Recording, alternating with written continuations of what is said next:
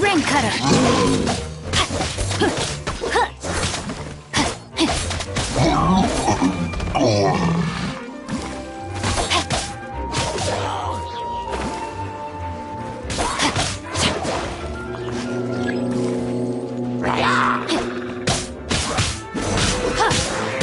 Rain outlines your fate.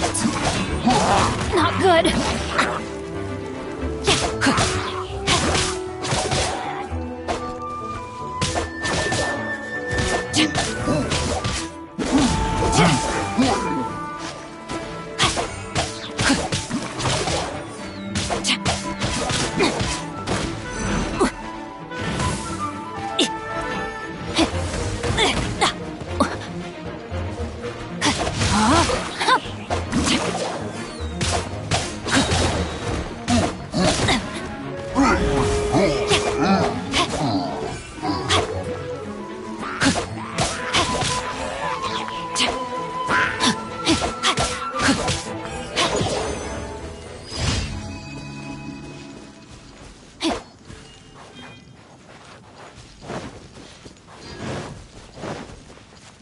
Body and mind.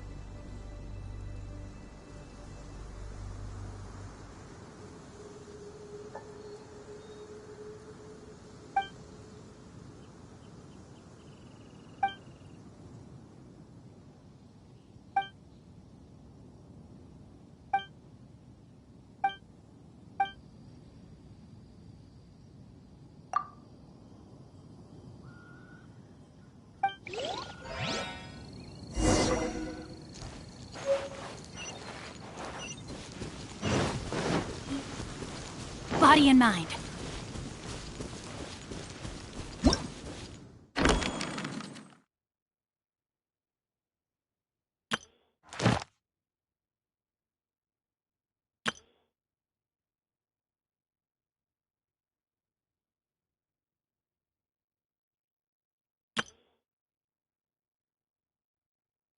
Hello, nice to meet you. My name is Xiangling. I'm a chef from Liyue.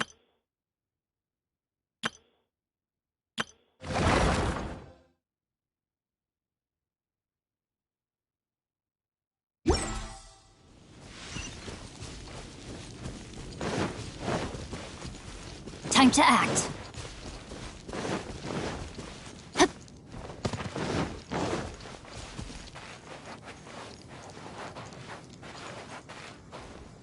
Once, there was a glorious kingdom established among the heavens. From that kingdom came a crowned heir, tasked with seeking out the Genesis Pearl from the kingdom of darkness. The first crowned heir began her journey of seeking the pearl. But she was deceived, and the memory of her noble origins faded. She now believed that she was the queen of the kingdom of darkness. But take heart. A second crowned heir had already taken up the path where the first had stumbled. This is the story of your journey, of your tale to be told.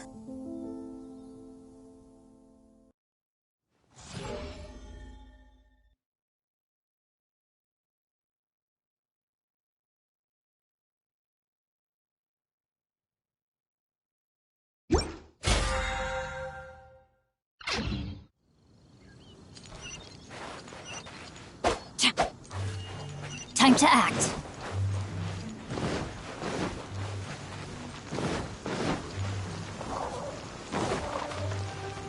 Body and mind.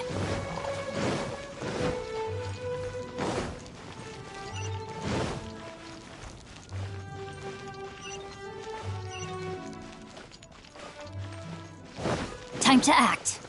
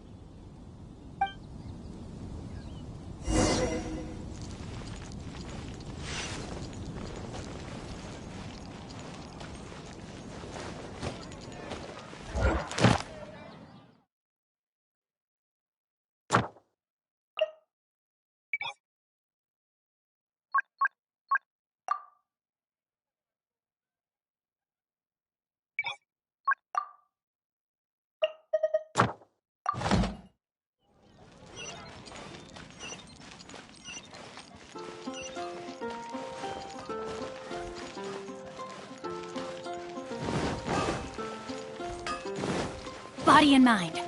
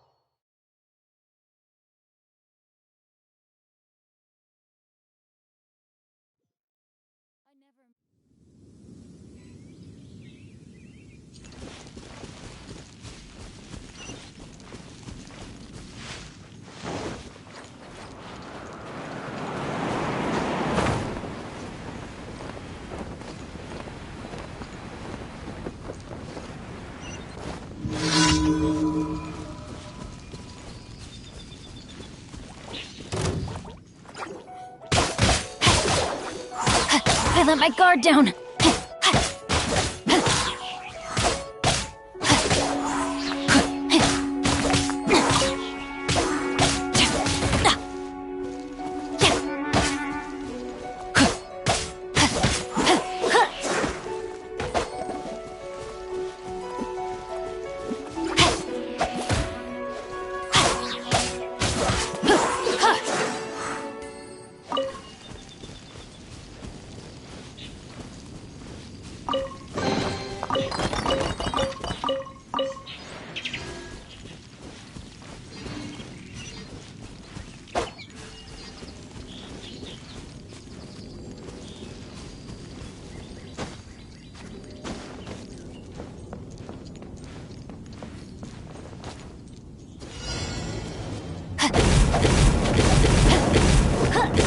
Witness the power of Guhua!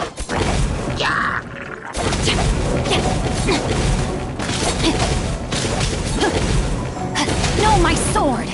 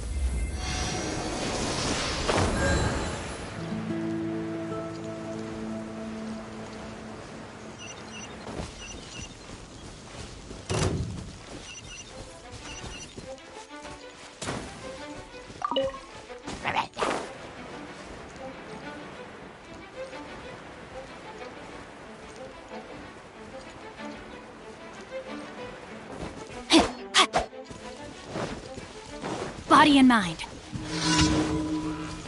Rain outlines your fate.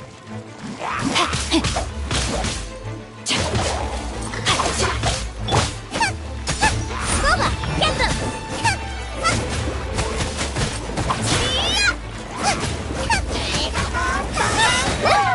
Help! Midoriya's attacking me! You're toast!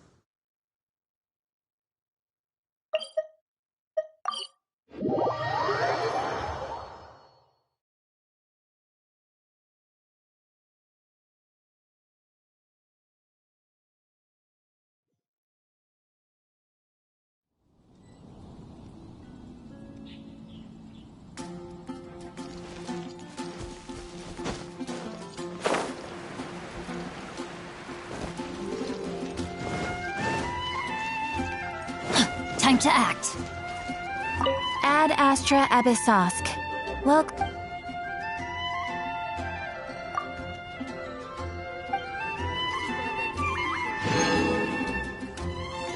Ad Astra Abyss.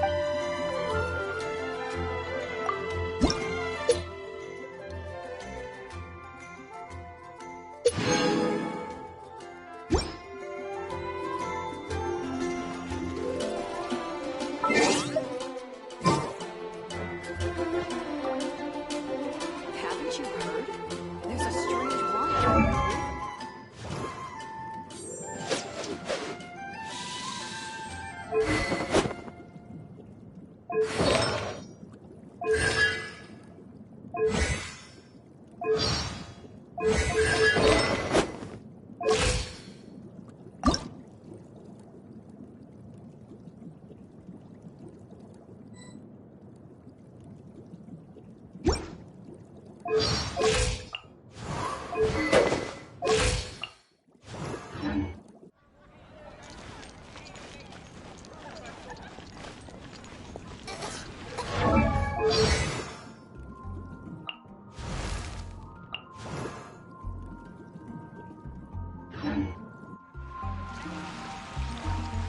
And a radish veggie soup. Have you heard?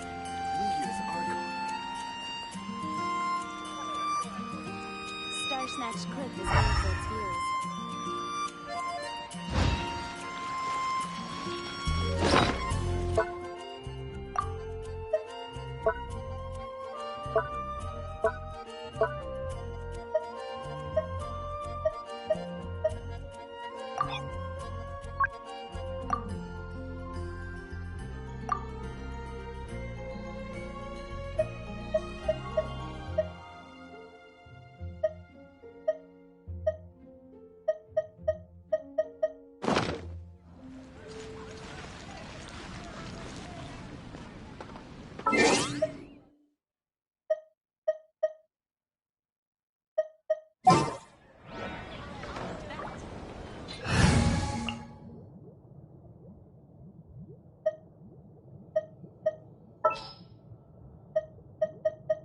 For justice.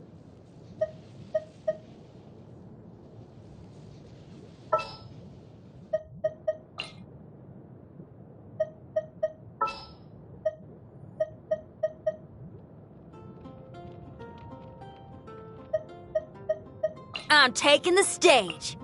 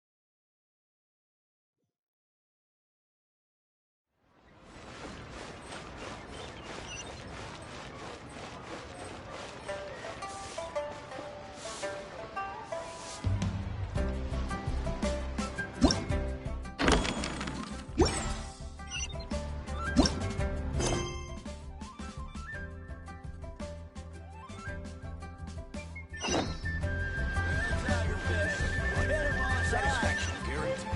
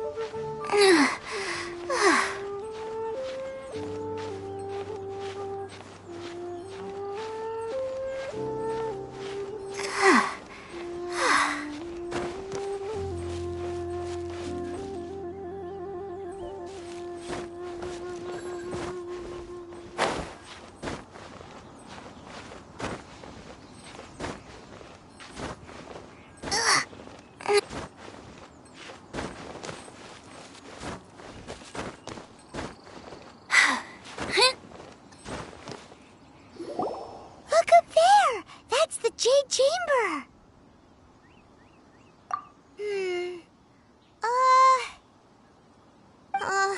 This is bad. Paimon's supposed to be your guide, but Paimon doesn't know where the way up to the Jade Chamber is.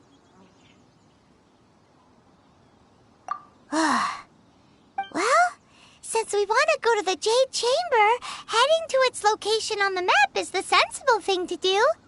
Let's look around. There has to be a way up there nearby.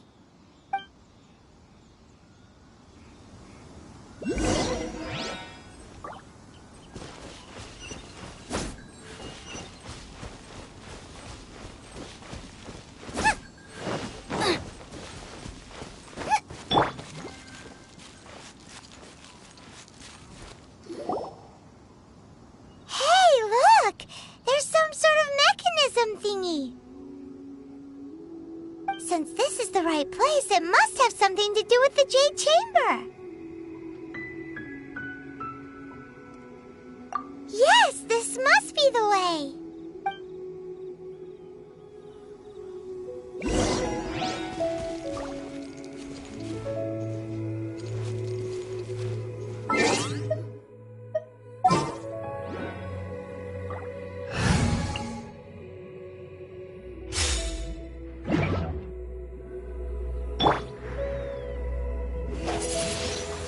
Windblade!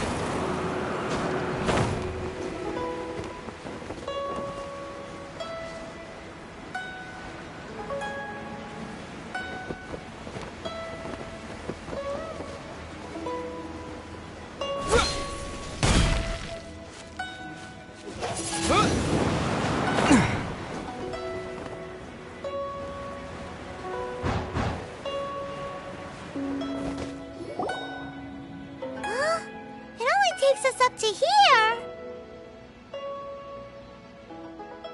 Aw, if that wind current was stronger, we'd be able to reach the top in one go. Huh? Why? Or... Oh, Paimon gets it! If it was a secret, Ganyu wouldn't have let us try to find it ourselves, right? Alright, let's follow your... Oh, hang on a moment. Looks like we've gotten close to the Guizhong Ballista. Paimon has a new idea. Why don't we shoot you up to the Jade Chamber using the ballista? No. Paimon may have just forgotten to think about the safety measures.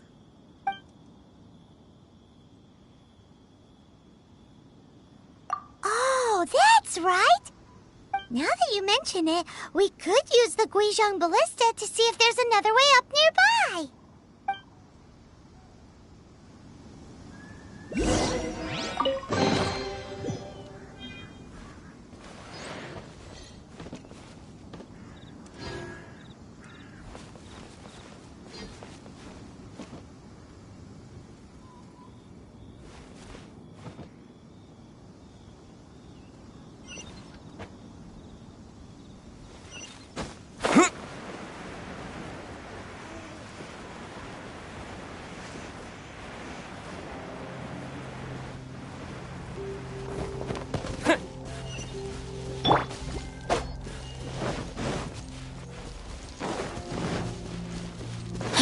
Time to act.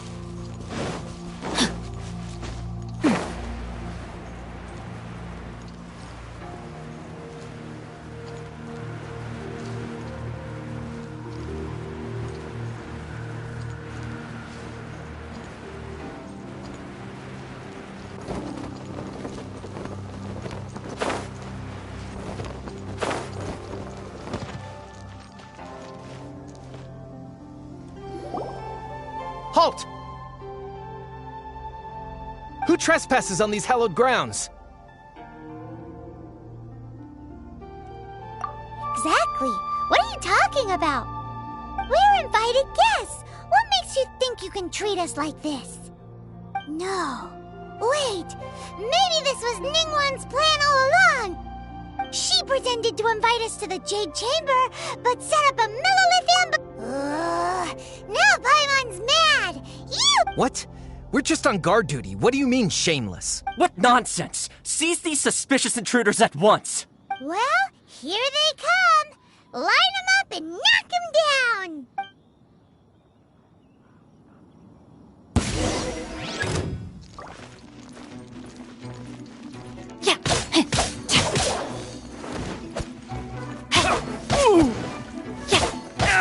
Rain cutter! No, my sword!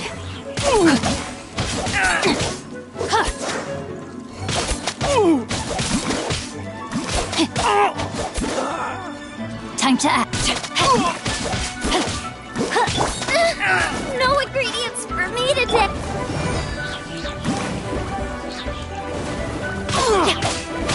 Rain outlines your fate.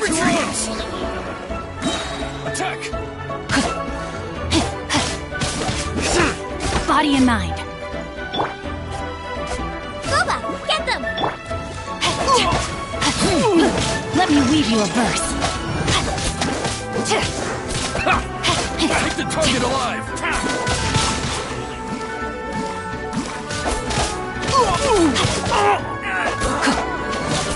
Take this!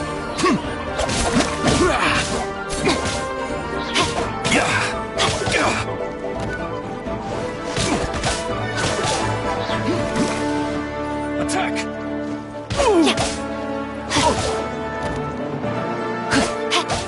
Tactical retreat!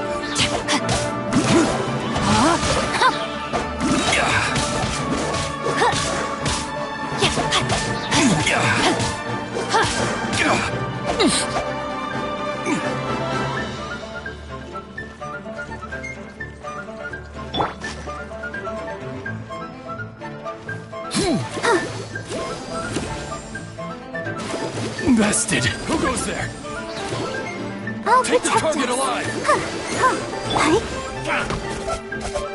Rain cutter. Nice and spicy. Eat this! Rain outlines your fate. Attack!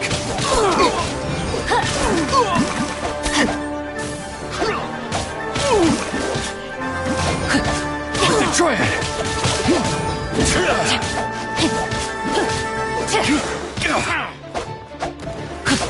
Not good. Take the target alive!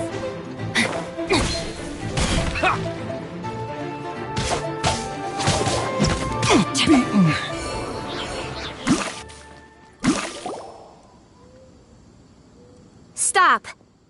What's all this about? Lady Kuching, these two strange people suddenly appeared. They seem to have designs on the Guizhong Ballista. Who are you calling strange? You want to go to the Jade Chamber? Who are you? We're invited guests here to look for the Liyue Qixing. Who are you? Well, as it happens, I am one of the Liyue Qixing. Oh, I'm Kuching, the Yuheng of the Qixing. I know of you, traveler. You're Ningguang's guests, yes? Didn't expect to meet you here in the mountains. wow. Paimon didn't think we'd meet some super rich big shot out here in the middle of nowhere either. The Guizhong Ballista in Tianheng Pass has long been in disrepair, and yet it was fixed in a single night. I came here to investigate that occurrence. These Millilith are just here to guard the scene, not to arrest anyone. So this was all a misunderstanding? Paimon never would have thought. Anyway, for a mortal to be able to repair an Adepti mechanism is quite the mystery, even to the Qixing. That was... Huh? Oh, right. So, Lady Yuheng, might you have any idea why Lady Tianquan invited us to go to the Jade Chamber? Just call me Kuching. I'd say that Ningguang's purpose is to request that the savior of Mondstadt take a more neutral stance. Or at least, to not wholly side with the Adepti. We're not taking sides. We spoke with the Adepti. They want to protect Liyue as well. When you say protect, you're referring to their sanctimonious arrogance, aren't you? Huh? You are mortals and thus under their protection. There was no way they would have regarded you as someone with the ability to assassinate a god. Naturally, they would also regard Ningguang's locking down the area, questioning the citizenry, and pursuit of the assassin to be pointless work. Perhaps they even wonder if there might be a cover-up. I'll say it like it is. They're underestimating us. Well, you've got a point there. Still, this is the first time Paimon's seen a person from Liyue who doesn't respect the gods or the Adepti. Should I respect the shallow sense of time and condescension to mortals that has caused them to delay in moving against us, Qixing? Forget it. I shouldn't speak of them this way. This skepticism is mine alone, and Ningguang does not share it. Either way, I will admit that the actions of the Adepti this time were quite restrained. Paimon has a feeling that it would be perfect for a super rich person. Why don't we go with that for a gift? Nope. But Paimon's sure that we just need to make it with some boom shakalaka. Let's go gather ingredients. Time waits for no one, and not...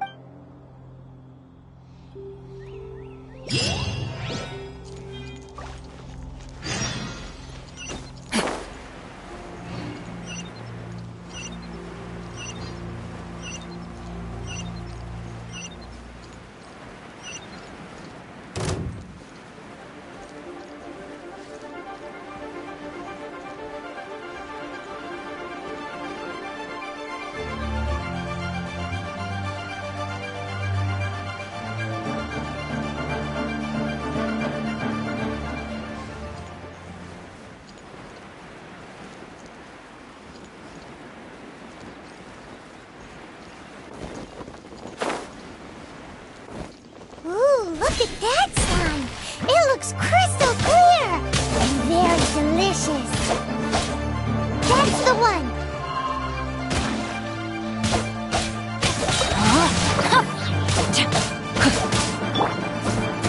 I'm the frying pan, into the fire!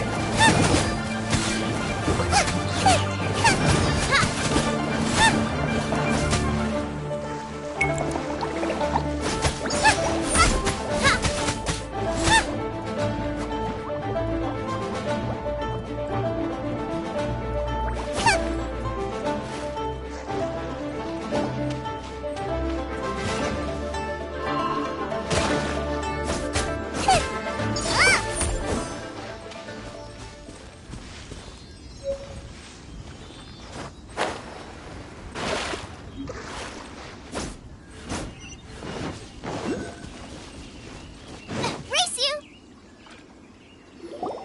Huh? Is it just Paimon? Or is there a sweet fragrance in the air? Huh? Did you hear that? It seemed like it came from those ruins over there. Uh-oh. It looks like the treasure hoarders have locked someone inside.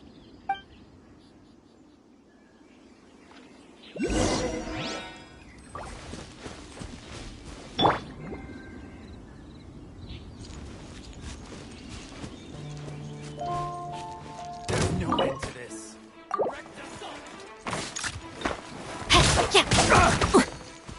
Let me read you a verse.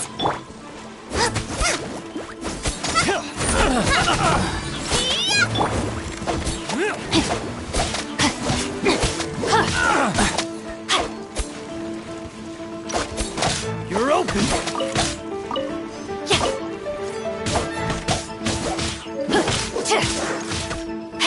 You're open.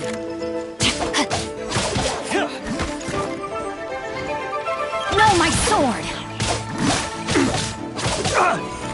You're open.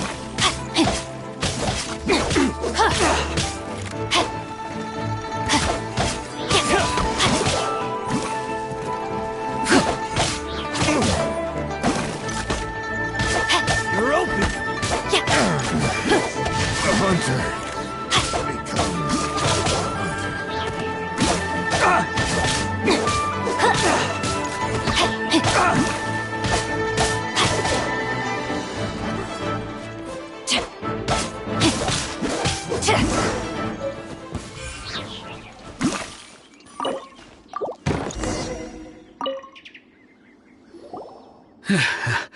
Thank you for your help, kind travelers. If you hadn't come to my aid, I surely would have rotted in this cell. Those treasure hoarders, when their mood was good, they'd rearrange those pots of sweet flowers. When they were in a bad mood, they'd rearrange my face. Aw, it was nothing. No need to thank us all at once or anything. I understand. Don't worry, I will compensate you both. Don't say that. Hey, I I only made it to escaped the this stream. predicament because of you. I'm Meng Dan, a supplier for Mingxing Jewelry in Liyue Harbor. I often walk around these mountains in search of antiques. I never expected that those treasure hoarders would have their eyes on the same ruins that I had. Before I knew it, they'd caught and imprisoned me.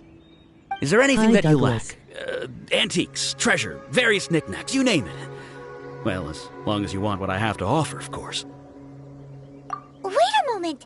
Actually, we are looking for something. Oh? And what might that be? Do you have a box that can store presents? We'd like a pretty one. The kind that you can use to store snacks. Of course we do. How can one sell antiques without gift boxes? At Mingxing Jewelry, we have the best gift wrapping service in the 7 nations. Now just give me a moment and I'll let the boss know. You can go see her whenever you require that box. Great!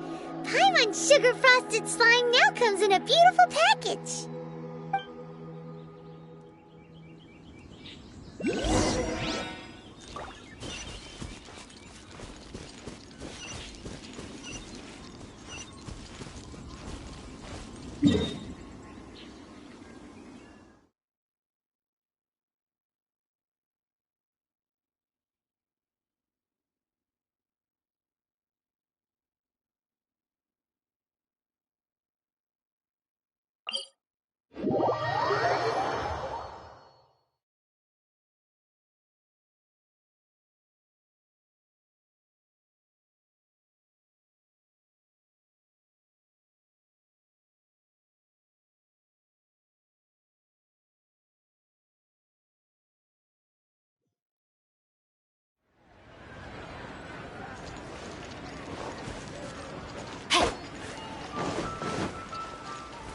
Time to act. Time to act.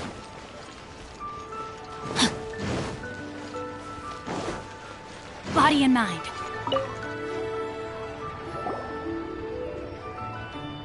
Hey there! A guy called Mung Dan told us that we could get a nice and shiny box from your store. Uncle Mung already told me about it. Thank you both for saving him. Many of the best goods in our store were found by Uncle Mung. If anything were to happen to him, it would be impossible for us to continue doing business. Here, this container is itself an antique, with at least 140 years of history. It's already been cleaned. Will it do? Yep. It's great! Hang on a moment. Could we borrow one other thing? Sure, please help yourselves, as long as it's on our shelves. Traveler, this clay pot looks really awesome. If we use an antique as our mixing bowl, we should be able to make a great snack. It's done! The one and only sugar-frosted slime! Carefully now. Oh yes, you might want to use these 2 freshly picked flowers as decorations too.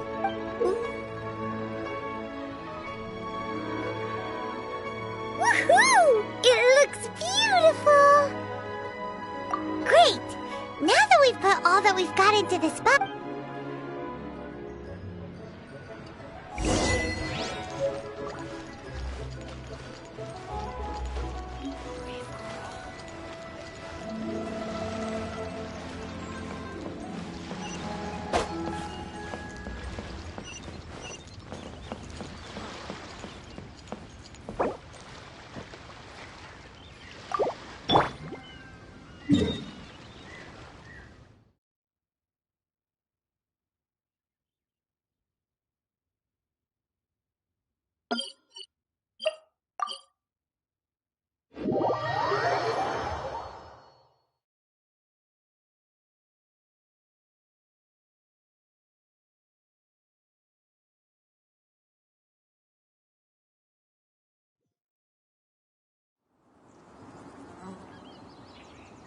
I wonder when I'll be as...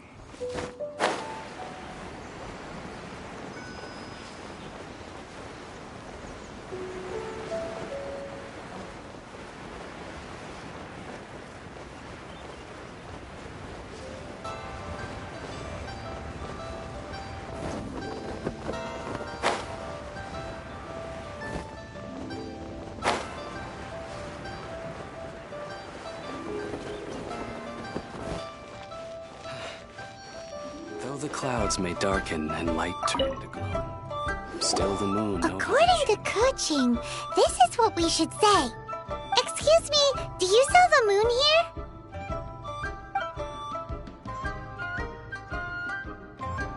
Yes.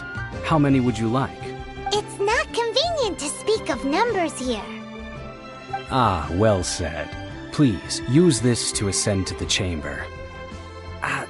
Yes, speaking of which, are you two the guests that Lady Ningguang has arranged to meet with today? Yep. And yet the code they used was not the one for guests, but for the Yuheng. What's going on here?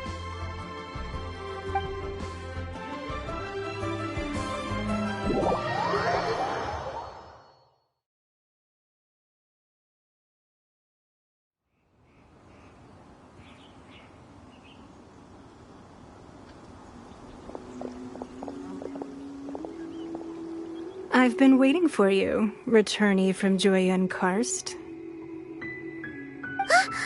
It's Ningguang!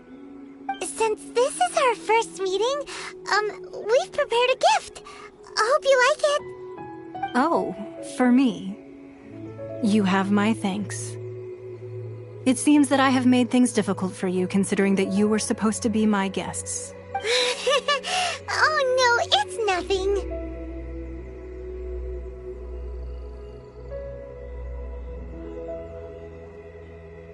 This palace floats in the skies, higher than the peak of any mountain.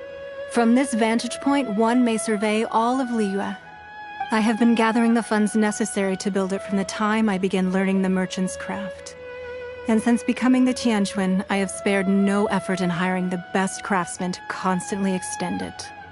At first, it was but the size of one room. Now, it is large enough to blot out the moon in the skies above Liyue. One day, I believe it will overshadow all 7 nations. Not many from outside Liyue earn the right to ascend to the Jade Chamber. But I have been in correspondence with the acting Grand Master of the Knights of Favonius, who spoke highly of you. As such, I have been putting eyes and ears out ever since you reached Liyue. What? And I finally got wind of your movements when you were on the way to Wangshu Inn. Wait! Was Vergoldet one of your people? Just Vergoldet? No. Everyone at Wangshu Inn is one of ours.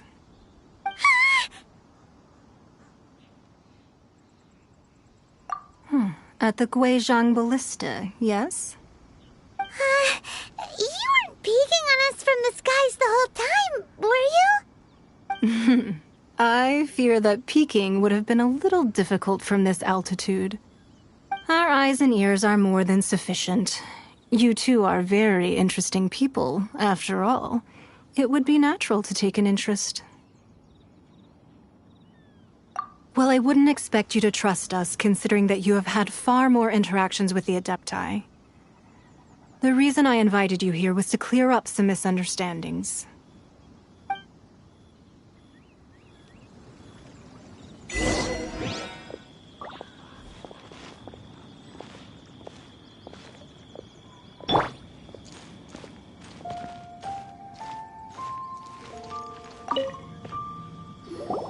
I believe that you've heard of the Archon War. Many gods used to walk this earth, and many long wars were fought between them that did not abate until 2,000 years ago. Much blood was shed, and many lives were lost. In the end, only 7 victors remained standing in Tevat.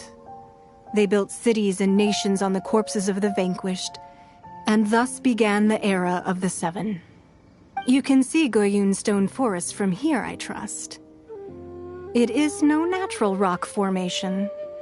Those are giant spears of rock hurled by Rex Lapis during the war. Beneath the spears lie those cast down by Rex Lapis in those days, gods that failed to seize the title of Archon. Not only is it true that gods may die, but so too has the membership of the 7 changed over the last 2 millennia. Rex Lapis's passing is an unimaginable disaster for Liyue, but the Order of the 7 will not collapse simply because of that. Another Lord of Geo will arise sooner or later. Yet, how are we to forget Rex Lapis? When that time comes, the relationship between the people of Liyue and the gods and Adepti will surely be different from before. Even in a new era, the Liyue Qixing remain Rex Lapis's former subjects. Do you really think us capable of having played a part in his demise? Of lacking the foresight to see the certain repercussions? That day at Yujing Terrace, it was also very sudden. Even I was caught completely off guard. Saw. But our enemy has long lain hidden within the harbor. If we do not act against them now, they will surely gain the upper hand. Hiding the Exuvia was a necessary maneuver to take the initiative back, to play the spider while our foes scurry about. Who's this enemy you're talking about? What do you think, traveler?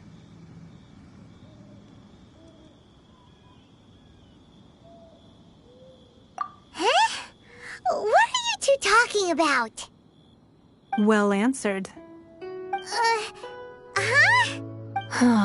The scenery out here is fine indeed, but the wind is a little strong.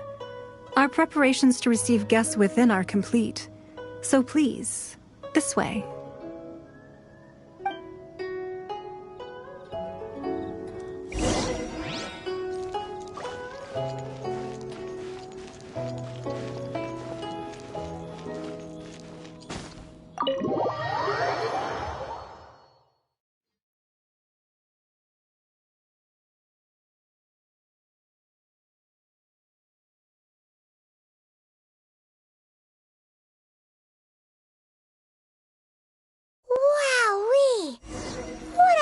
huge hall!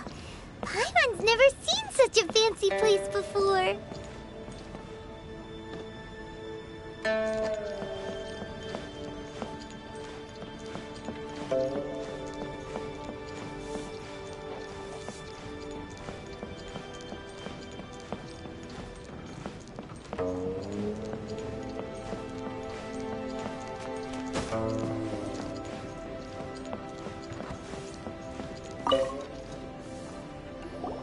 Be at ease, you two.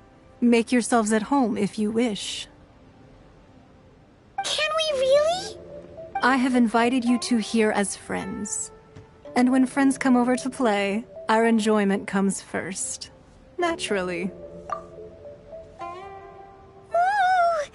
Isn't this that legendary wall? Why, you've kept your ear to the ground, I see. That's because even the storytellers are talking about it. Everyone's after a piece of paper from that wall. It's super famous. That's because that wall records Leo's secrets. Merchants have always been attracted to secrets. But the secrets of the mercantile world are of no interest to you, are they, traveler?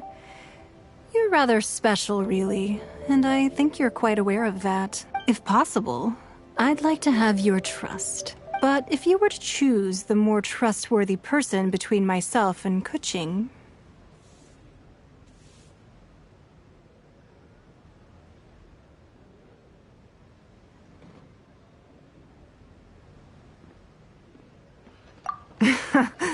You'd pick Kuching? Nah, I had a feeling.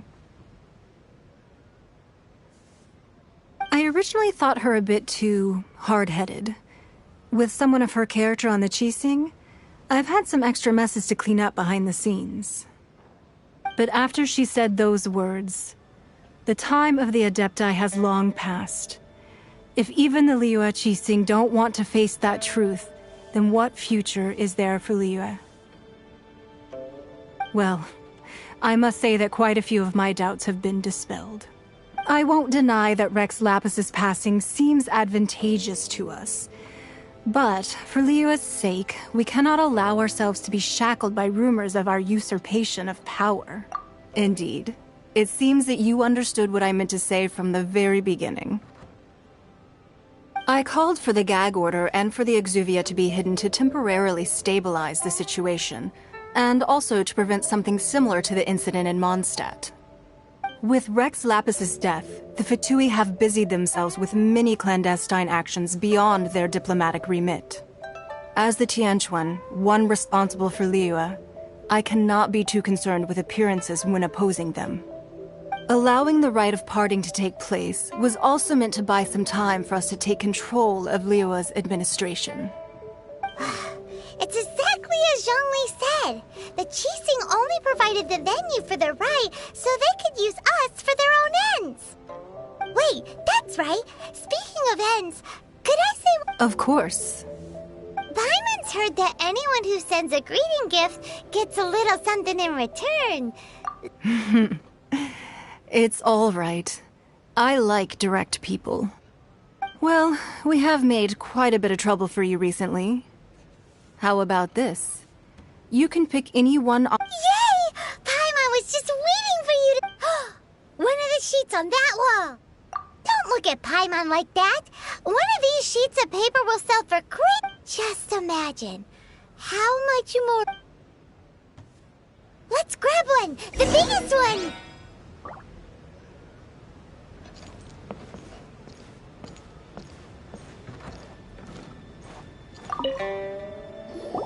Huh? Well, that was an easy search. The biggest sheet is right up there in the most obvious spot. Let's go with that one. La la la la la. Huh? There's a place marked with a circle on here. Oh, could it be treasure? Whatever. Sigil of permission, something, something, Fatui, research, copy. Huh? Aw, that doesn't sound like treasure at all. This piece of paper shows that a Qixing spy discovered traces of classified Fatui research on the sigil. Oh, Ningguang did say that the Fatui have been up to all kinds of mischief in the shadows of... But research on the Sigil of Permission? Speaking of which, there's also some connection between you and the Sigil of Permission. Seems there's still more for us to find out. Oh, well, should we not go then? Oh, so you're saying that it's precisely because we can't completely trust Ningguang that we should confirm the truth of what she says for ourselves. That's way out of Paimon's league. Paimon thinks she's been nothing but good to us. Anyway, we'll see if you're onto something. Before we look for Zhongli at Dihua Marsh, let's go to the place marked out on these papers and see if the Fatui really are up to no good there.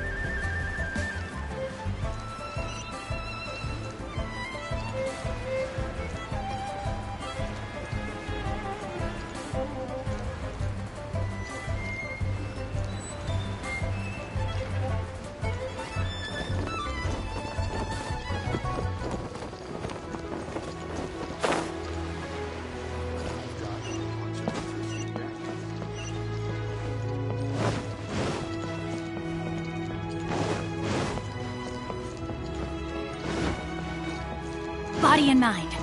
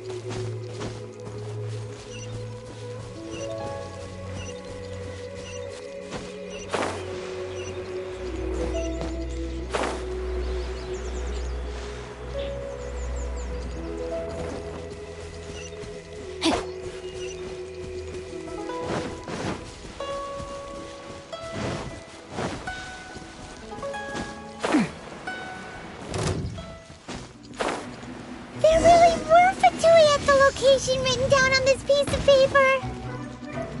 And they look really mad at us, too.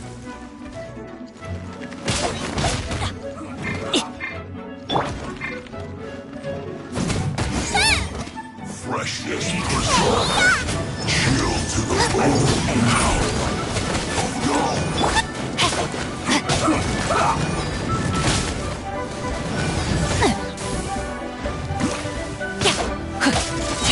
Rain outlines your fate.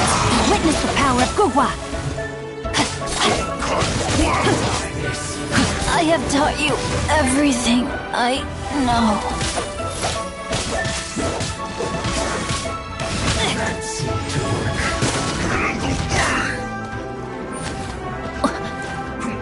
I let my guard down. I am outplayed. Nice and spicy. No, I ruined everything.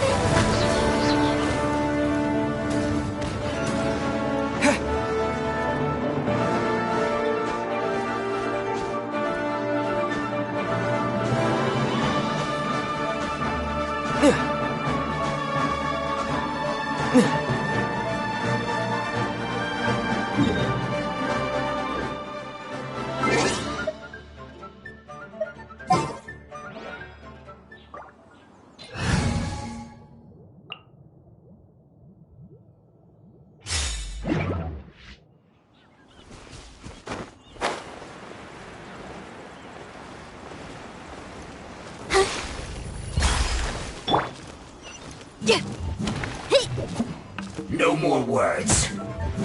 Power core! Let's end this.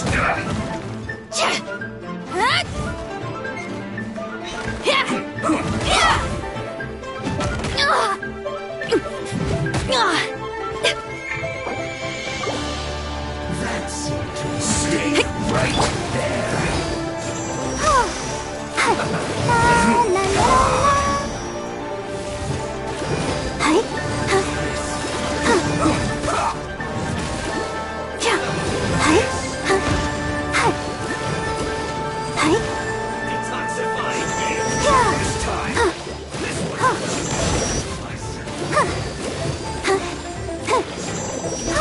Let's end this quickly.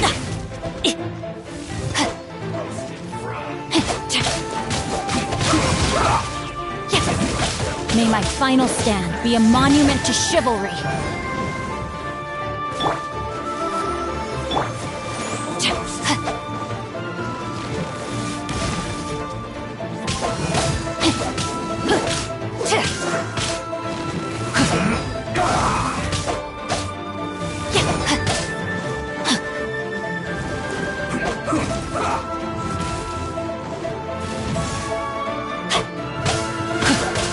No, my sword!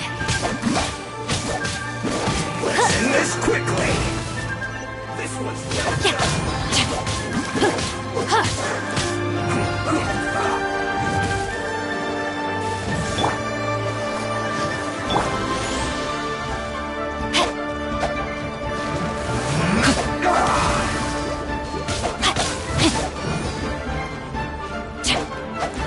Time to act. I let my guard down. Let's not waste time. Use this first. You need to hurry up. This one's well done. I must have let it push itself. Let's dance. Body and mind.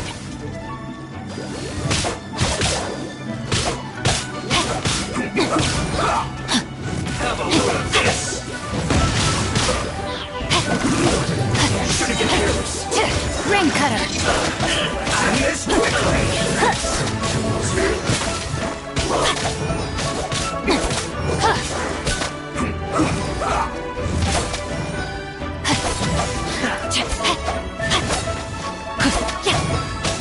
No, my sword.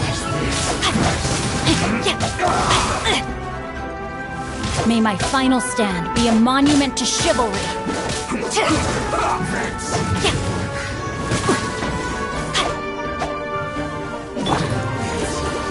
Ready, steady, go!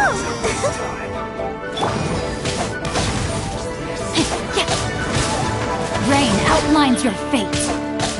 Let's end this quickly. Body and mind.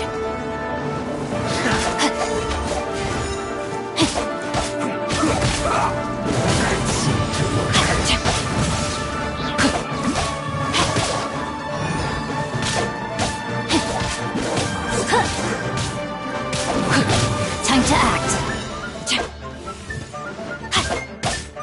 Know my sword. Witness the power of Gugwa.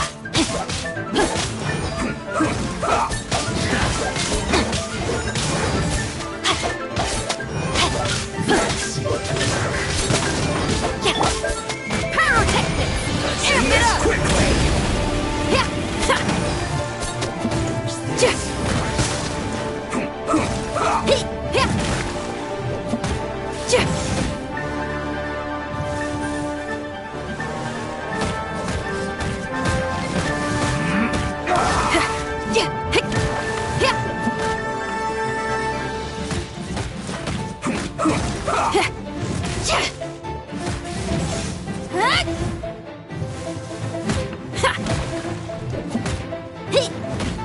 Let's end this quickly.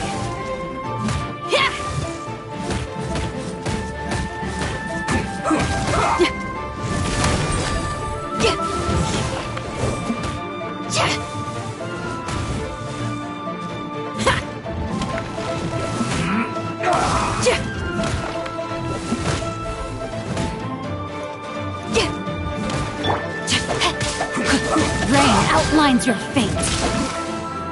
Oh, not good. A minor setback. This isn't good.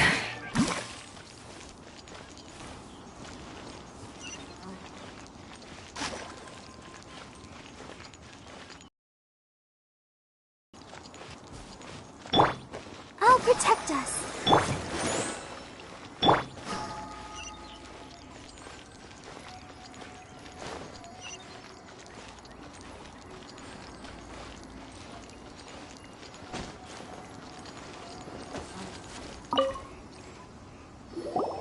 There are so many talismans here. And some stacks of blank paper, too. What are they for? Paimon's seen this pattern before. Oh, Paimon knows. But how did a relic of the Adepta... Oh, that's right. Cloud Retainer said that when the Lord of Geo created the Sigil of Permission, it was... Talismans like that were once used... Maybe the Fatui are copying the Sigil of Permission in hopes of achieving a similar effect. Being able to channel divine power in battle? Whew, that sounds pretty dangerous. And the plot thickens. We'll need to keep an eye on Child, that's for sure. Alright, that's enough sticking around here. We gotta go meet up with Zhang Li soon. The last stop on our rite of parting preparations tour is Dihua Marsh. Let's go! Paimon hates being late.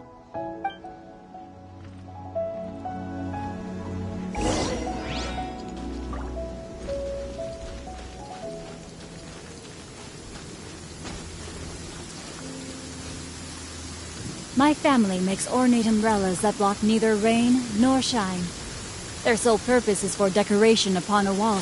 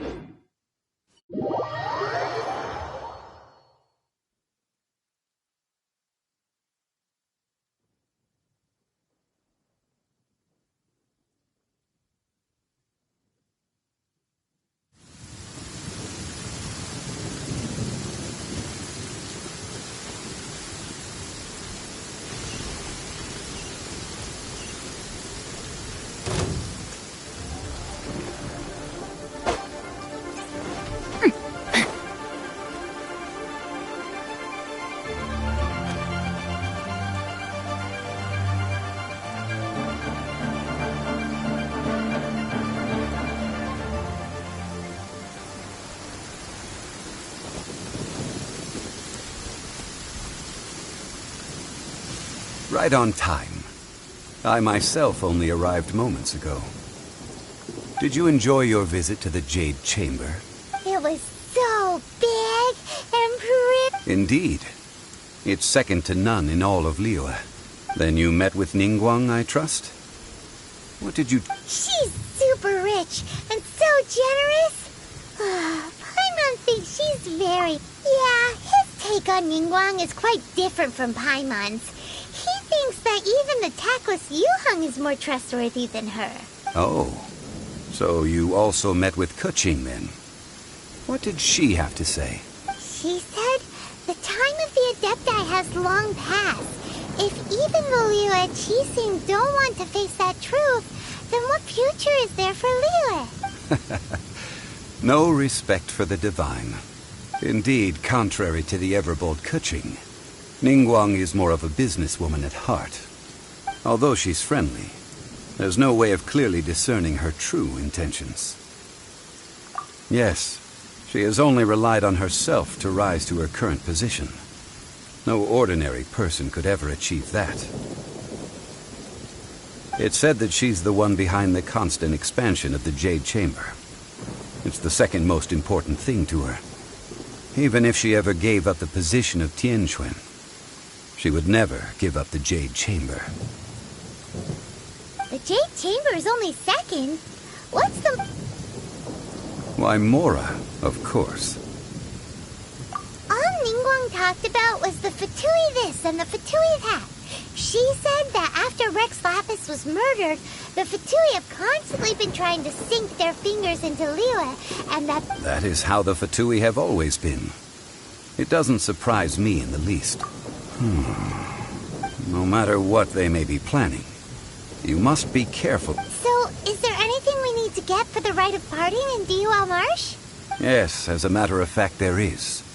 Today, we'll be gathering wild glaze lilies. Glaze lilies? Well, why did we come all the way out here?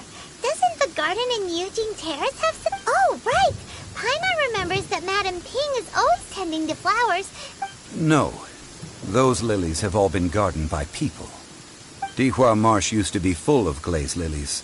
It is a sort of joyful flower that listens to human song.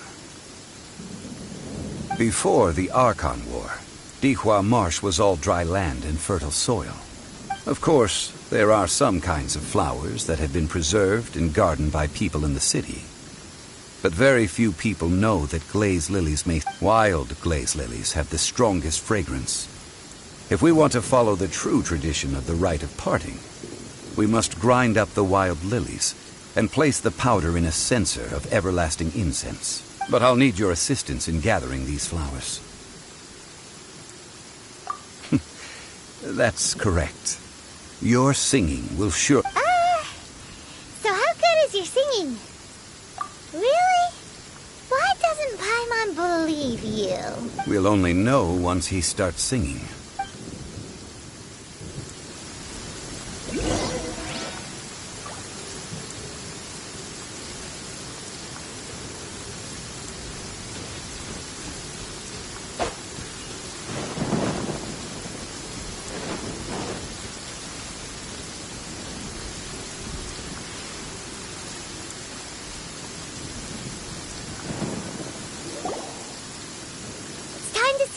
Whenever you're ready. Da da da da da da da da da. What happened? These flowers are jumping. They look really angry. Is it because you sang a song for Mondstadt that they don't understand here in Liyue?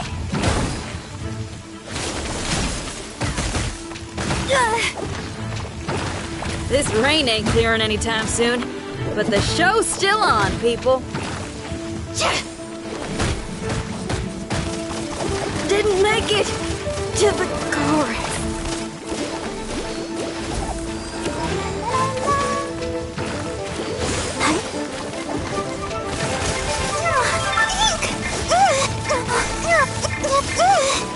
I feel a little weak.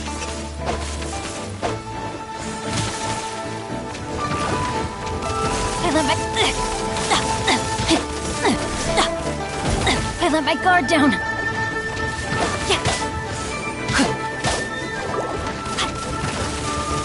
I have taught you everything I know.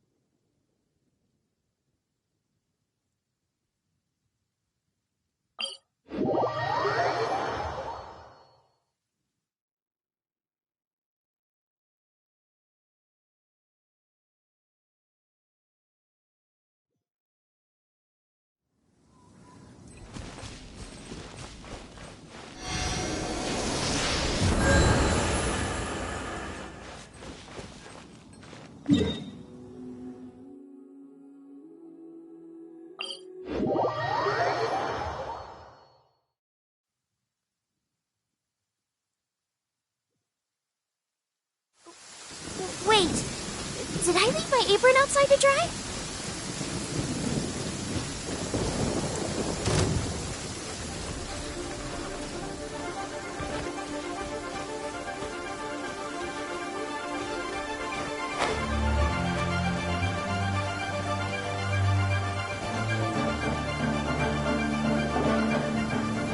It's time to sing, whenever you're ready. Da da da da. What happened? These flowers are jumping. They look really angry. Is it because you sang a song for Mondstadt that they don't understand here in Liyue?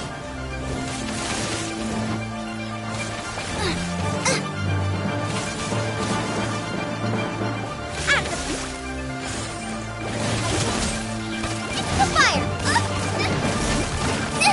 Everything's gonna burn.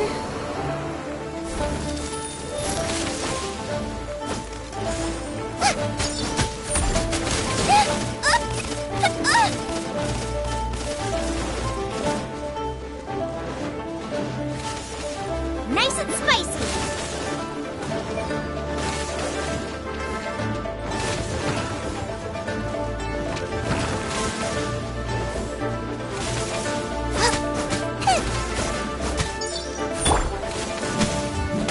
Feel the beat.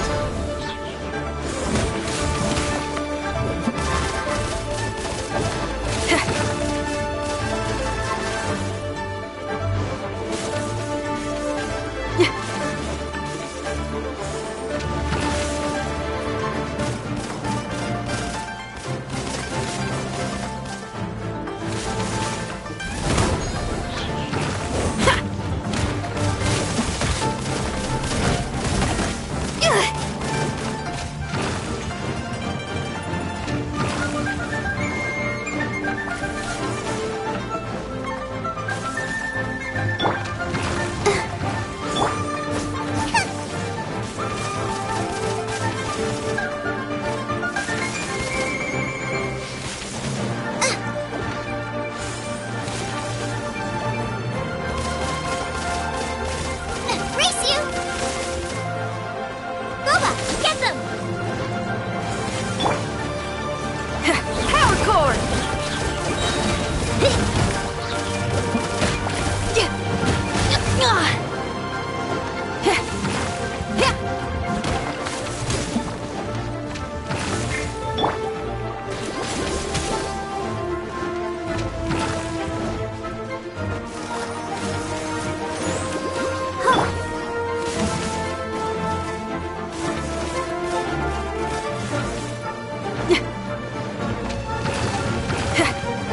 Time to rock!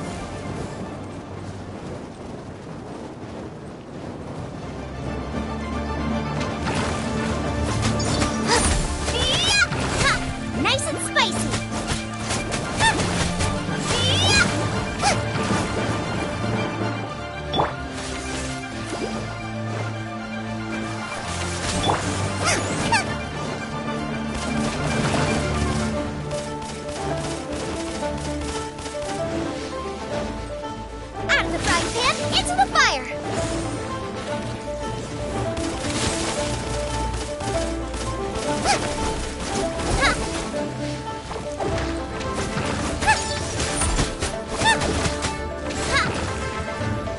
Nice and spicy!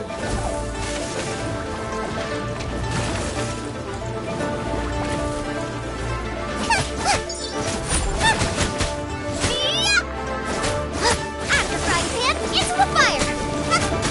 Water!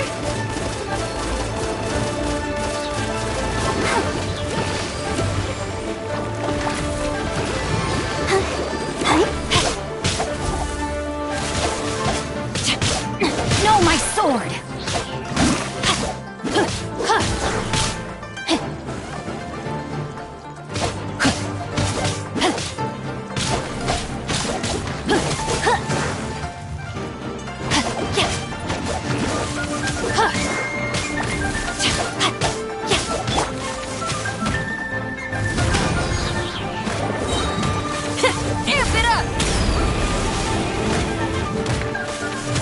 I'm used to this much.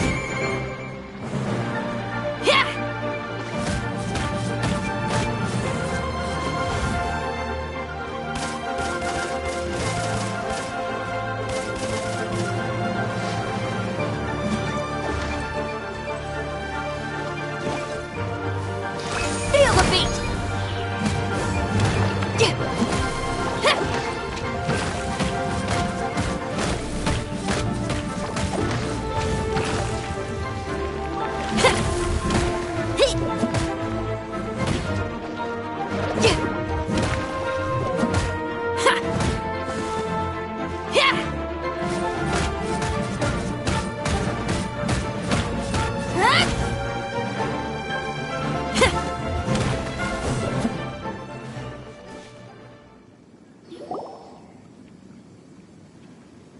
Those weren't glaze lilies. Glaze lilies wouldn't hit people. This little monster. Whopper flower. The glaze lilies used as a disguise were buried with the whopper flower for too long. The result seems to have surprisingly potent medicinal value. Let's collect what we can of these petals. Well, that's nice and all, but... Unfortunately... That's so... Excuse me. Are you searching for glaze lilies? Oh, hey! It's... What's-her-face? Hello, traveler. I'm surprised you still remember my name. Ah, that reminds me. Well, it sure would have been better if you told us how to get... Didn't I tell you the way? Surely I did. Nope. We found the way on our own.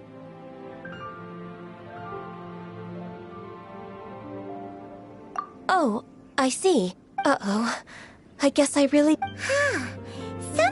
She's acting different from the first time we met. Ah, well, I met you at that time as an emissary of the Tianquan. You came all the way out here to see the flowers? Yujing Terrace is where Rex Lapis parted from this world. If I strolled through whenever my duties take me near Yujing Terrace these days, I draw the windows to block my view of the gardens. Oh, sorry. No, it's quite all right. I just haven't processed my emotions yet.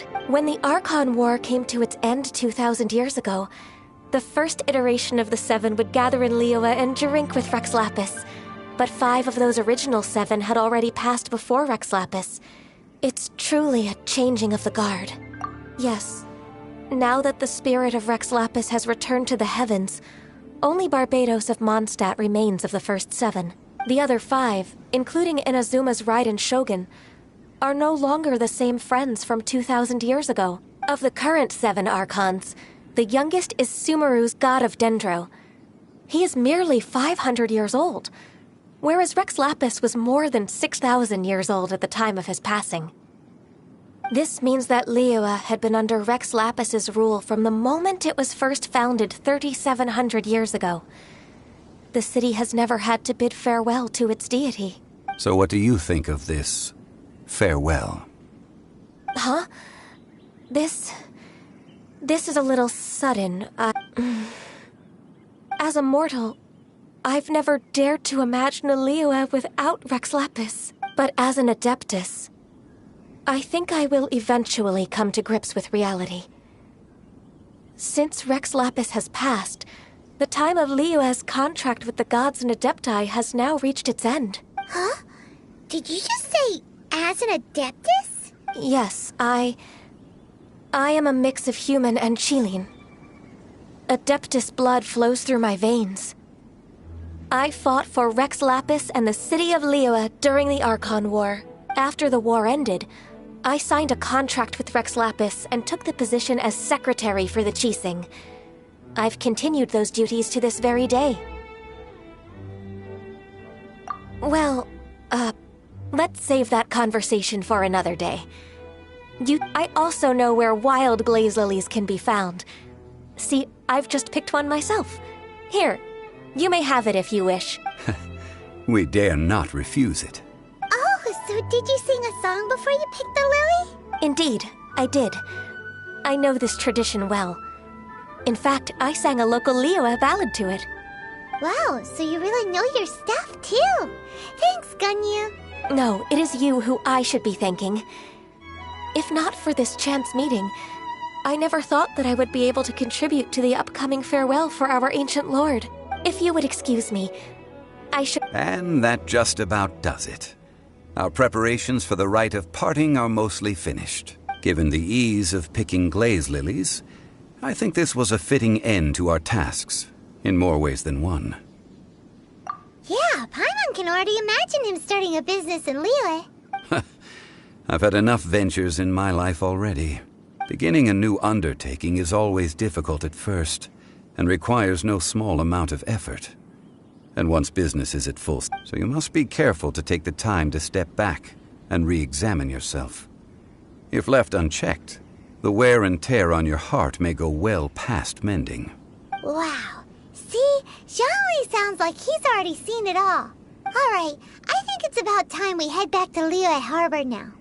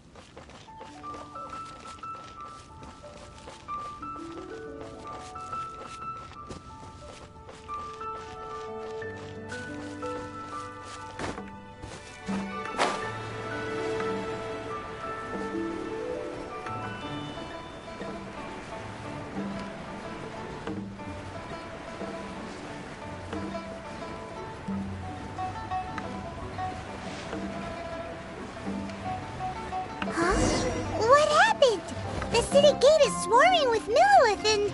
the Fatui? This atmosphere is highly abnormal. It seems as though something big has happened.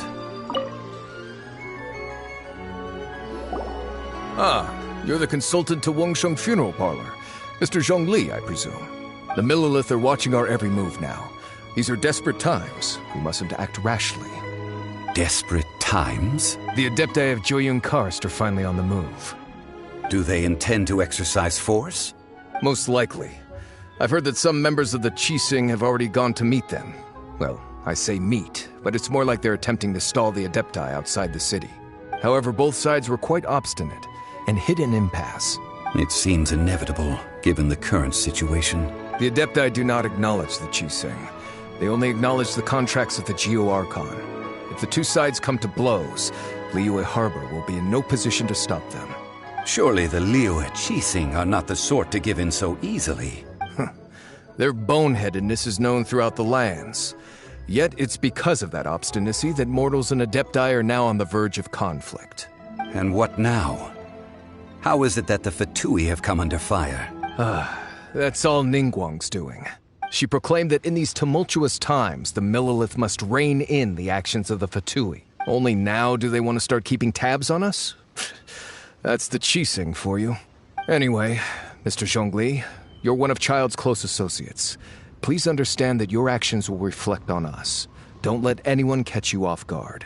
It looks like things are about to boil over in Liyue Harbor. Do you intend to use your neutral identity as an intermediary between both sides? Or will you use your sword to turn the balance? Neither path is an easy one. Oh, by the way, Mr. Zhongli, we've heard that the Wangsheng funeral parlor has also been caught up in all of this. They're currently squaring off with the authorities at the gates. Things are taking a turn for the worse. I'm afraid I must leave now to handle things back at Wangsheng funeral parlor. I hope that Master Hu has been able to keep things under control for the moment. Consider your next course of action carefully, traveler. If you're trying to prevent an explosion, it may be wisest to look for the fuse first. Whew. Having connections with the Fatui seems to be quite the double-edged sword. So what does Zhongli mean by looking for the fuse?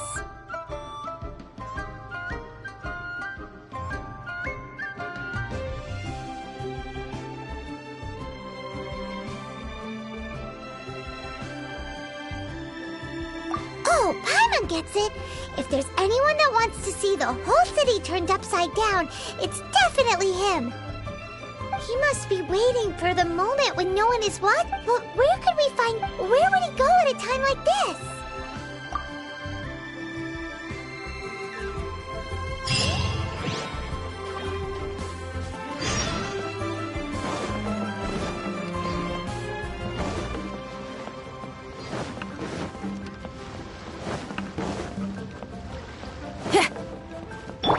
Body and mind. Time to act.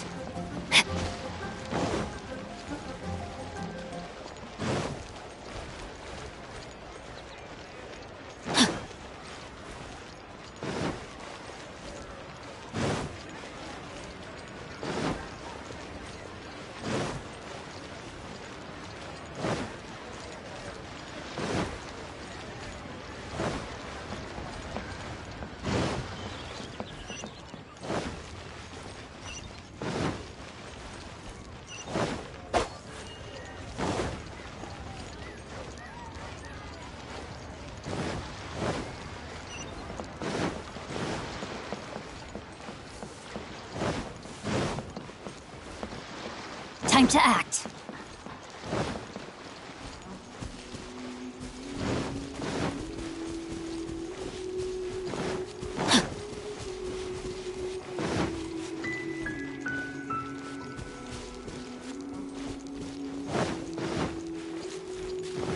Body and mind. Time to act.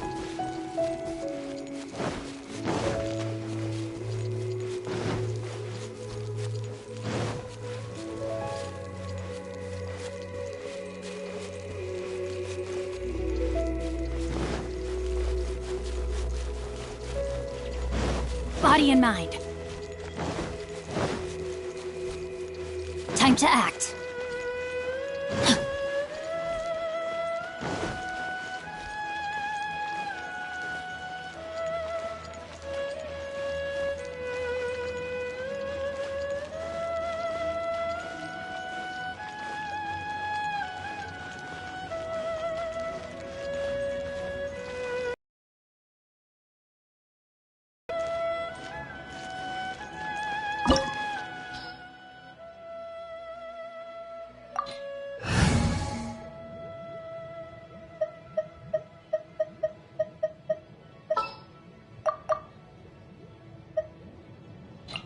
Behold, the Prinzessin der Verurteilung.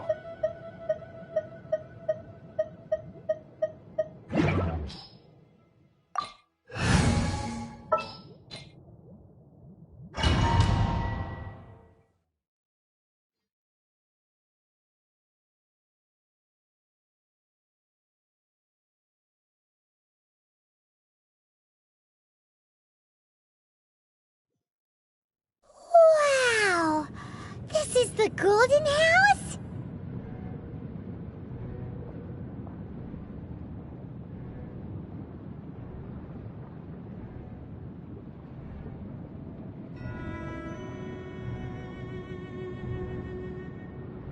It looked impressive enough from the outside, but who would have guessed that it was even fancier on the inside? And so full of Mora. This is where all of Teyvat's Mora is minted, right? In that case, maybe they won't notice if a few Mora go missing. Oh, so it's a trap! Tricky, tricky. Good thing Paimon's got you here. But even if we can't take any, or better yet, take a nap on top of a mountain of Mora, it's like a dream come true. Oh, right.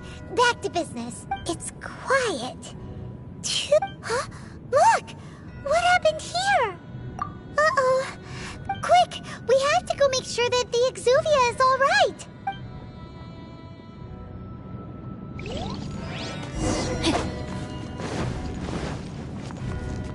Body and mind.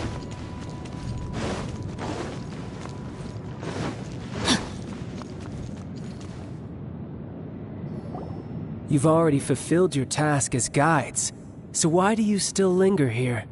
Haven't you already seen enough trouble for today? Huh? Who's there? If you were Fatui, I imagine that you would be entitled to a generous reward from the Tsaritsa herself. But now, you're nothing but dross, and you're in my way. Although I'm deeply grateful to you that I was able to effortlessly find this secret location, don't you think that trying to stop me now would just be wasted effort? Stopping the Mora Mints, hiding away the Exuvia. The Chising are really— So you've been planning to take the Gnosis from inside the Exuvia all along? As one of the 11 Fatui Harbingers, it's my duty to see the will of the Tsaritsa fulfilled. She will get that which she desires. I'm not asking for your blessing, and there's nothing you can do to stop me anyway. The time for discussion and diplomacy has already passed. I mean, if it were up to me, I would have skipped that stage to begin with. But I'm willing to do as the Tsaritsa deems fit.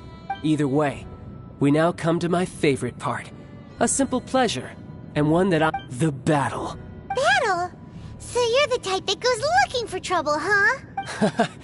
You could say that. When Signora offended the deities outside the cathedral in Mondstadt, she swiftly left the scene once her mission was accomplished. Instead of confronting you directly, she chose to rely on the snow and ice to make her escape. She wouldn't want the knights to come running towards the sound of battle now, would she? When she faces a worthy opponent, she will prioritize her mission, weigh the outcomes, and consider the consequences of her actions. But as for me, the greatest pleasure of being a Harbinger lies in crossing blades with strong opponents. We won't let what happened in Mondstadt ever happen again! Oh, so you intend to fight me? Good. I won't kill you, Traveler. I'll just play along, to feel the thrill of battle. Besides, you could never defeat me, not even in your wildest dreams. But hey, try to relish the fight anyway, because if you ask me, without that, what else is there? Fighting talk, I love it! Now let's see you live up to it.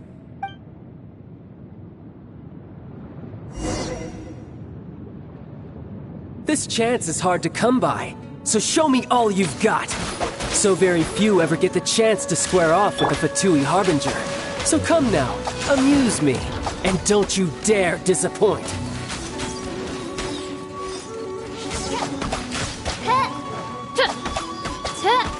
How unbecoming. One shall descend once again.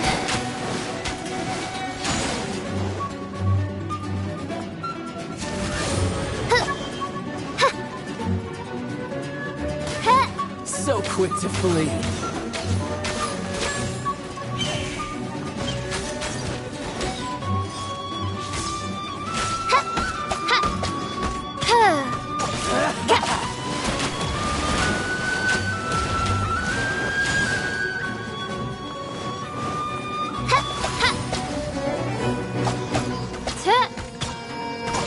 Celestial Voyager! Mein Fräulein.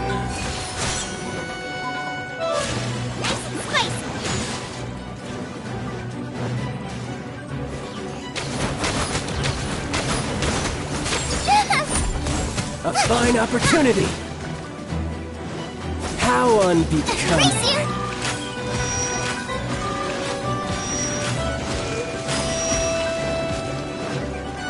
Cowering already?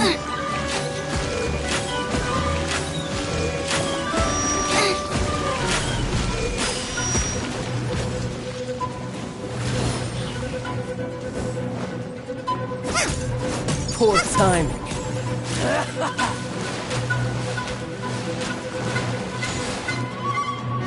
Race you out of the frying pan into Try the fire. this. Let's dance.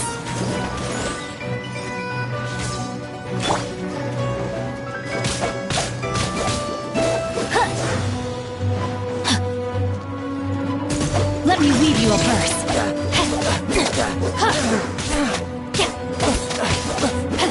Rain outlines your fate.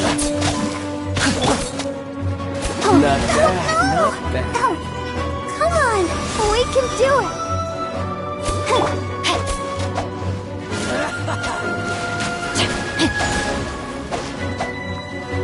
Time to act. Passable effort. Passable effort.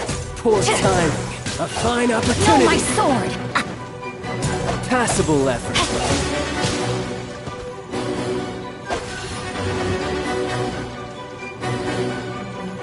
Poor timing.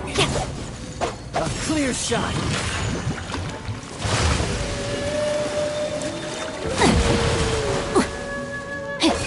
Careful now. You've made some progress. Guess I should take you more seriously. Haha, good. No wonder Senora was so wary of you. Well, that just means I can go all out. Brace yourself. This is about to get tough. Now, show me what you can do against the might of a Harbinger.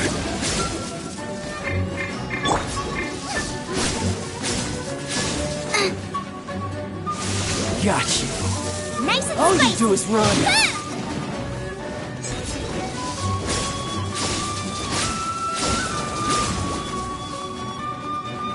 I'll crush you.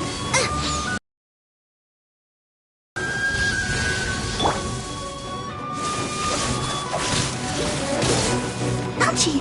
Go, Barbara, go!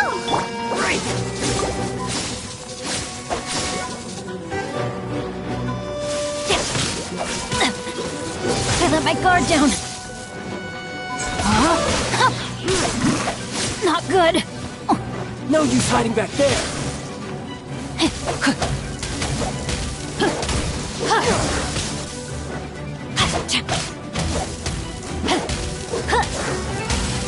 Time to act. No, my sword. Body and mind. This. I let my guard down. Witness the power of Gugwa.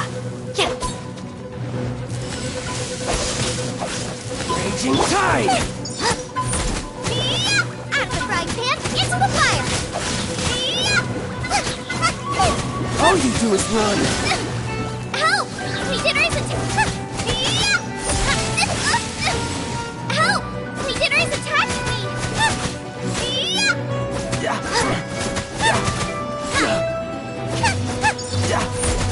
Nice and spicy. Turn. Race you.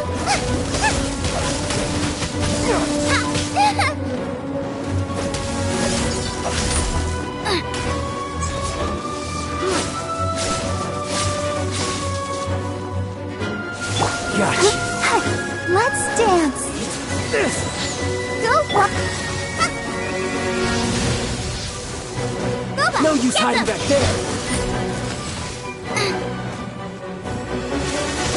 Race you!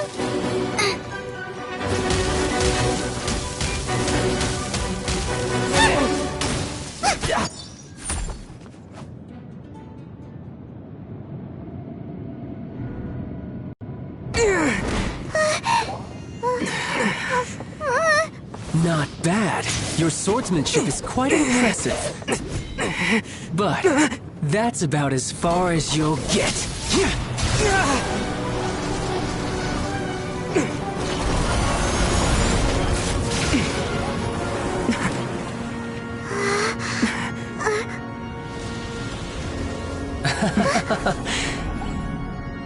Didn't think you had that card hidden up your sleeve. You were just playing us to get close to the Exuvia! Oh, quiet down. Stop acting like some wide-eyed recruit. You've seen this world. You of all people should know. This should have been expected! Well then, I'll be taking Morax's Gnosis now! I see. Well, this is most unexpected. You beat me to it, didn't you?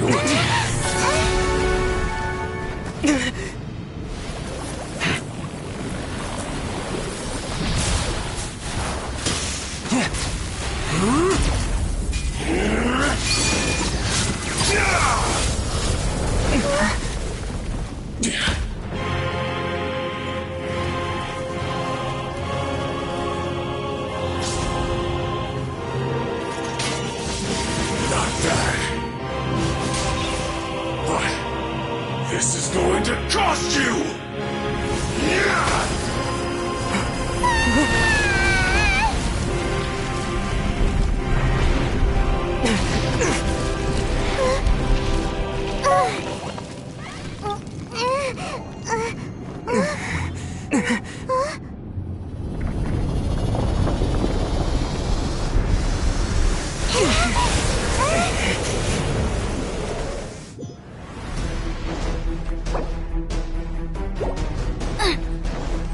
You got to the Gnosis ahead of me, didn't you? Did you simply move faster, or did you...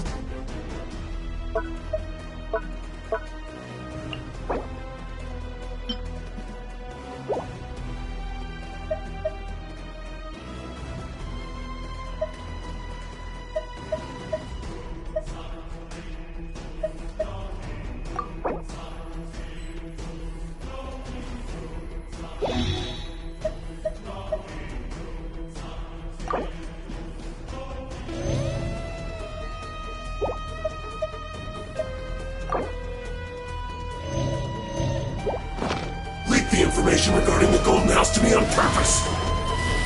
No matter. Hand the Gnosis over, now! Don't make me take it from you! We didn't take it!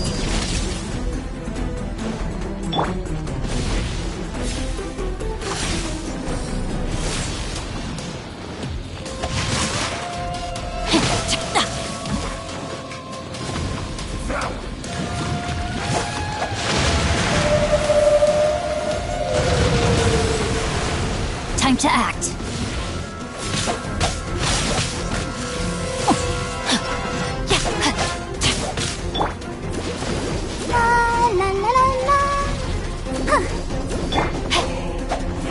Body and mind. Die. Body and mind.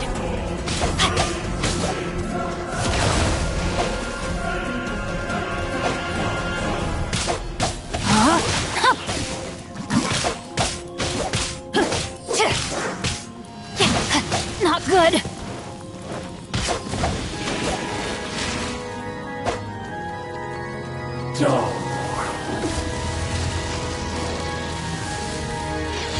Body and mind.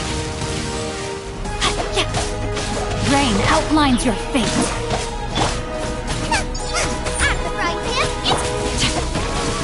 A minor setback.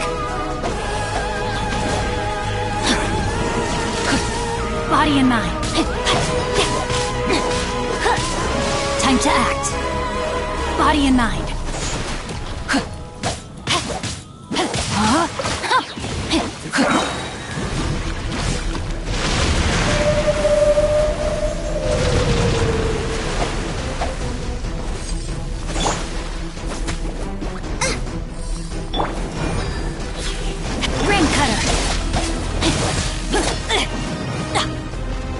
Time to act. No, my sword! I let my guard down.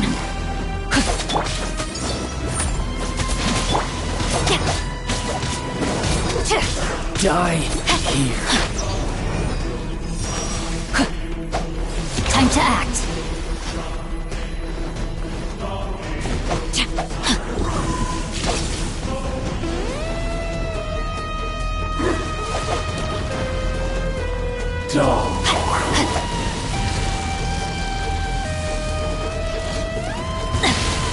I am outplayed.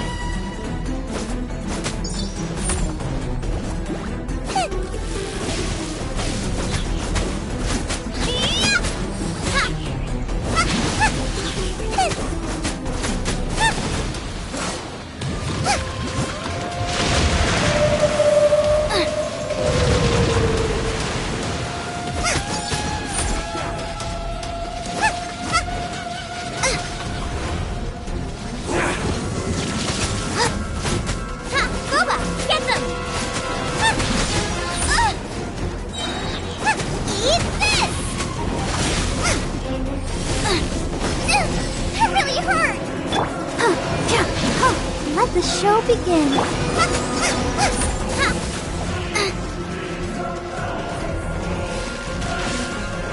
Nice and spicy. Race you. Die here.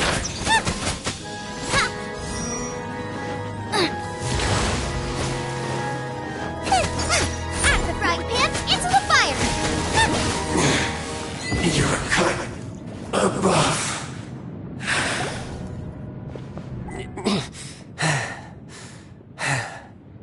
Look! Child's back to normal again. Well then, time to cool off. It seems the burden of the foul legacy transformation was too great for my body. I lacked the opportunity to think this through. And now that I consider the matter more carefully, you never had any chance of beating me to the Gnosis. You had no connection to the Gnosis, no matter where it had been taken.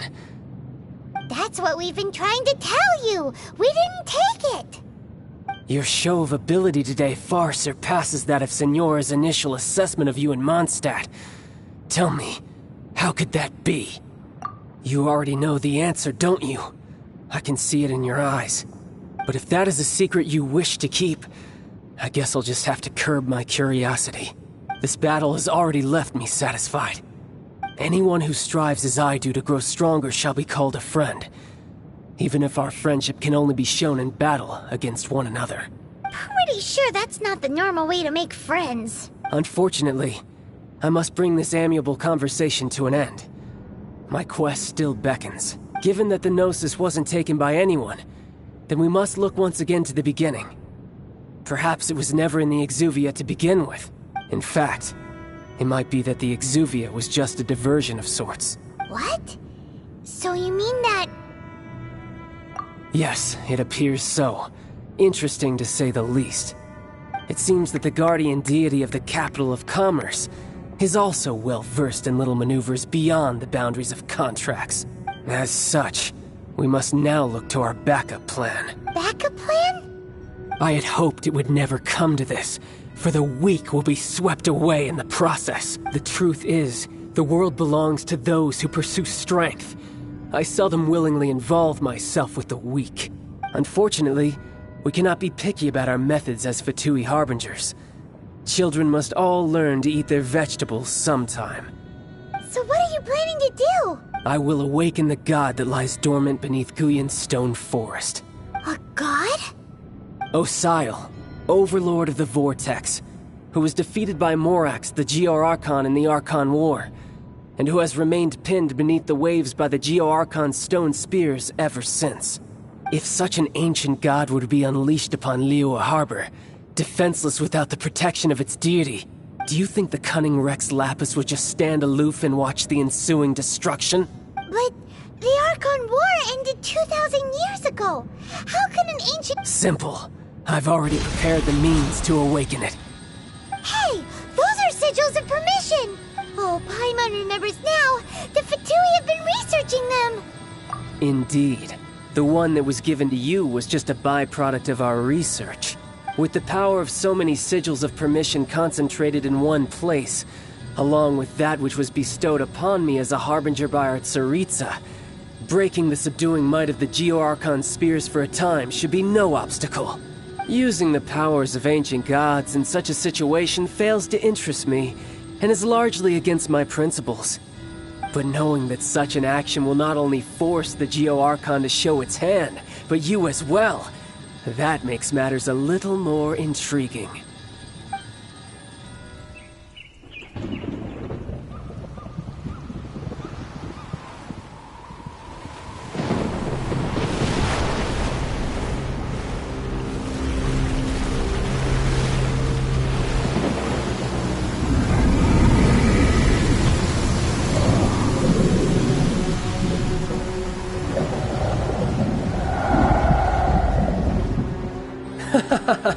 Let's see. Will the nation that has lost its deity be swallowed up by an ancient malice once more? If you wish to drown together with the people of Liyue, you're free to stay and enjoy the show. Huh? He's already gone! That guy is fast! What's going on?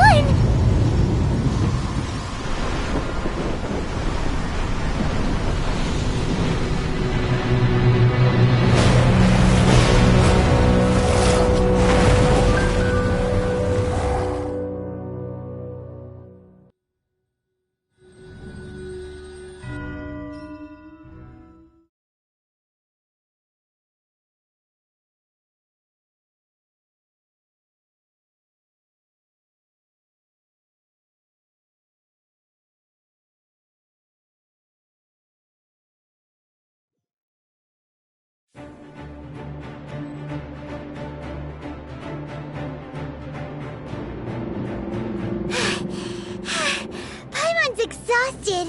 If we hadn't happened to see the Jade Chamber flying over just as we came out of... Did we make it in time? Is the over... What are you doing here? Huh? Hold on. It's the Adepti. What are you doing on the Jade Chamber? Faced with a calamity of such magnitude, we have agreed to put our differences aside for now and unite against this common enemy. Oh, Paimon gets it. So how do you plan to defend Liyue? Just seeing this Overlord of the Vortex guy puts a pin in my... It's not just you. Recruits who can't even stand at attention without shaking. The force of an ancient god's presence seems to be too much for ordinary people to handle. Which is why we must stop that monster before it gets any closer to Liyue Harbor. So the Archon War was fought 2,000 years ago against enemies like that thing? Now that's scary. So will the power of the Chising, Millelith, and Adepti gathered here be enough to stop that god? We've already discussed this together, and our conclusion is... not necessarily. What? But all of you were supposed... One certainly could. Huh?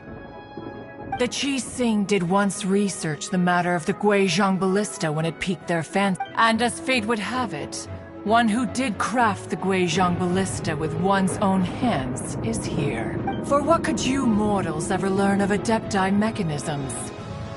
Yet, it would take one, but a little tinkering to turn this ballista into an engine of war beyond your wildest thoughts. I suppose this is one blessing from the Adepti that we should be thankful for. So be it. We shall use the upgraded Guizhong Ballista to fight off that god. All the Adepti here can lend their strength to man it. We haven't a moment to spare. Our battle begins now. Yep.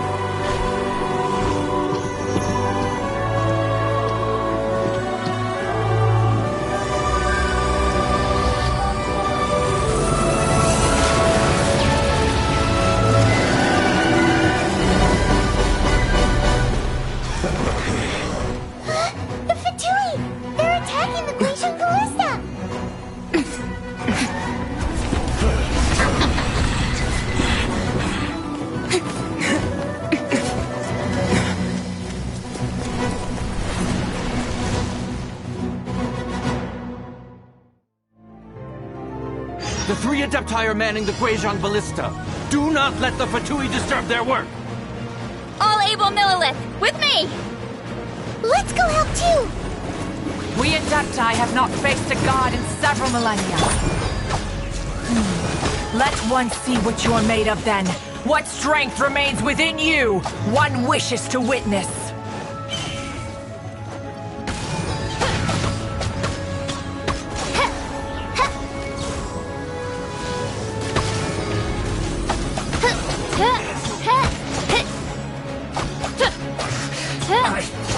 Miscalculated. Oz, reveal thyself!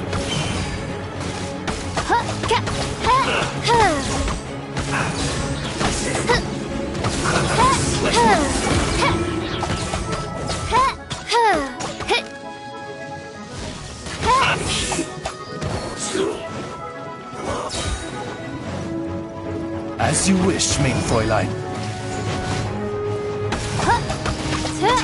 No rest for the wicked. Oh, goodness great.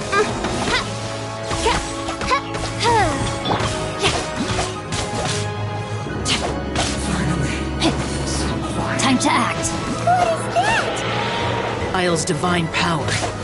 I am very familiar. The Fatui! Their attacks are unrelenting! How daring. Snezhnai's diplomats will answer for this afterward. Every last one.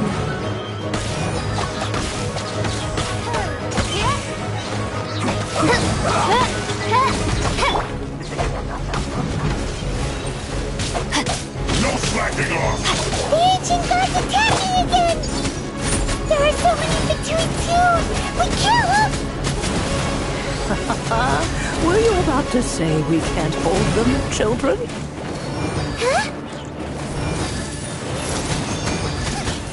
Don't lose heart. Here, take this.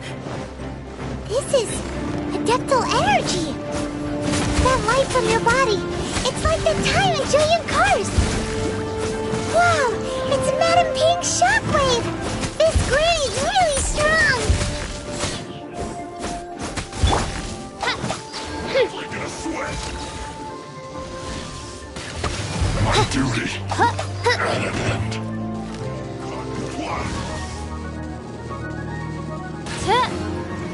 Frozen descent! Midnight Phantasmagoria.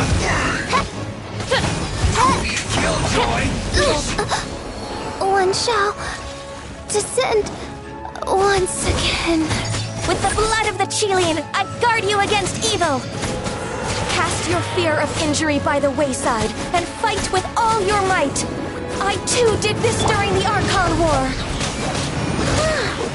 So this is what Ganya's like in a fight! My name means swiftness. Take my power and run as I do. We're going too fast!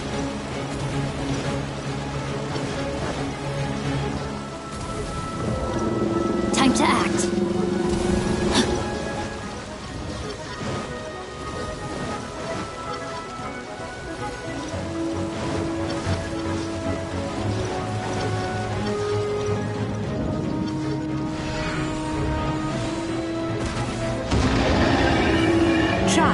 You are strong in body and spirit. Perhaps you can withstand 3 forms of adeptal energy at once. This will hurt a little. Please bear with us. Once you've adapted, try to use them in battle.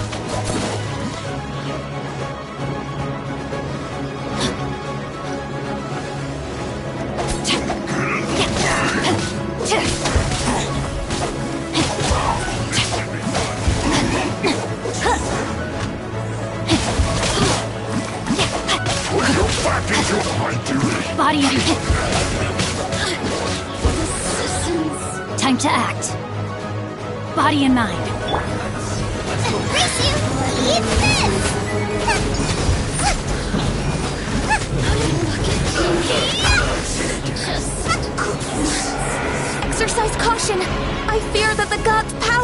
reached its peak. In other words, if we hold here, there's nothing worse to come, right? Looks like Let me amuse myself. Look at me. This isn't good. Race you!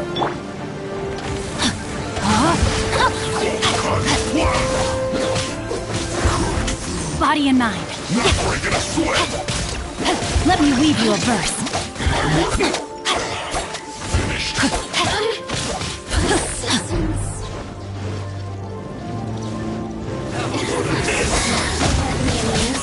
Time to act.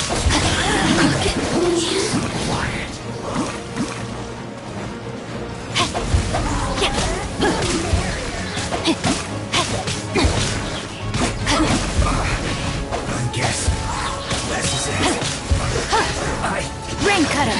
The Fatui's numbers are thinning! Fight on, comrades! Once we finish this lot off, the Adepti will be able to deal with the god in peace.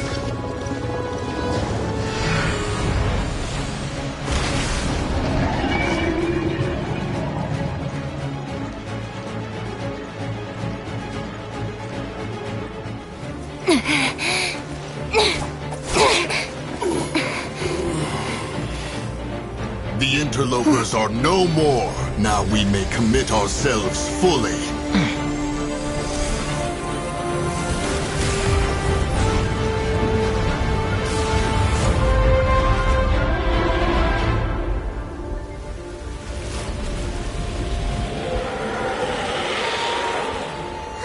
It's working! We just need to keep this up!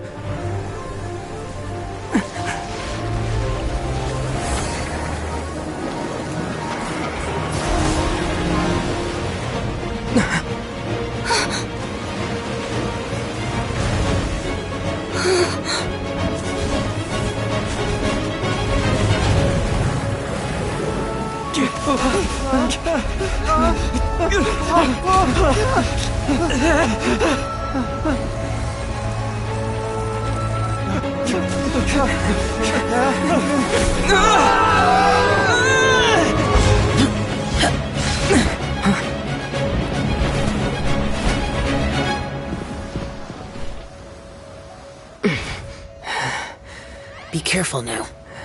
The Guizhong Ballista is destroyed.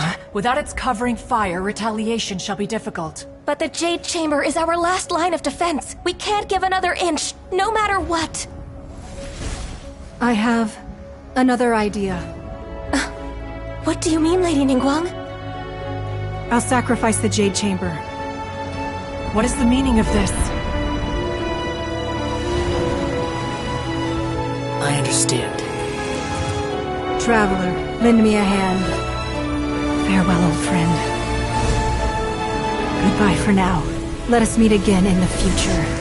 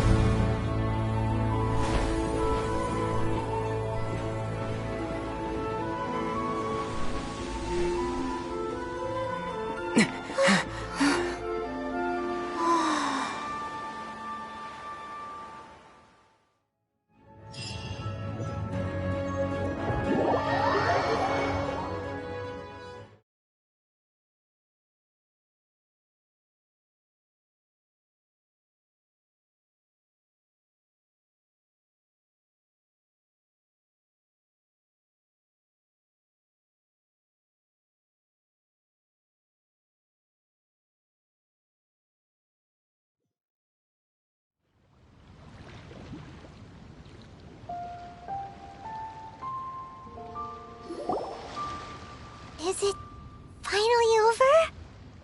The ominous aura of that monster has indeed begun to fade. The effects of the Sigil of Permission last but a short time. It will be some time before the Overlord of the Vortex can make any waves again. We are indebted to you for your assistance. If the Adepti hadn't happened to be here, the future of Liyue Harbor would surely have been in great jeopardy. Save your flattery. We didn't just happen to be here. Surely you won't pretend to have forgotten the reason for which we came. Come now. There's no need for such harsh words, Cloud Retainer. I've heard that when Ningguang began learning to do business, she had already started setting aside part of her then limited income in preparation for building the Jade Chamber. At first, it was only the size of a small room, but with continued expansion, it has become the palace that lies before you now. It is a testament to Ningguang's entire life, both as a businesswoman and as the backbone of the Liyue Qixing. Seeing the Jade Chamber destroyed in the defense of Liyue means much to her. To me, such cooperation and sacrifice deserves at least some recognition, don't you agree? Well, I was really hoping you would say that such sacrifice could at least be used as some leverage in our negotiations. Thank you all for hearing me out. We know very well why the Adepti came here today. But please forgive us. We cannot yield to your wishes. Oh? 3,700 years. According to our records, the Adepti signed a contract with Rex Lapis to protect Liyue 3,700 years ago. Even to this very day, Liyue and its lands have stood the test of time, immovable as stone, just as it was thousands of years before. This is truly no small feat. But that does not mean that the Liyue of today is the same city as it was all those years ago. Do not merely cast your protective gaze upon the land. Instead, focus your sights on our city and each of the citizens that dwell within it. Are you questioning our means of protecting Liyue? I mean no offense.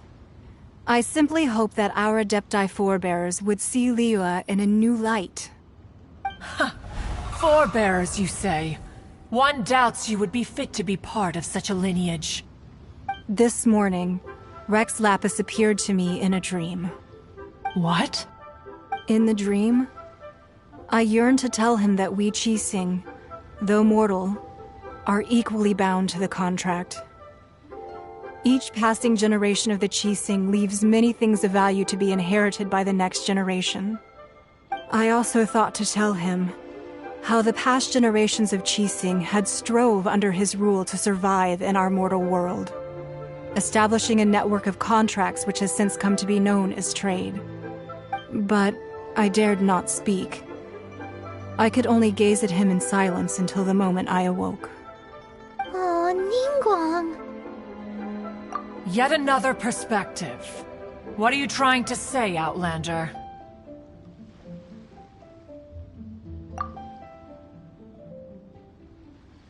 Right! That's something that happened in Mondstadt. It's a story about the Four Winds and the people of the Animal Archon. The Animal Archon sought to quell the strife between the two sides, because he believed that such conflict would only scar the hearts of both, and that nothing good would come of it. Each of the 7 nations has its own scars from the past. Though your point is the very height of simplicity. As Adepti, we've become a laughingstock, to be chastised thus by an outlander who has lent us such succor. All right, all right. Didn't Ningguang suggest that we should focus on the city and each of its citizens? I know I already have, so why not see for yourselves? I apologize for appearing in full armor. I am afraid I cannot show the proper courtesies. And who are you? I am Feng Yan, a sergeant of the Millelith. I have come to extend my thanks to the Adepti. I thought this battle would perhaps be my last. But thanks to the aid of the Adepti, our forces were not as badly battered as I feared we might be. Although I am a mere mortal soldier, I promise to hold the line and never betray the grace given to us by the illuminated Adepti this day. Huh? Why does everyone look so down? Didn't we just beat that big monster?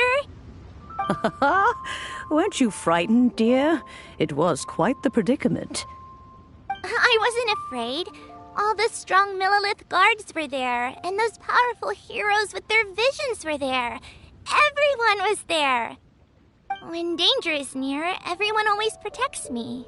And the rest of the time, they make fun toys and tasty snacks and loads of things that make the harbor so pretty. Thanks for protecting Liyue Harbor. Please come visit us for the next lantern ride. Unfortunately, we wouldn't be able to participate. Huh? Because we are Adepti. Oh, okay. It must be hard being an Adeptus. Aww. You see, this is what Liyue is like today. The country of contracts is grateful to the Adepti for their protection, but it is no longer necessary for the city to rely on the Adepti's power to solve every little niggling matter. Although their blood is weak, there is still strength to be found in those we call mortals. The time of contracts between gods and Liyue has long since passed. Now is the time of contracts between Liyue and its people. Seeing the port around us now, it is hard not to feel a bit out of place. Wouldn't you say so, Cloud Retainer? Your line of inquiry is askew. One did not spearhead this expedition to Liyue Harbor. Seems like the Adepti have had a change of heart. Let us return now. Eager to leave, Conqueror of Demons. Yes, one understands what the Conqueror of Demons means. The city of Liyue has changed much after our long separation. One fears that by the time one finally grasps the new contracts of Liyue, you humans would have once again changed the place beyond recognition. Fair enough. Away we shall, and return whence we came.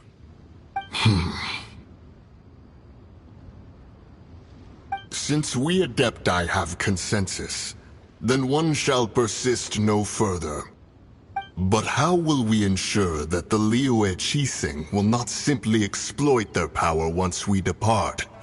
In my view, that is still a thing to be guarded against. All right, Mooncarver, you needn't worry. It seems to me that this right of supervision is best left to the people of Liyue. Looks like the conflict between humans and Adepti was avoided. Oh, right! It's nice that we've got peace and all, but we're forgetting one thing. Child wanted to unleash the god so he could lure Rex Lapis out. But we were able to handle the Overlord of the Vortex on our own. So Rex Lapis never showed up. Oh, and speaking of that, don't we still need to get to the bottom of that Archon's death too?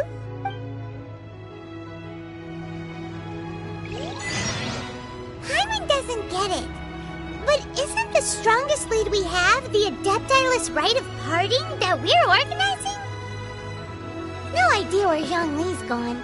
Let's ask for him at Wangshen Funeral Parlor.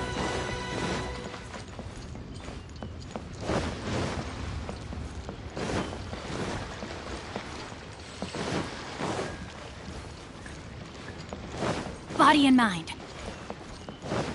Time to act.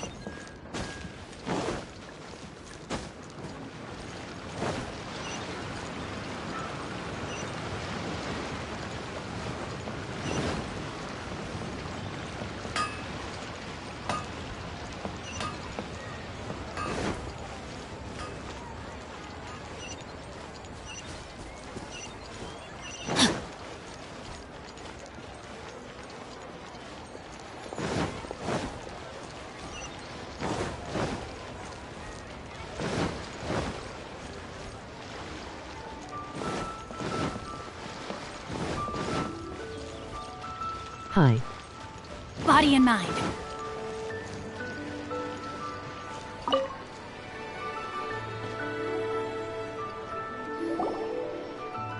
Is there anything I can do for you two? I'm afraid that Wangsheng Funeral Parlor isn't in the best state to receive guests. We've come to see Zhongli. Could you please tell him we're here? Unfortunately, Zhongli isn't here at the moment. It seems he went to Northland Bank. Doesn't the Northland Bank belong to the Fatui? Why is Fishkull dead?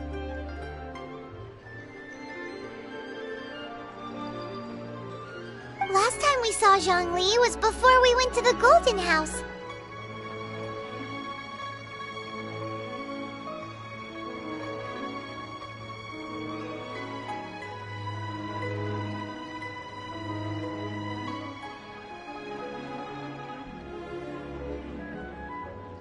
Do you think he doesn't know about the attack on Liyue?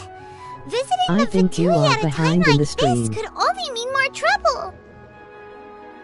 We had better go and make sure that everything is okay. Yes, QWQ.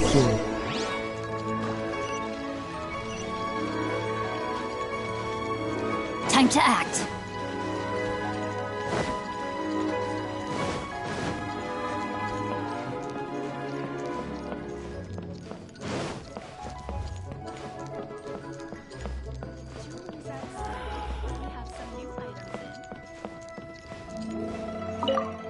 Go to the Statue of the Seven.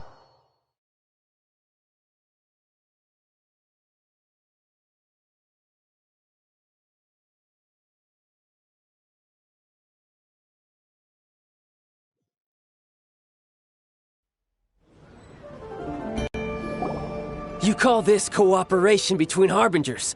Cooperation involves communication, you know. Don't take it to heart, child. Besides, aren't you happy that you got to skip the formalities and bring chaos to the land? I'm sure you must have enjoyed that. Oh, it seems that some of your friends have arrived. Hey, it's Zhongli and Child. And you! You're also one of the Harbingers? It's you two. I believe we've met once before. In the City of Bards, was it? I'm glad you still remember my name. Ah, right. I imagine that it must have been rather hard to forget watching helplessly as something precious was snatched away from your friend. Well, if it isn't you two. This is our first time seeing each other since Liyue was nearly wiped off the map. This is certainly a bit awkward, wouldn't you say? Paimon knew that we should never have trusted a Fatui Harbinger. Oh, now don't say that. Sure, I may have misled you, but I never had anything against you personally. Besides, I thought we were getting along quite well together, didn't you? Except for that little tussle we had at the end. Nothing personal. We just have different views, that's all. Of course, you may very well hold this against me, but that's up to you. The real deceivers here are Senora and Zhongli. Curse them for leading me on. So actually, I think... Stop wasting time, child. There'll be plenty of time to chat once I'm through here. You remember the agreement, Morax. Now, if you would be so kind. The Gnosis, please. What in the world are you talking about? The contract is fulfilled. That which thou seeketh is now bestowed unto thee. For my promise is solid as stone.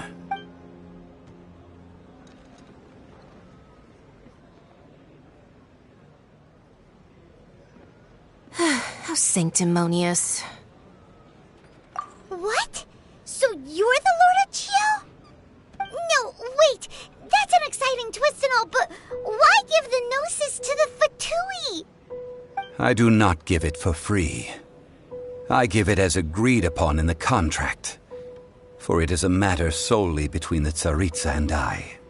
Yeah, you don't think you went a little bit too far with that whole fake death thing? Everyone was preparing the ceremony for you, and splat! This big dragon falls out of the sky, and all of Liyue goes into an uproar. Talk about a disaster. Gathering all the forces that had been bubbling behind the scenes, and then stirring them together in a pot that was bound to boil over. That's what he wanted to see, am I right? Wait, what? Perhaps it's best that I explain. As you know, I've dwelt upon this world for more than 6,000 years. I witnessed the founding of Liyue, together with the Adepti 3,700 years ago. Even boulders that can withstand whirlpools will erode with the passing of time. I kept convincing myself that cracks had not begun to form, and that the end of my time had not yet come. Until one drizzly day, as I was strolling along the harbor, I heard a merchant tell one of his workers, "You finished your duties. Go ahead and call it a day."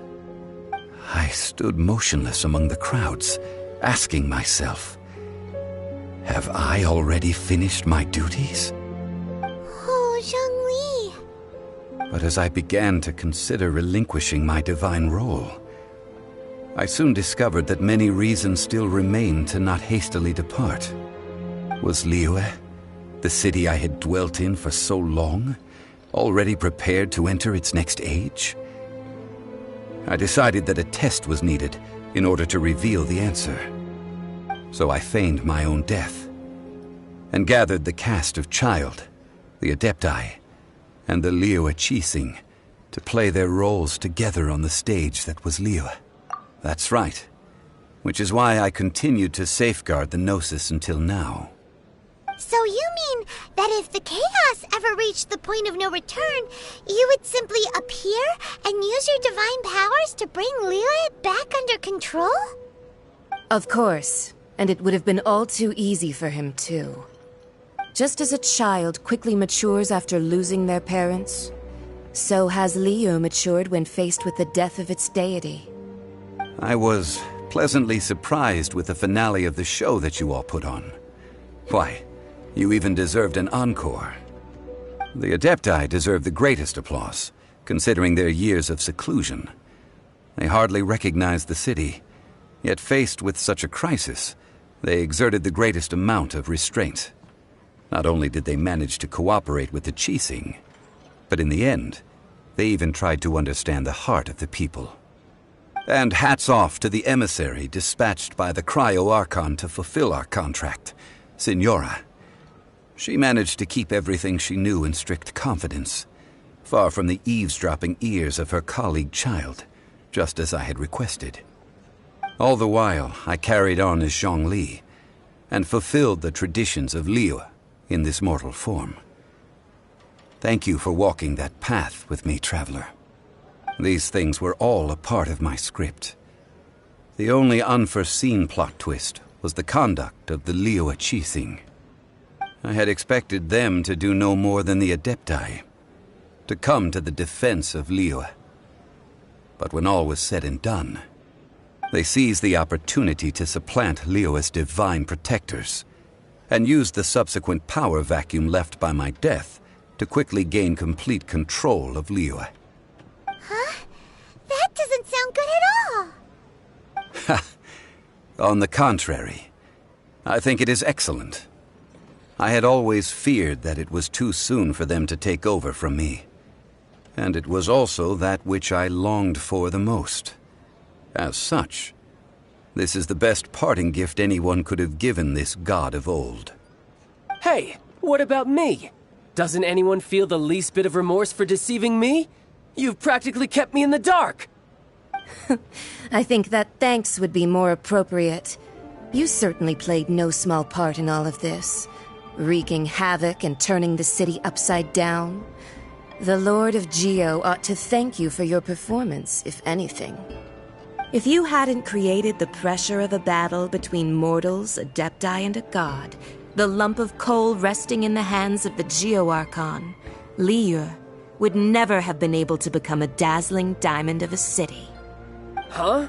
Just whose side are you on, mocking me like that? Are you itching for a fight? Hey, haven't you learned the Liyue saying, don't always call it as you see it? Well then, With the Gnosis in my possession, I have no use for such idle chatter. We should return to Zapolyarny Palace and seek an audience with Her Majesty, the Tsaritsa. Come, child. Fine. I'll meet you there later. I'm not sharing a boat with the likes of you. Do as you wish.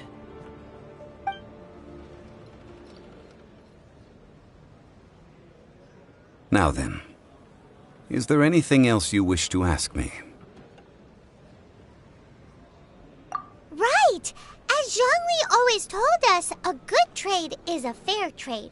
Paimon has no idea what could be a good trade for a Gnosis. Realistically speaking, there is no such thing. Huh? However, I am the god of contracts. For thousands of years, I have made countless contracts. If the deal was of no benefit, then I certainly would not be inclined to agree to it. My agreement with the Cryo-Archon will be the last of my contracts as the Geo-Archon. My contract to end all contracts. As for the bargaining chip that the Tsaritsa used to balance the scales, uncover that answer for yourself in your future journeys.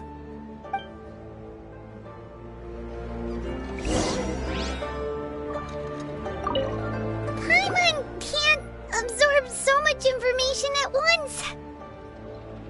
So, Zhongli, what sort of contract did you sign with the Cryo-Archon? Paimon's so curious. One of the clauses of our contract was not to divulge any of its contents. You're so...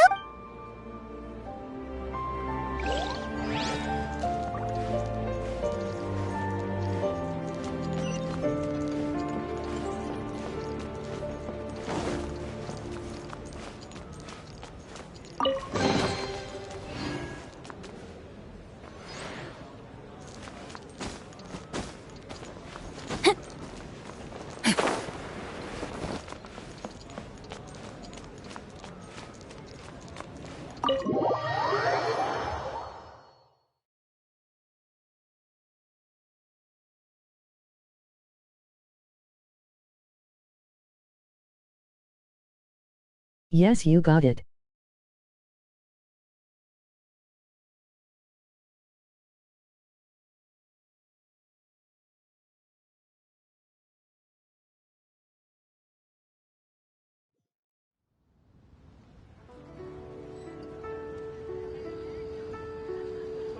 Today's the day of the rite of parting. Although the star of the show is fake, we've spent so much time trying to organize it, it would be a real shame not to go there now.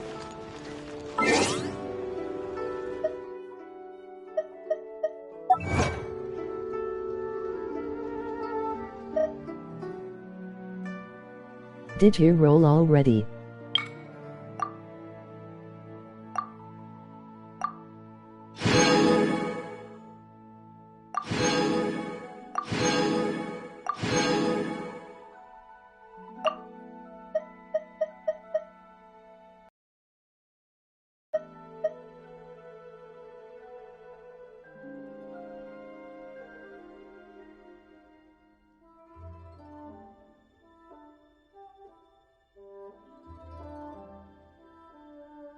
Yes. Oh my I got goodness. no new chars. Oh my gosh. Wow. Huh? All will be revealed in the next volume? Did you get Drat. anyone? Oh.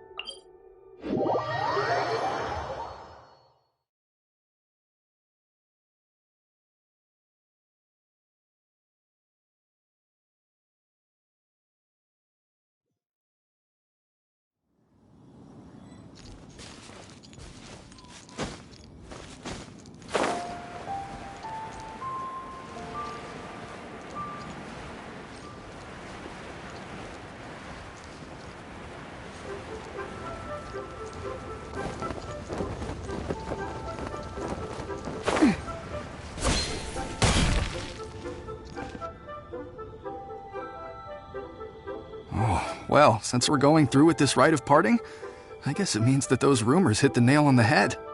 So Rex Lapis is really... Oh, come on. Do you think that the assassin could have been a normal person? You know what I think. I don't think any of the gossip on the streets you hear from those shady types is... There's only one real possibility in my mind. I've heard that the assassin was that Fatui fellow. Youngish, pretty high in rank. I think they called him Child. The Fatui? They certainly are very suspicious. Who knows what those greedy, crooked folks... Shh! Lower your voice. Hard if the Fatui catch you in their sights, Rex Lapis won't be around to protect you this time.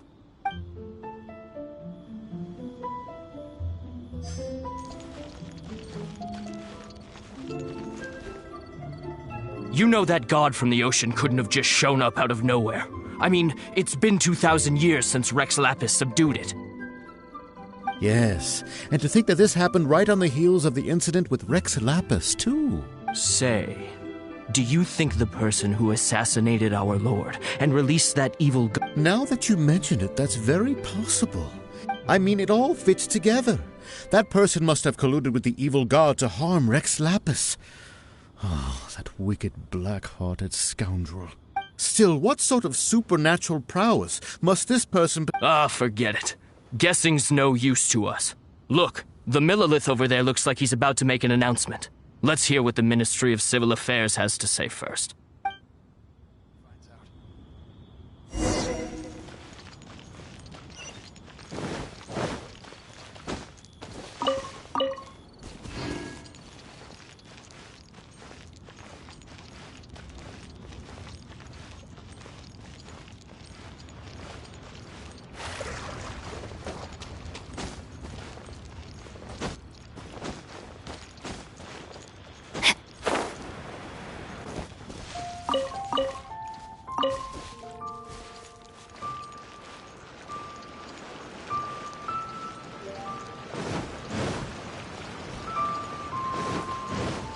You need a finished Body and mind. Kazuha story quest before going.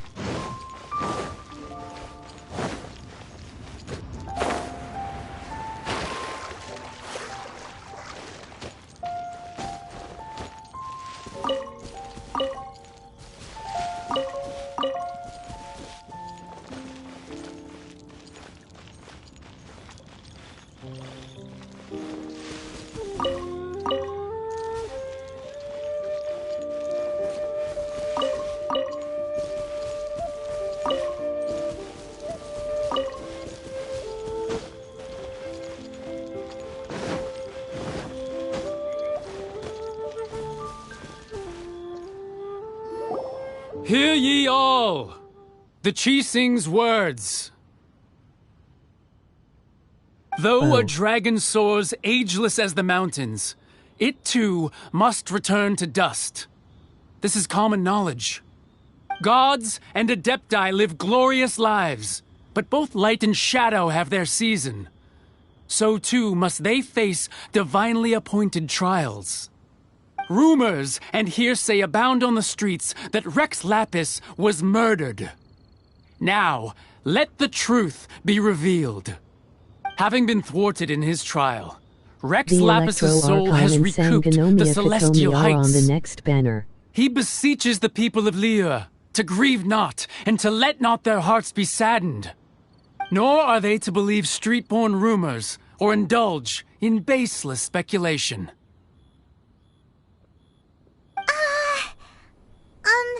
Paimon needs a translation on what the Chi-Sing's announcement said. So that's how they're spinning it. Something feels off. Why would they suddenly give up looking for the murderer?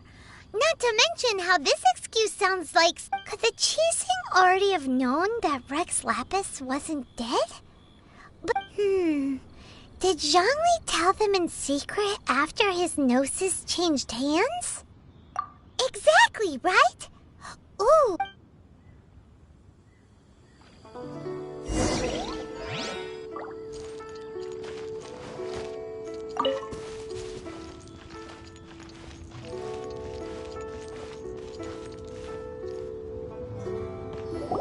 Look, it's Ningguang and Keqing.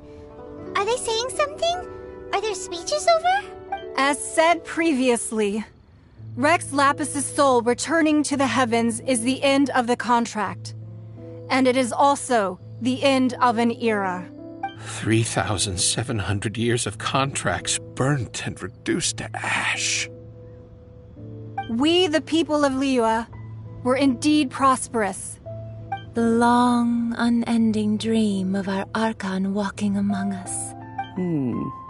Now that we have awoken from our dream, we must learn to say farewell. Will you stand with us as we re-establish our contracts? As we build a new age of prosperity? So concludes the words of Her Eminence the Tianquan. Does Her Eminence the Yuheng have anything to add? Huh? Is she looking this way? Traveler. Yikes! She really is looking our way! Is that the traveler who they say defeated the ancient god? So young. The Liyue Qixing always repay their debts. And as you have heard, our eyes see far and our reach is long. Name your price. You deserve that much. Whoa!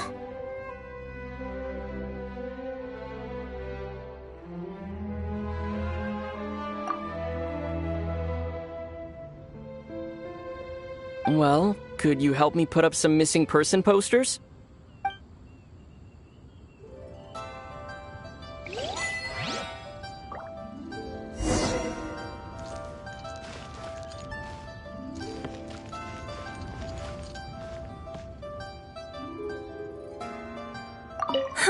And to think I'd put my best perfume on before coming here, thinking you'd like it. But it seems as if those perfumes really were meant to be offered to Rex Lapis. Well, that's fine.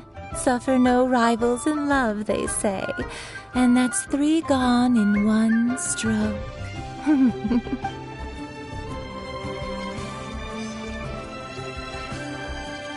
As for the mortals and Adepti of Liyue, what shape shall our relationship take from now on?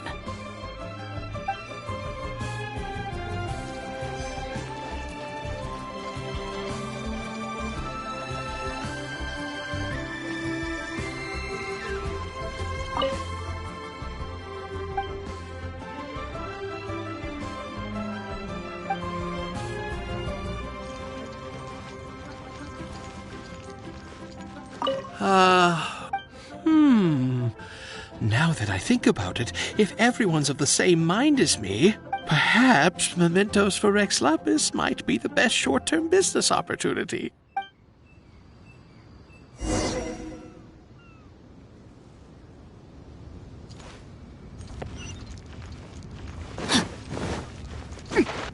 Body and mind.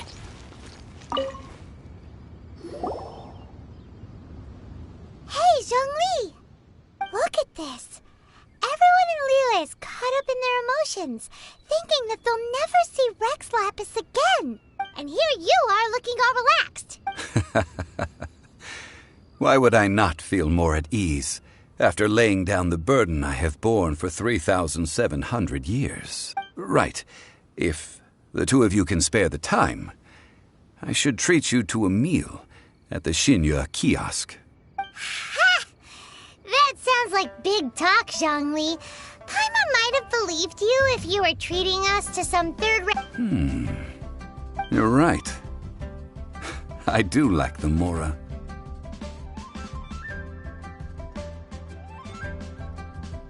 As the Rex Lapis Morax, I can easily create Mora. But since I have chosen to walk this earth as the mortal Zhongli, I should abide by the same rules that mortals do.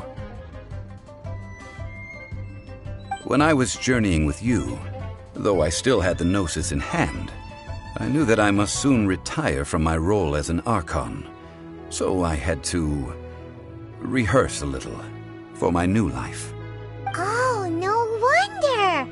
Paimon gets it now. You didn't look at the price tags when we were spending because you've never had to. But since you weren't used to not being able to just make more Mora as and when you wanted to, you had to try becoming a parasite to society who lives off— Well, we were only spending Fatui money. You don't have to say it like that. In the City of Commerce, we do not merely exchange money or goods. The Archon Morax could never experience life as the true mortal Zhongli could, no matter how many times he descended to be with his people. I must thank you for that. I will treasure the memories that I made as Zhongli, traveling the streets I of gotta get Liyue ready with for you. school QWQ. That is true. But there is no journey that does not end. No meetings without partings. Paimon thinks that we should make a move and continue our search for the Seven. I fear that continuing your journey may be difficult. The nation that neighbors Liyue by sea, Inazuma, is presently closed. The Electro-Archon Ball. And just as the people of Liyue preferred to call me Rex Lapis, she too goes by another name among locals in Inazuma. Paimon thinks we've heard that one before. Raiden? That is the case. And since Raiden is also the shogun of the Inazuma Bakufu, people call her the Raiden Shogun. That said, though people at the wharf were saying that the situation in Inazuma is very tense, Paimon doesn't remember that always being the case. It wasn't that bad last year. Zhongli, since you're Rex Lapis, shouldn't you know something about what's happening there? Just how did Inazuma become a closed nation? It's because of visions. Visions? When faced with circumstances beyond their control, humans often bemoan their lack of power. But if a person shows true strength of will at a desperate and fateful moment in their life, the gods will look upon them with favor. This is what visions are. Magical foci bestowed upon those who have been acknowledged by the gods. Uh-huh. That's how people in Teyvat see it.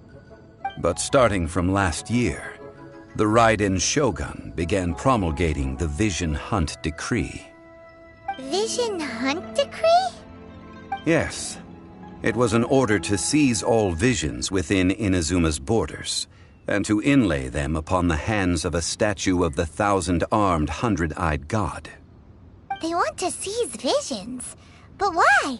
Aren't visions blessings from the gods? I should think that in the Raiden Shogun's eyes, it is precisely because they are divine blessings that they should be under the sole dominion of divinity. Whoa, that's harsh. The Animo Archon is the god of freedom, and the Geo Archon is the god of contracts. For her part, the Raiden Shogun is the god of eternity. It seems as though she has finally decided to eliminate any unstable elements that could pose a threat to her eternal realm. The fact that even I, the oldest of the seven, have now passed away, will only strengthen her resolve to pursue eternity. Knowing her, she must have again quoted that adage she is most fond of when proclaiming that decree to her people. 7 ideals for 7 gods, and of these, eternity is nearest unto heaven. All right then. Was there anything else you wish to know? Ah, that was a good one. Failing a divine trial. How they came up with that excuse, I will never know. That said, the reason why the Qixing were so eager to resolve the incident and stop pursuing the culprit was indeed because they received news in secret that Rex Lapis was not dead. I hinted as much to the Adepti as well. How did I accomplish that, you ask? Have you ever heard of this particularly convenient Adepti art known as gifting dreams and visions? All right then. Was there anything else you wish to know? Yeah, about that. Before the Qixing made their announcement, we listened to a lot of people talking on the way. Most of them put the blame for everything on Child. These are indeed false accusations. But it remains undeniably true that Child did send people to the Jade Chamber to prevent the Adepti and the Qixing from defeating the ancient god. I've heard that Ningguang is busy milking that for all it's worth on the foreign relations front at the moment, browbeating the envoys of the Fatui. Ha! Those poor Snezhnayan diplomats. If it were not for Child's exalted position as a harbinger, I'm certain that they would have shifted all the blame to him and called for his dismissal by now. All right then. Was there anything else you wish to know? The time of the Adepti has long passed. If even the Liyue Qixing don't want to face that truth, then what future is there for Liyue? Kuching is absolutely right in saying this. Now, though I did laud Ningguang's desire for power, believing this to be a thought as a matter of course that she must have been behind the Qixing's plan to take governing power over Liyue from the hands of the gods and Adepti. Could the original person who brought up the idea of seizing power have been... All right then. Was there anything else you wish to know?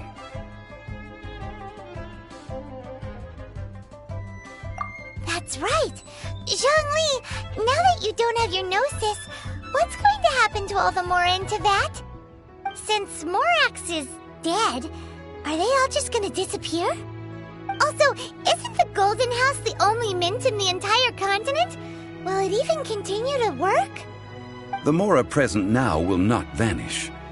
But the Golden House will indeed have to cease operations for a lengthy period of time, since creating Mora requires the use of the Geo-Archon's power. This is terrible! We're all about to run out of Mora!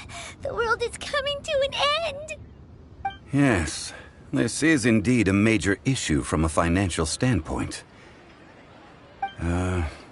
Well, I suppose we'll just leave such troublesome matters to the Liyue Qixing to debate. Then, did you at least set some private funds aside for yourself? Oh, a private fund. This does seem like a good, logical, common-sense idea. It's a shame. What's a shame? It's a shame that I didn't think of it at the time. All right then. Was there anything else you wish to know? Well then, I suppose you'll have to find a way to get inside this closed nation. Have patience. I suspect that some serendipity must first come into play.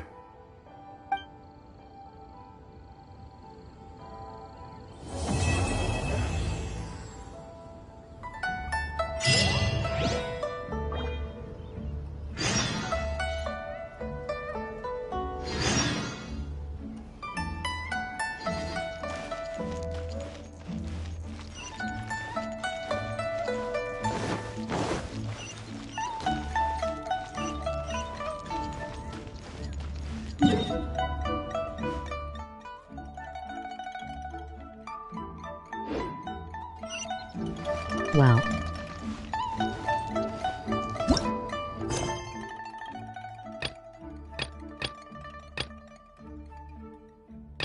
On this quest,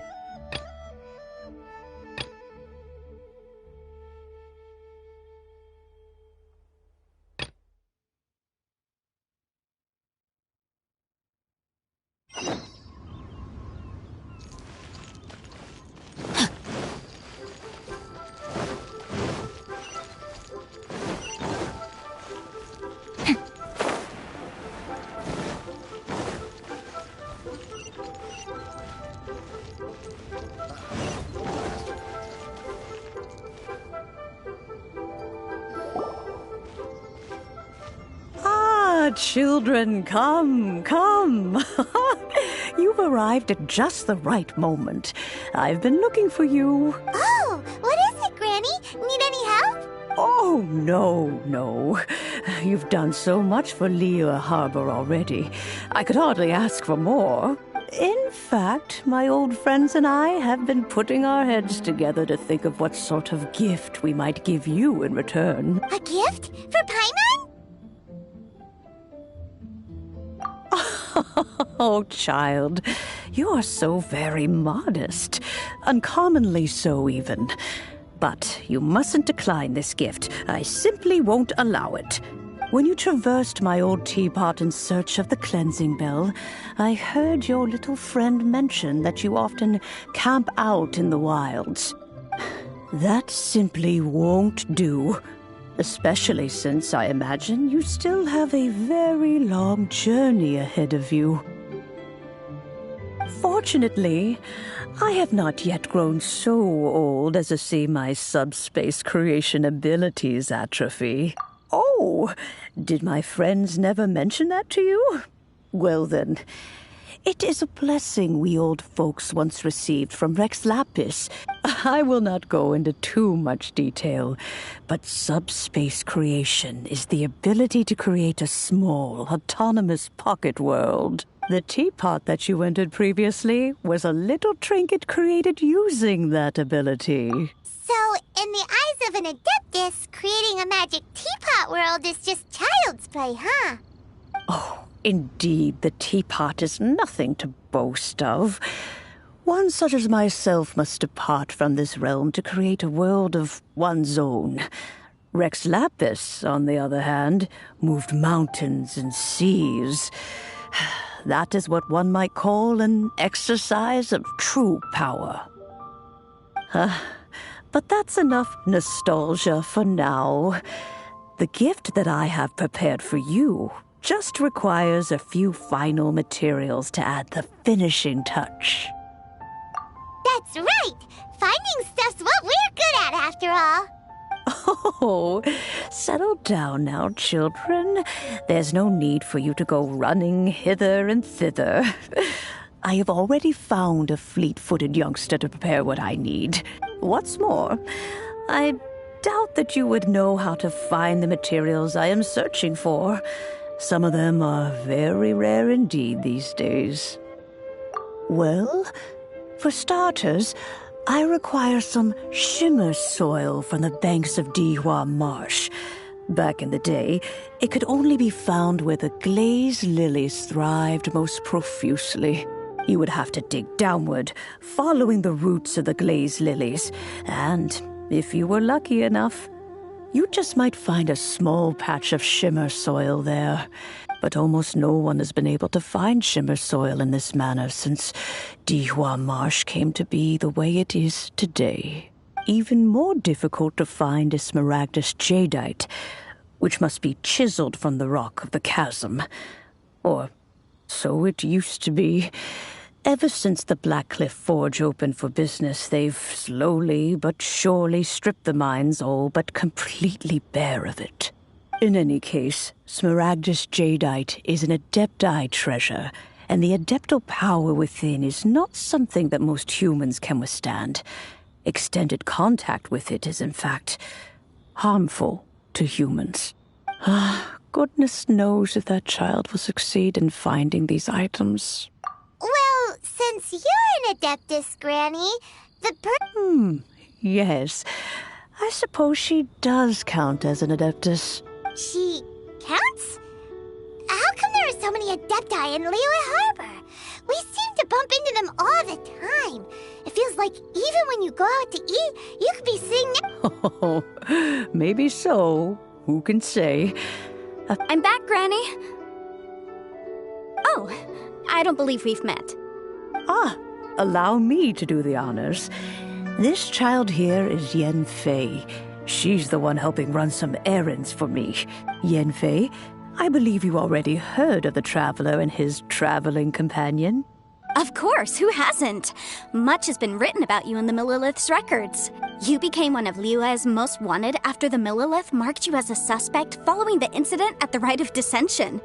After which, you fought off the Millilith at Julian Karst and made contact with the Fatui, before finally defeating an ancient god together with Granny and her associates, and subsequently being cleared of any and all suspicion by the Chising. What a shame. A shame that we didn't meet sooner. If we had, well, I can't say that I would have been able to clear you of suspicion immediately, but it certainly would have been less, embarrassing for you. Allow me to introduce myself once more. I'm Yenfei, a legal advisor. Got a legal problem? You can come right to me. Oh, yes, here's my business card. You'll find it has my contact details and office address. Keep it handy. If you have an urgent issue, just leave me a note at this address. Oh, and I almost forgot to mention, I offer a very generous discount for first-time customers. All right, Yenfei, all right. Let's get to the business at hand. I do not think these two are in any dire need of legal assistance at the moment. You'll have to excuse Yenfei. She's always been like this, ever the talkative one when it comes to her own affairs. Paimon was gonna ask the same question. You seem really different from the ones we've met before. An Adeptus? I guess. Kinda. My old man said he was one anyway. He mentioned that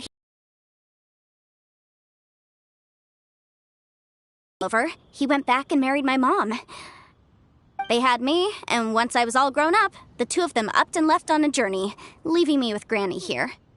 Well, that's a bit casual for an Adeptus. Aren't you guys supposed to sign solemn contracts to protect Liyue Harbor and all that stuff? What do you mean he just went back to get married? Well, my dad did say that he'd talked it through with Rex Lapis, and that he was fine with it. Even contributed towards the wedding gift, apparently. Anyway, let's not dwell on that too much. So, Granny, I've gotten a hold of most of the stuff you asked for, except for Smaragdus Jadeite. I couldn't find any at all. The chasm's been sealed off, and there's just no way in. Couldn't secure any documentation either. Looks like the Ministry of Civil Affairs is serious about keeping it strictly locked down. Is that so? But Smaragdus Jadeite is really rather essential. Yenfei, are you sure you can't find some other way? They have helped Liyue greatly, after all. It is only right that they are duly rewarded. I know, Granny, you've told me 1,000 times already. Well, the chasm's definitely a no-go, but there's still a chance we can figure out some alternative means of procurement. Hold on a moment. Let me have a look. Whoa, that's a really thick book. What kind of things do you write in there? Commercial consultancy. Or Snezhnaya. Ah, found him. Krusel. A Snezhnayan merchant who once came to me with some legal queries on certain articles in the legal codices. If my memory serves, all of them had to do with rare ores. He mentioned that he was considering acquiring some Smaragdus Jadeite to make hairpins, and wanted to know if there were any legal ramifications that he should be aware of. Said he was planning to sell them in Snezhnaya. So, I guess I'll go look for him. With any luck, he'll have gotten his hands on some Smaragdus Jadeite, or might have an idea of where we can find some. Oh, you want to join me? I suppose that's no problem, but it's best if you just stand by and watch. If you try to get involved, you'll only risk placing yourself in legal jeopardy. Wow, an Adeptus imploring us to avoid incurring legal liability. Well, that's a first for sure. Best we be a little more careful than usual while we're with her.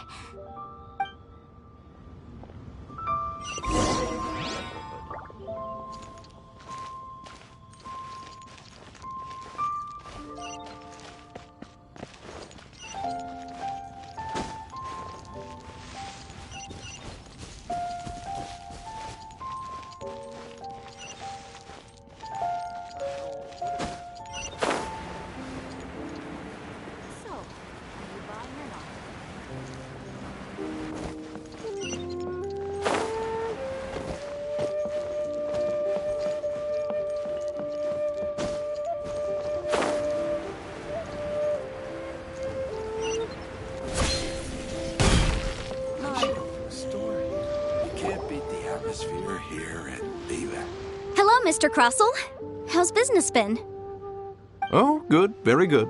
All thanks to your advice, Miss Yenfei. What brings you here today? You're too kind. I was simply doing my job. Now, I believe that the last time we met, you mentioned that you were looking to source some Smaragdus jadeite to make hairpins. Have there been any further developments on this front? Well, yes. As a matter of fact, in the end I did acquire a small piece of Smaragdus jadeite and had it fashioned into a pair of hairpins. Miss Yanfei, might I presume that you have an interest in the hairpins? I must apologize. I've already rented them out to a lady named Zhi Qiao. If you'd like to inspect them, you may have to wait quite some time. Wait, isn't Smaragdus jadeite really rare? Aren't you worried about the hairpins getting damaged or lost while they're being rented out? No, I'm not worried in the slightest, because I signed a contract with Miss Zhi Qiao before renting them to her. The contract makes it quite clear that if she loses or damages the item in question, she must compensate me for its full original value.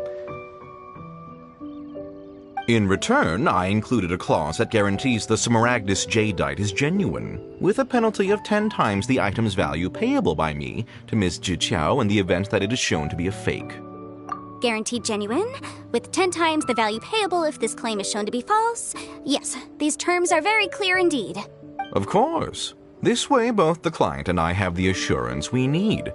To ensure fairness, each of us has retained an original copy of the contract.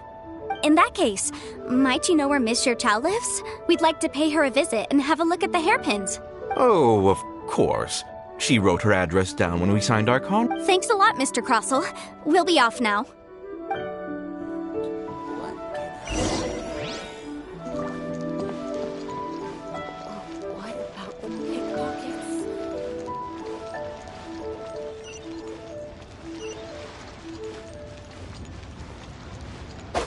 Time to act.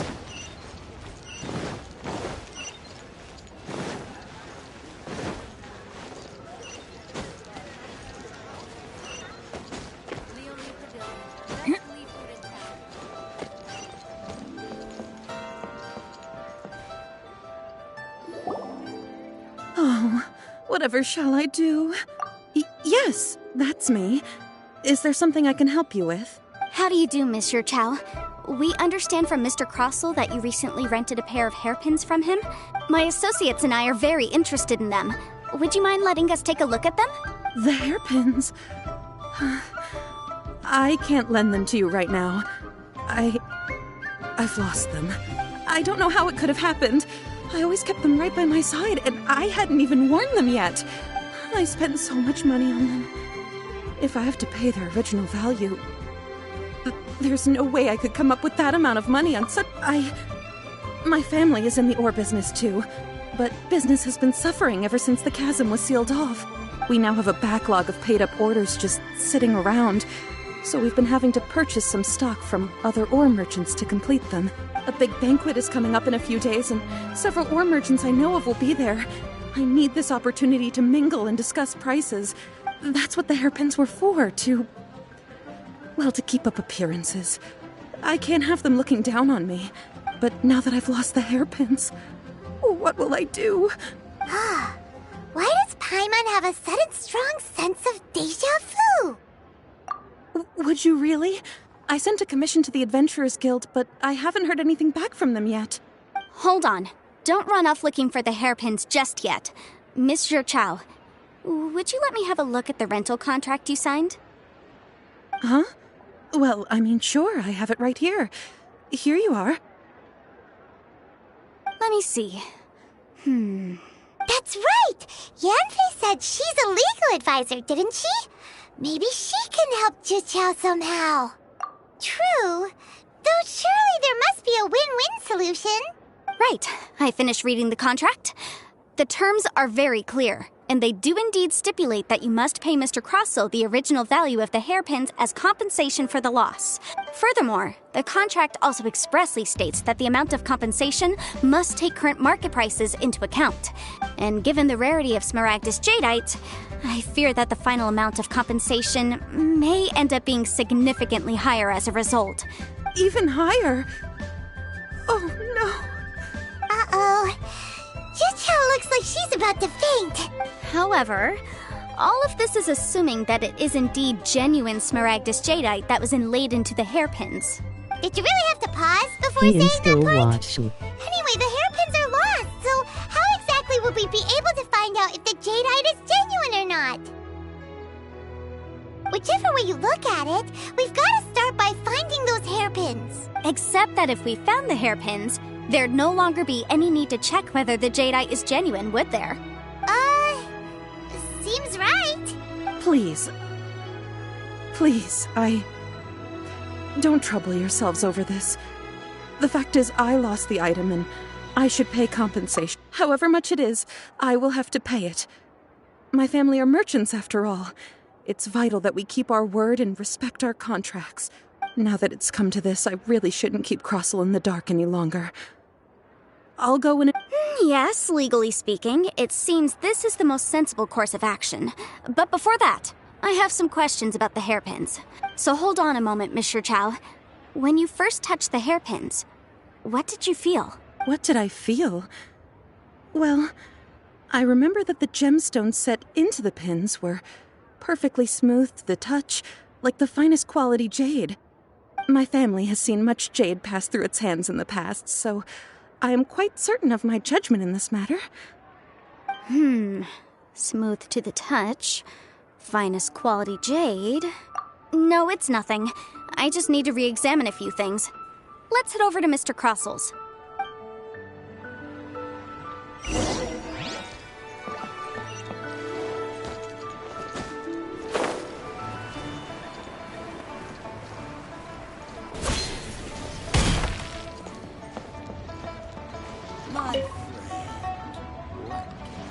Ah, Miss Yanfei, you've returned.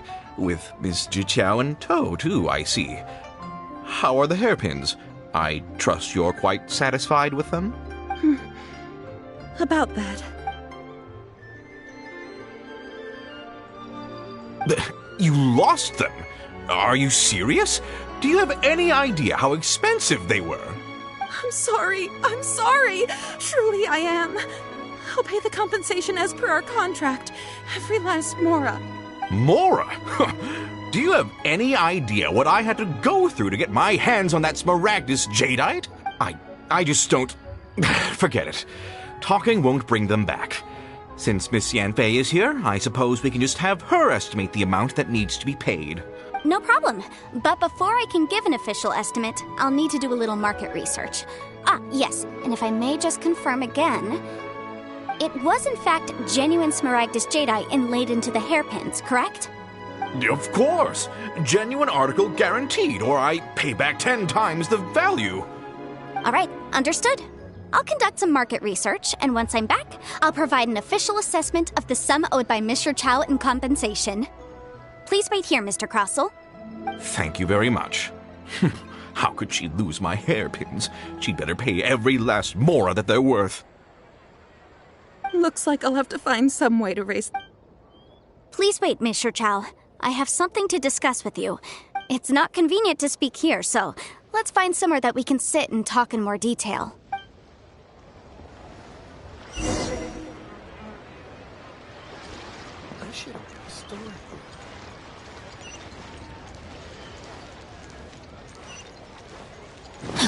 Time to act. Time to act.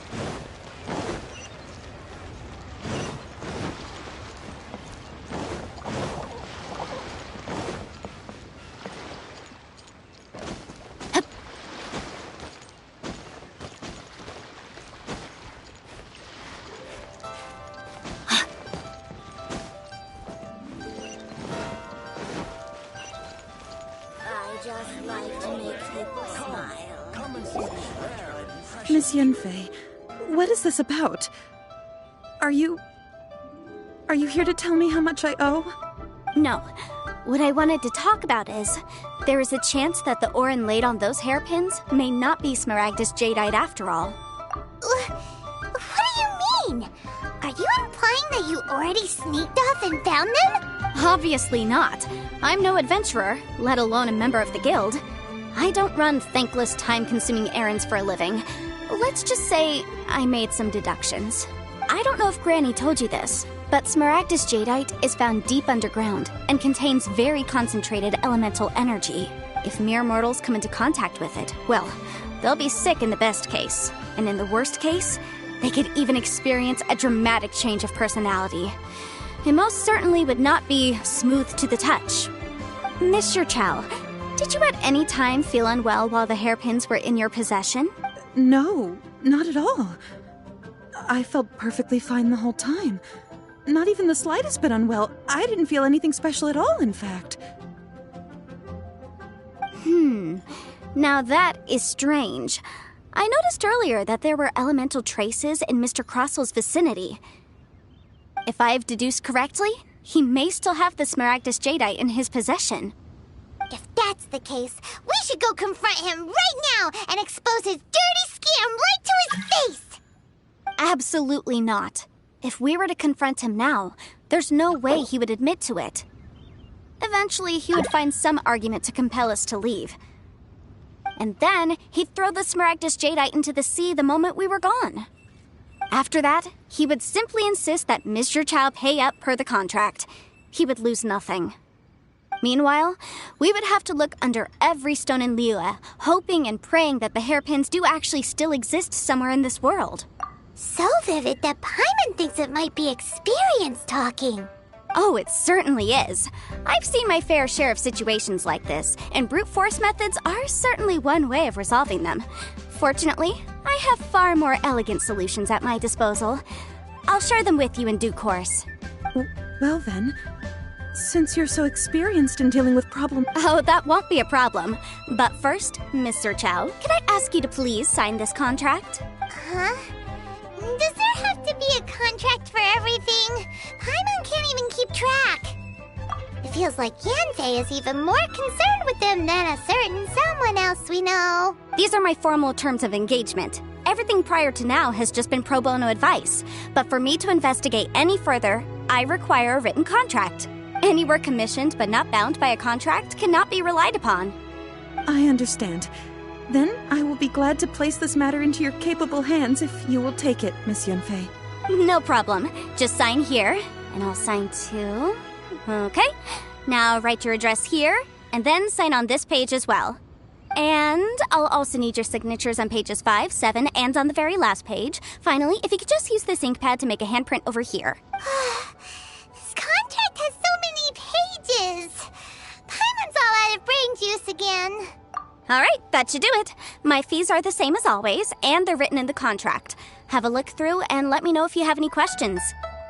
I've had a read through. Everything checks out. Well then, here's your copy of the contract. I will retain the other copy. Not for now, no. Despite how intractable this problem might sound, it will actually be quite straightforward to resolve, once we've got some things squared away. I don't believe you have been part of an investigation like this before, in which case, hopefully this should be quite the experience. Miss Yanfei, I have to ask, why are you... Because, as it happens, I'm currently trying to acquire some Smaragdus Jadeite myself. I noticed strong traces of geoenergy around Mr. Crossel, so perhaps recently by any chance? A Snezhnayan merchant named Crossel, you say? I do remember that. He brought me a piece of ore, claiming that it was Smaragdus Jadeite. That was the first time I'd ever encountered it, so I had no way of telling if it was really Smaragdus Jadeite or not. But if a customer insists, far be it from me to contradict them. He was quite generous with his money, too, so I didn't give it too much thought. I processed the ore as per his request. Do you have any leftover debris from your work on it? Why, yes. It was my first time encountering this ore, after all, so I kept a few loose shavings to study myself later. They're right over there, in fact. Thank you, sir. We'll take a look at them.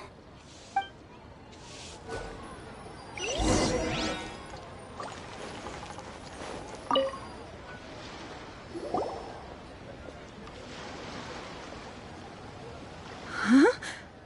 If my eyes don't deceive me, the cross-sections and patterning suggest that these are Smaragdus nephrite shavings.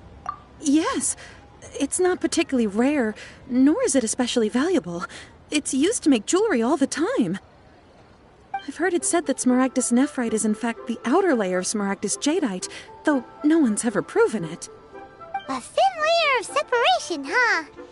If you must see for yourself, try examining these shavings for traces of elemental energy. Smaragdus nephrite is an entirely ordinary ore, containing no elemental energy whatsoever.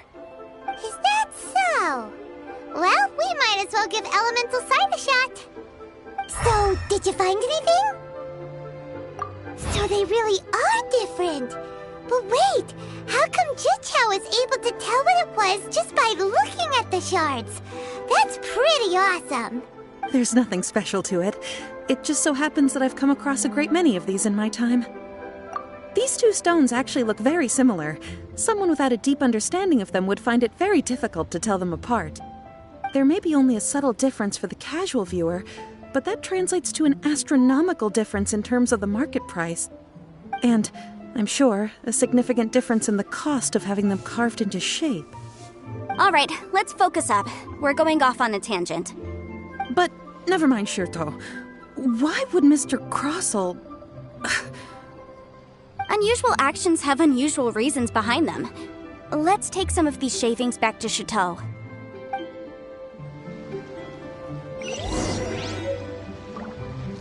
Try your luck betting on Jade? I just like to make people smile. Miss Yanfei? Might I be so bold as to inquire, If you could just confirm for me once more, sir. Mr. Crossell did indeed claim that the ore he brought to your store was in fact Smaragdus jadeite, did he not? Yes, that's right. I still have a record of the job with me, in fact. Here. It says quite clearly, 1 chunk Smaragdus jadeite, uncut. Then I have no further questions. But could I borrow the processing record and these stone shavings? Of course. But might I ask why you need them? Oh, I have my reasons. Yes. Please sign here on this affidavit. This document shall serve as signed proof that these stone shavings originated from the, ore that Mr. Crossell brought to your store. Please read it carefully. Yes, I see. Forgive me for asking again, Miss Yanfei, but might I know the nature of the incident on this occasion? I wouldn't say there's been an incident, just a minor issue. Thank you, sir. I'll take these with me. With this hard evidence to back us up? On the contrary, this is far from sufficient to build a case. We need to find something a little more compelling. If you want to make jewelry, you need a professional jewelsmith. Let me think. Jewelry. Aha! Got it! Singxi. She often helps people to find a jewelsmith. Let's go pay her a visit. Well, that was quick. How come you know so many people? Because lots of people come to me for legal advice every day. As you know, Liyue Harbor is the city of contracts.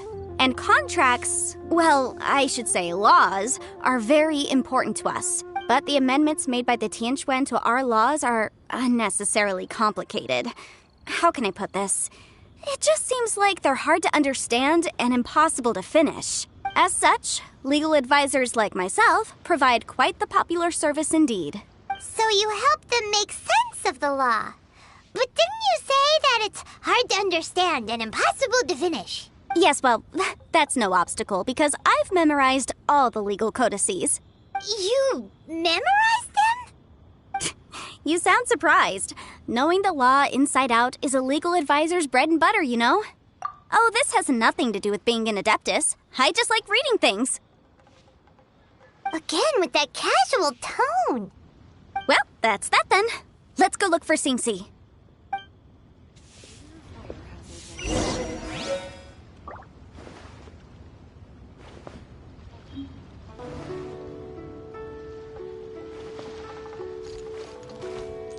Try your luck betting on Jade?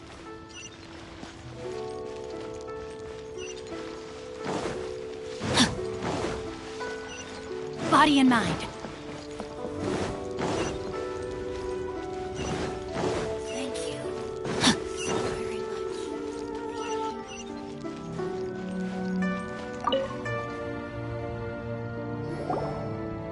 Oh, Miss Yenfei, it's you. Has something happened? Did the client from last time, Have no further trouble from then on? Yes, of course. I'm just here to ask you a few questions. Well, shoot, I gotta get Has a started on merchant doing by the name some of stuff. Crossel I'll asked you be to put him back in after contact that. with a jewelsmith recently? Crossel? Yes, I remember him. He's a merchant from Okay. Snezhnaya, no? Yeah, he came to me with a chunk of something he called Smaragdus Jadeite. The design of the hairpins that he gave me was quite intricate, so it took me some work to find someone who was up to the job. Eventually, I found an older jewelsmith who made them exactly according to his specifications. This order was on hold for a very long time, and only completed quite recently, which is why I remember it so well. Doesn't seem like there's any evidence to be found here. Miss Inksy, I'd like for you to confirm for me once more. When Mr. Crossel commissioned you to find him a jewelsmith, did he or did he not assert that the material he presented to you that day was called Smaragdus Jadeite? Yes, I'm sure of it. The hairpins were made using many expensive materials, and the asking price was quite high, so we had to put this transaction on record with the Ministry of Civil Affairs. Mr. Crossel wasn't very familiar with the necessary procedures, so I filed it on his behalf. I also kept a copy for my own records. See for yourself, the item is called Smaragdus Jadeite Twin Phoenix Pins. The inlaid gemstone is recorded as Smaragdus Jadeite. The document even has the official seal of the ministry on it. Thank you, Sinksy. Now, could you let me borrow this document? Sure, it isn't serving much purpose here anyway. I take it then that there's been some more trouble? Nothing you need to worry about, just a minor issue. I'll return your document as soon as I'm done with it. Thanks again. Why is everyone's first reaction always to assume someone or something is in trouble? I believe we have almost all the evidence we need. We just need to make one last trip. Let's go to Boo Boo Pharmacy to speak with Dr. Baiju.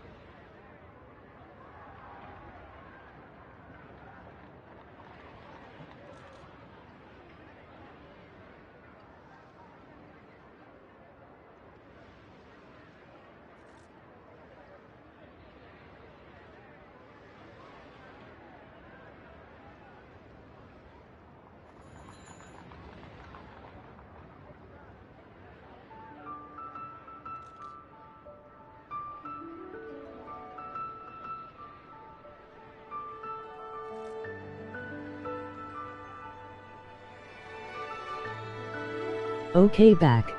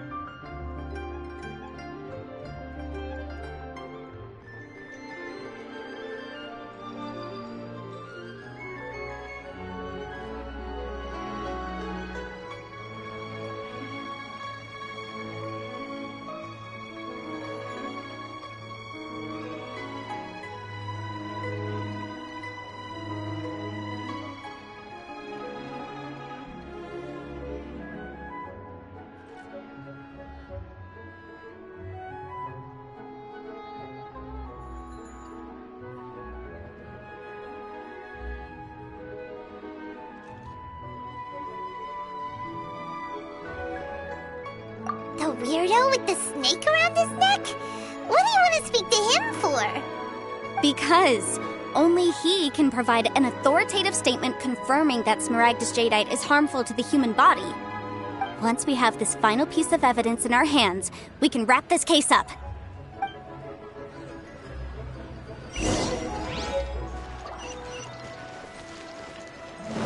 Body and mind.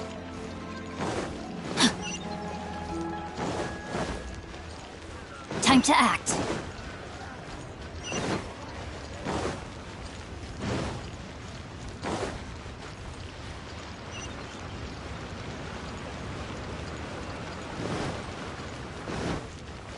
Body and mind.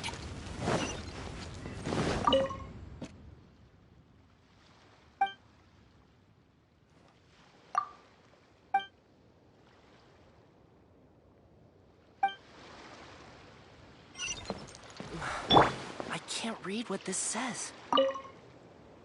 My, to what do I owe the pleasure? Though I'm afraid that if you're looking for our little Chi-Chi, she's out gathering herbs.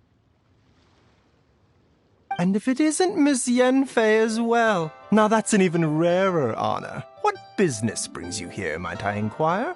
No. I'm here this time to ask if you're familiar with Smaragdus Jadeite. Smaragdus Jadeite? Why, yes, there is some information about it included in the 6th commentary on the 7 Mountain Treatises. The 7 Mountain Treatises states that this substance springs forth from stone marrow within the mountains and will bring disaster to any mere mortals who touch it. It is abundant in elemental energy, so if someone without a vision is in contact with it for a prolonged period, best case scenario, they fall ill. Worst case scenario, they'll suffer great changes in personality and their illness will only ever get worse. Anyway, I'm sure you didn't come all this way just to chit-chat.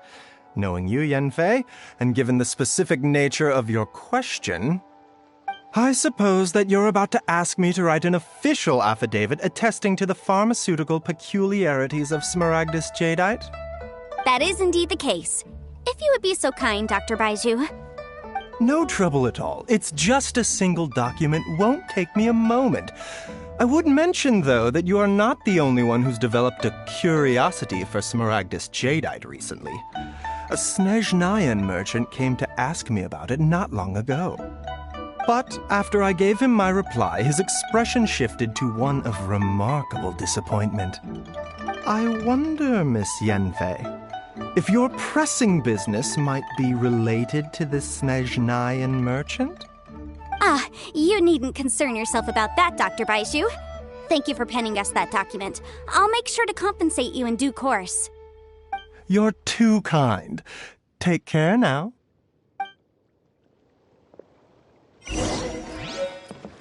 That Baiju guy is as weird as ever. Is it just Paimon, or does it feel like he was fishing for something back there? Dr. Baiju's always been like that. Well, we have the evidence we need. Let's go find Mr. Crossel.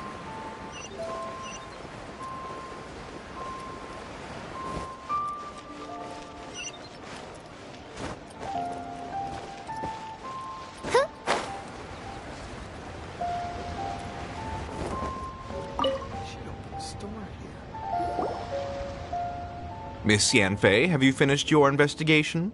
I trust you will now be in a position to assess the compensation due. Yes, my investigation is indeed concluded. I can now provide a final figure for the amount payable. Wonderful. Well then, please, could you do the honors, Miss Yanfei? Of course. According to the stipulations of the contract, Mr. Crossell, you must pay Mr. Chow 10 times the original transaction price in Mora. Sure. Wait, what? Me pay her? Surely there's been some kind of mistake, Miss Yanfei. Not at all. According to my investigations and the material evidence that we've gathered, the substance claimed to be Smaragdus Jadeite that was inlaid within the Smaragdus Jadeite twin phoenix pins that you rented out to Mr. Chow was, in fact, Smaragdus Nephrite. Now, the contract states very clearly that 10 times the price shall be paid should the article not be genuine. Accordingly, you are liable for this sum, which is payable to Mr. Chow in Mora. Material evidence? What material evidence? Why, Miss Yanfei, you cannot frame me like this. I spent a huge sum to obtain that Smaragdus Jadeite, and yet you claim that the ore inlaid on the hairpins is somehow fake? I demand to see your evidence. Indeed. Only a testimony from an expert witness involved in the processing of the ore can serve as an authoritative assessment of whether it is genuine. Traveler, please produce the evidence in question. This is a processing record from the Jade Mystery, along with stone samples and an affidavit signed by the business owner, Chateau. Seriously? Even the boss there couldn't differentiate between Smaragdus Jadeite and Smaragdus Nephrite. How does this prove anything? In any case, Smaragdus Nephrite is the outer layer of Smaragdus Jadeite.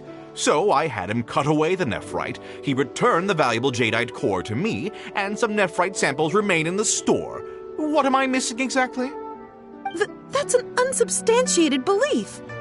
Well, your claim that my ore is fake is just as unsubstantiated. And we are here to talk about evidence, aren't we? Ugh. Looks like our first piece of evidence didn't convince— Hard evidence. Something legally binding. We have just the thing. Show him, Traveler. This document proves that my hairpins are the real deal, doesn't it? This is the Ministry's seal, after all. It shows that the ore inlaid on the pins is indeed Smaragdus Jadeite. Our second piece of evidence didn't work either. You know, you could be right. Perhaps the hairpins are the real— Of course I'm right. All the evidence— Well, hang on a moment now, because I do recall one final piece of evidence that we haven't— Traveler, would you do the honors? This shall serve as decisive proof of our case. What's this? Smaragdus Jadeite springs forth from stone marrow within the mountains and will bring disaster to any mere mortals who touch it. Sustained contact with Smaragdus Jadeite over a prolonged period will, in less serious cases, cause a mild malady, while in serious cases, the patient may suffer a dramatic change of personality and fall seriously ill. Mr. Crossell, were you aware of these peculiar properties of Smaragdus Jadeite? I had no idea. No idea, you say? I'd guessed as much. But for you to have rented out such a dangerous item, I'm afraid that this falls outside the scope of my work, but within that of the Ministry of Civil Affairs. However, I'm sure that the Ministry will be relatively lenient considering that, as you say, you were ignorant of the danger you posed. Don't worry, Mr. Crossell. I will make sure that all the evidence presented here will be handed over to the Ministry. I trust that you'll give them your full cooperation in their investigations. What? Wait! I knew. Oh, so you knew? Oh, dear Mr. Crossell. But if you knew of Smaragdus Jadeite's dangerous properties beforehand, why would you— Huh? No, The hairpins aren't actually inlaid with genuine Smaragdus Jadeite? Is that what you were about to say? You do understand, Mr. Crossell, that this means that you will have to pay Mr. Chow 10 times the original price in Mora? Mr. Crossell, your answer, please. My client and I are waiting. He's seriously intimidating right now. I admit it. I confess. The ore I had inlaid on those hairpins was Smaragdus Nephrite. But I'm a victim in all of this, too. I invested a great deal of time and money into acquiring that small amount of Smaragdus jadeite, in the hopes of turning it into a piece of jewelry that would fetch a fine price. But after receiving it and carrying it around for a few days, I started to feel extreme discomfort. I couldn't sleep a wink or eat a single bite. I was in a constant state of agitation, too. I went to Boo Boo Pharmacy to get myself checked out, only to discover that this sort of stone cannot be worn as jewelry. But how could I? That's why I had another pair of hairpins made from Smaragdus nephrite, which is almost indistinguishable from Smaragdus jadeite. I kept the real Smaragdus jadeite in a specially made box. I daren't touch it again. I was worried that someone would see through it, which is why I only dared to rent them out, not sell them. And then to top it all off, Jiqiao lost the hairpins after I rented them out to her. Exactly! If they weren't the real deal, why'd you make her pay so much? I didn't want to either, but when I purchased that Smaragdus jadeite, some of my business partners found out. I knew they'd be watching closely to see how much I could make off it. If word got out that I sold a pair of fake hairpins, then my days in this line of business would be over. All right, let's cut the appeals phase right there. I failed to see what bearing any of this has on your transaction with my client. According to the contract, you must pay Mr. Chow 10 times the original price in Mora, and that is final. 10 times? Crosel looks like he could faint any second. As for me, according to my contract with Mr. Chow, 20% of that sum will go to me. 20%? That's as much as I spent on that Smaragdus jadeite! There's no need. It's fine. You don't have to pay me that much, Mora. Even if the Smaragdus jadeite on those hairpins was fake, I still bear responsibility for losing them. Legally or not, I think I owe some compensation for that. Ms. Jiqiao, you...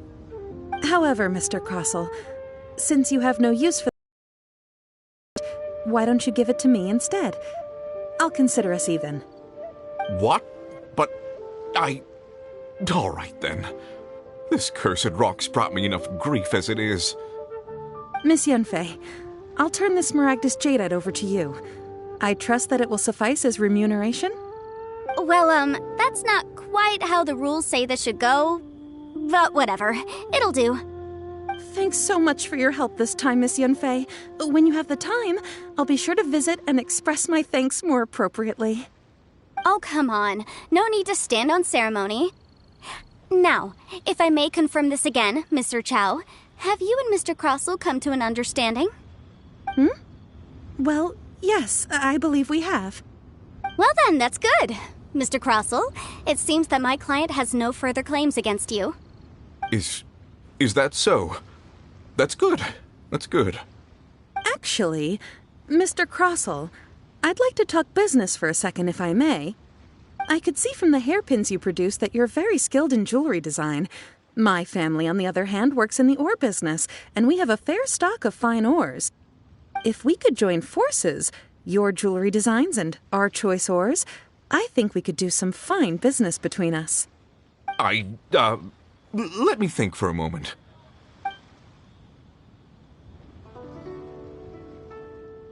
Well, that's that. And we've got the Smaragdus jadeite that Granny wants too. All's well that ends well, eh? Exactly. Usually when someone tells us they've lost something, we end up searching all over the place for it. But this time, you managed to solve the problem with just a big stack of documents. Even though the solution didn't involve actually finding the hairpins. The right solution depends on your perspective on the problem. The objective of my client, Mr. Chow, was to reduce her liability to pay compensation. So, rather than looking high and low for some hairpins, proving that the rented item was nowhere near worth what the vendor had claimed it to be was the more efficient solution. An Adeptus. Speaking of, you took part in that battle, didn't you? In which case, you would have heard what Granny said. Liyue Harbor is now a city ruled by humans. The title of Adeptus means precious little to me compared to my job as a legal advisor. In any case, Don't you think that the Liyue Harbor of today needs legal consultancy far more than it needs adeptal powers? Paimon can think of someone who would definitely disagree with your reasoning. Well, since we got what we came for, it's time to pay Granny a visit. I bet she's been on tenterhooks for a while now.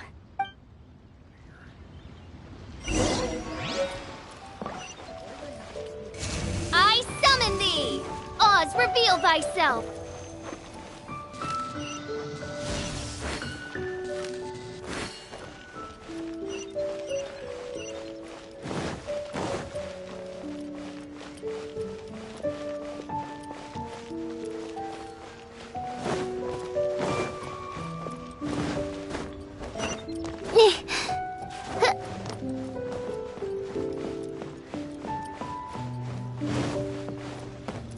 So, are you buying or not?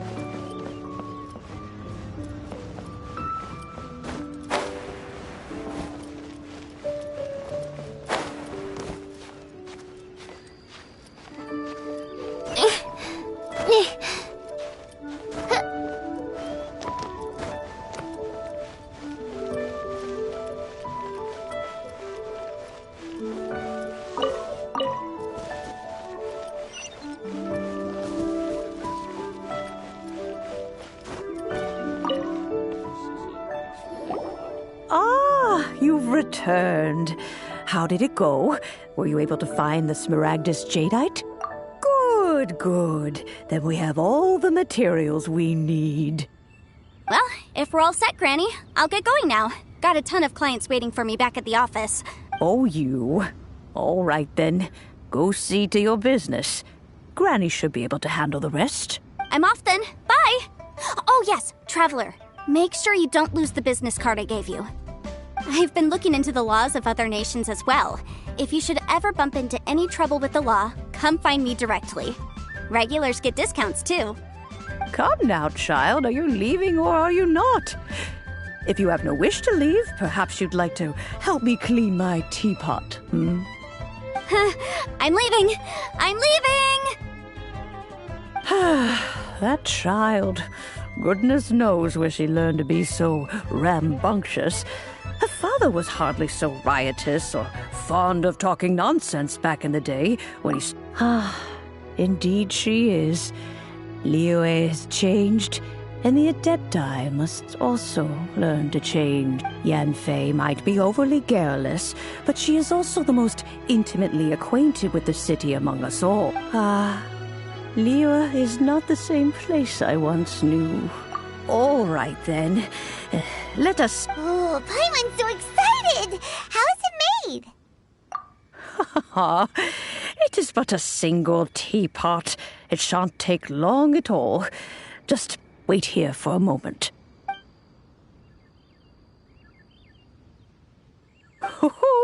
There we go. This Serenity pot is all yours now. Hold it firmly. If you were to drop it, oh goodness, who knows what might happen. Take these blueprints with you as well. You'll need them if you wish to make your teapot a little more lively inside. Wait a minute, Granny. How exactly are we supposed to use this teapot? Oh, you needn't worry about that. I've already arranged for a certain little helper to await you within this teapot. She will explain everything you need to know about it.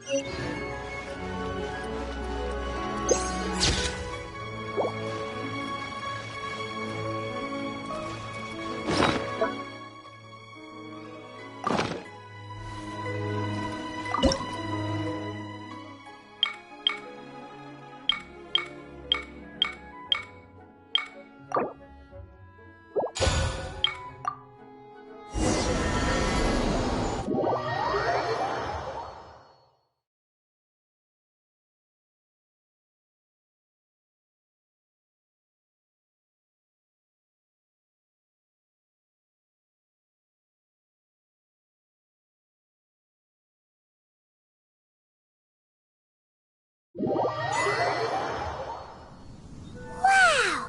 This teapot seems even bigger inside than Madame Ping's!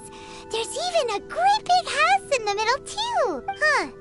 But there's just a whole load of nothing around it.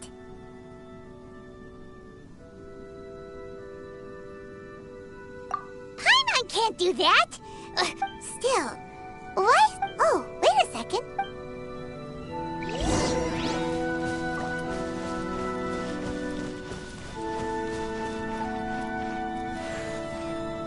Well, it seems that we have a visitor. It's a huge finch! Excuse me, I am not a finch. I am a teapot spirit, and you may call me... hang on a moment. What am I supposed to be called again? Oh, call me. I suppose you may call me Tubby. So you're the little helper Madame Ping mentioned? Madam Ping? Oh, you must mean Ping. Yes, she did summon me here. You may leave all matters regarding the upkeep of this realm to me. Your journey may be far from over, but at least this way you will not want for a comfortable place to sleep each night. Though it is the Adepti who create realms such as this, they generally do not have the time of day to attend to the banal matter of their maintenance. Thus, we teapot spirits were created to help guard their realms and manage their affairs. You may consider me a butler, if you will. Now, allow me to explain this realm to you. Have you any blueprints on you? Specifically, blueprints with beautiful rooms, chairs, and the like. As long as you have a blueprint, you can refashion this realm however you please. Blueprints? Oh, that's right! Granny handed us some when she gave us the teapot, didn't she?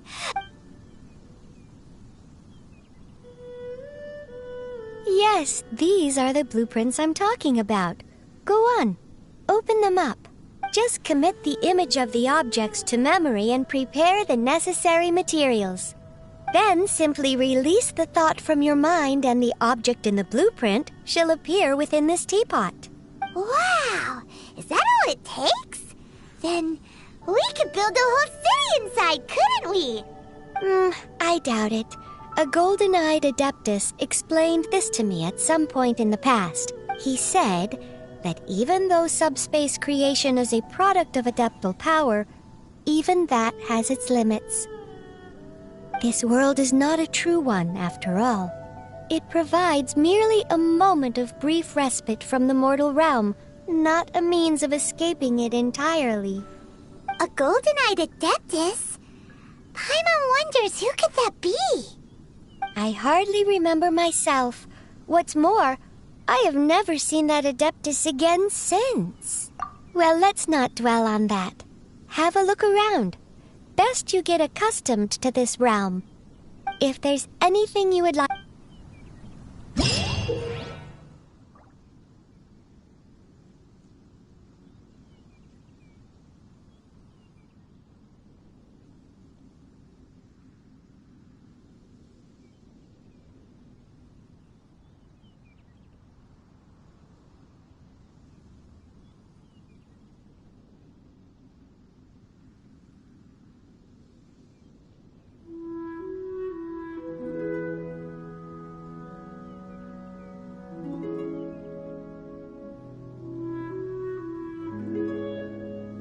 I hear the voice of fate, speaking my name in humble supplication.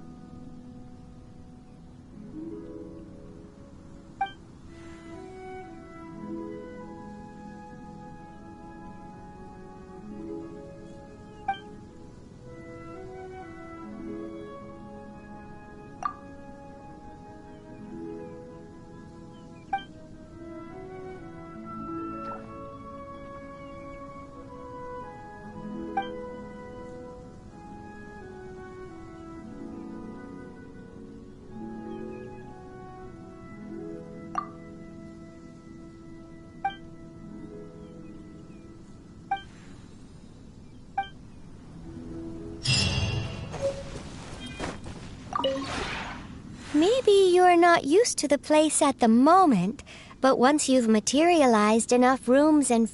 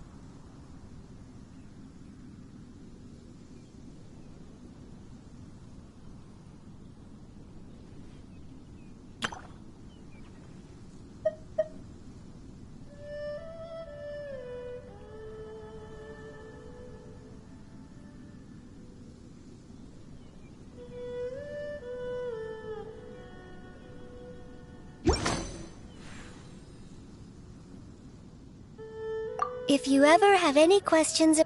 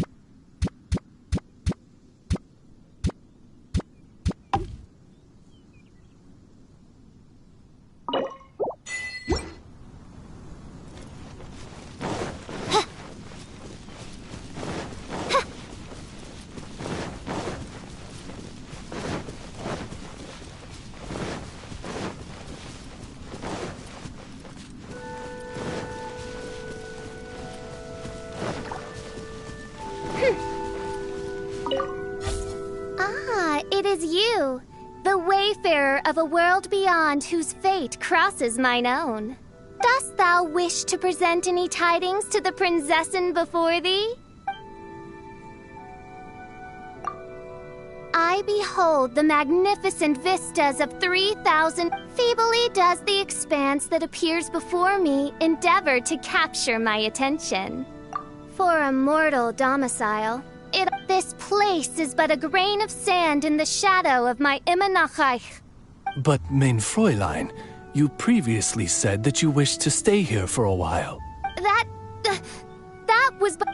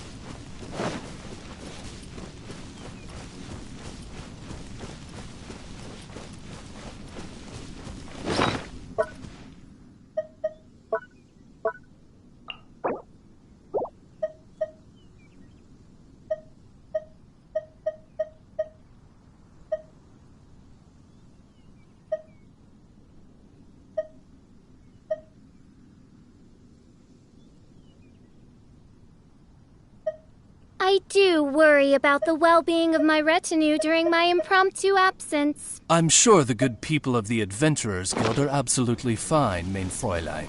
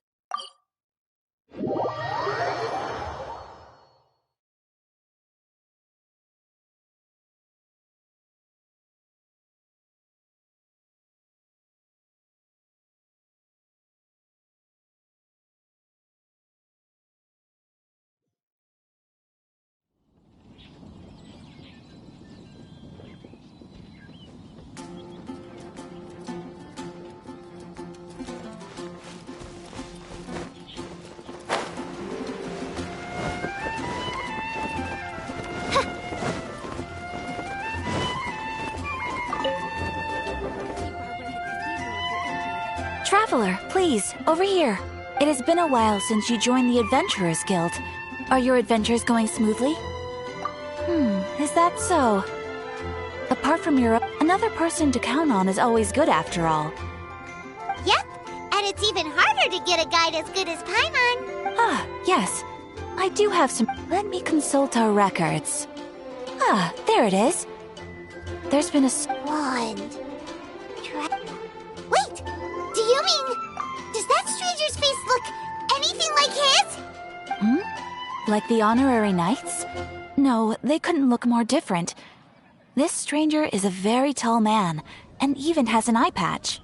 Seriously? How does this... That stranger declined the guild's invitation, so I can't say that I know anything about the... Nonetheless, You can look for him if... After all, it is not uncommon for some adventurers to not want to be... And should the stranger be a strong adventurer indeed, he would certainly be a big help on your journey.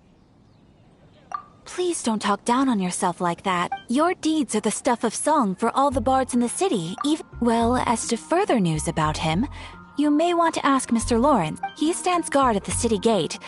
I wish you every...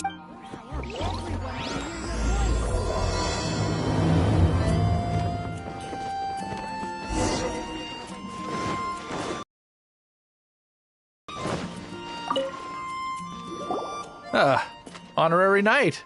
Is something the matter? A stranger with an eye patch. Let me think. He was wandering all over Mondstadt at first, which I found... I lost him pretty quickly. Still, I didn't think that this was such a huge matter that we needed our outrider to pursue him by air. As long as Master Jean is here, there's nothing to fear from some suspicious, unusual-looking person. That might be true, but if it were up to Jean, That is true. But on the other hand, knowing that Master Jean may overreact to the situation is all the more reason to not tell her, no? Anyways, oh yeah, he was at Wagner's smithy for a while before I tried telling him. He might have said something to Wagner. You should go ask him. Maybe...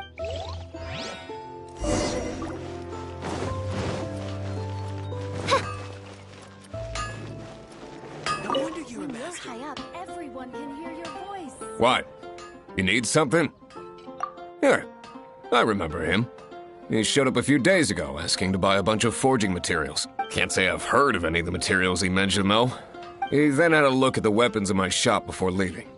I've heard that he can be found drinking at the Angel's Share. If the Knights of the Guild want to get hold of him, that's the only place to be. The Angel's Share? Well, anyway, let's go to the Angel...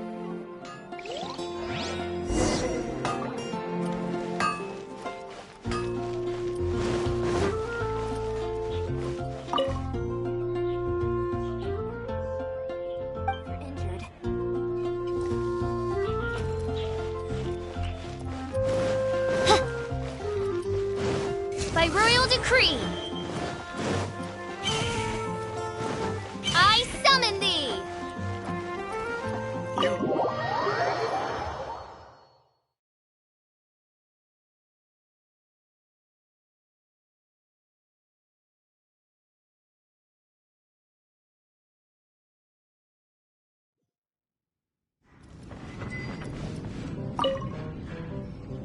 What will it be? Grape juice or apple cider? Hey, Charles! Have you seen a blonde stranger who wears an eye patch? That I have. He comes here every night. Just to drink, though. Doesn't order anything else. He even sometimes mixes his own drinks after he orders them. I don't know anything else about him, but from his selections and mixes. And what's Master Deluxe? Why, I just gave it to you. Quite the connoisseur. Investigating everything is all. If you're looking for that gentleman, he ordered some new bottle of wine in advance yesterday. There's too many raucous patrons on the first floor, so if you want to wait, best to go to the second.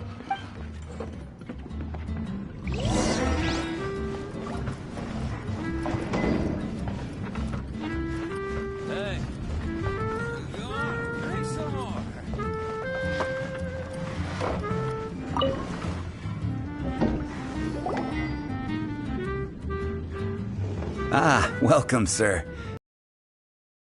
He's here.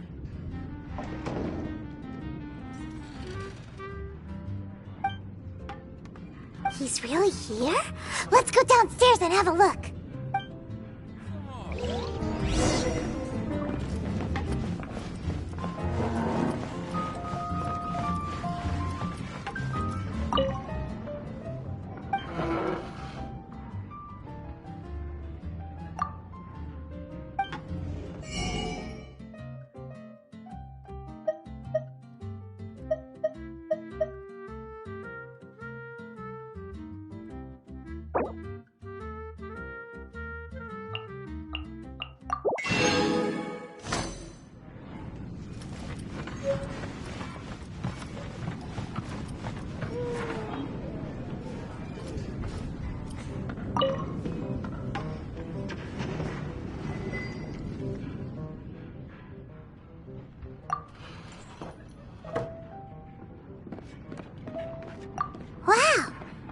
No intention of paying us any mind, huh? A traveler, you say? Why are you traveling? Well, that's as good a reason as any. Sit down over there, then. So, guess...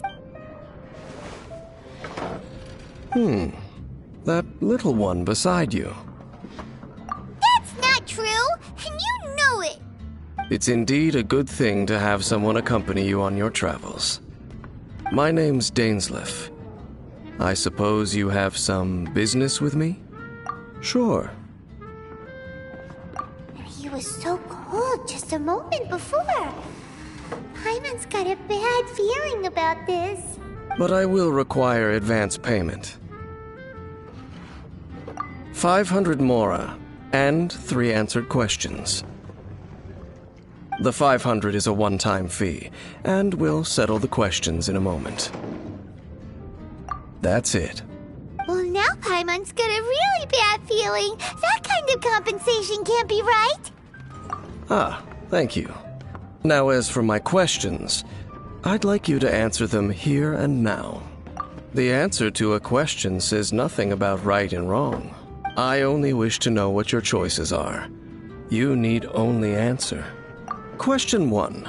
The crisis Mondstadt faced was resolved by an alliance between yourself and that Animo Archon who calls himself Venti.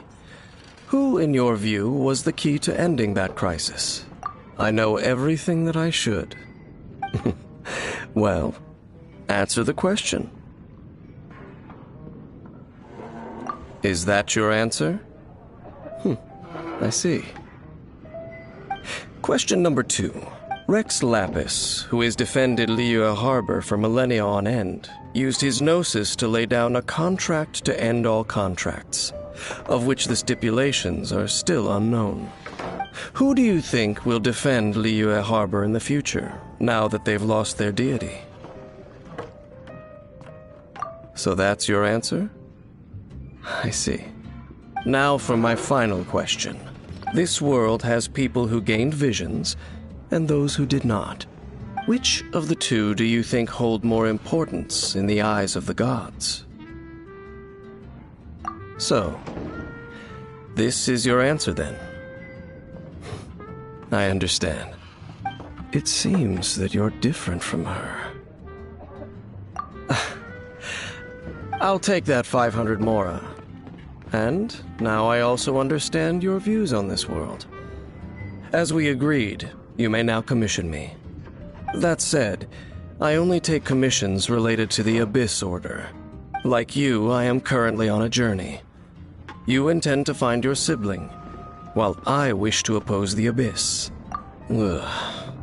Those creatures that serve the Abyss are the fangs and claws by which the Order spreads chaos in this world.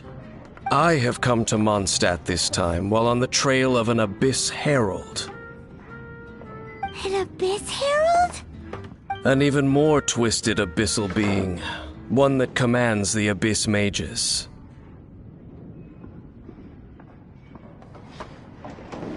Oh, that's right! We've just been fighting against the Fatui and Liyue, who are human too!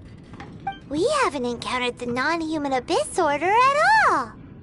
There's some reason behind that, I'm afraid. It's possible that they may have been under orders to avoid your path. Oh, that does sound pretty dangerous. Maybe they're looking for a better time to ambush us or something.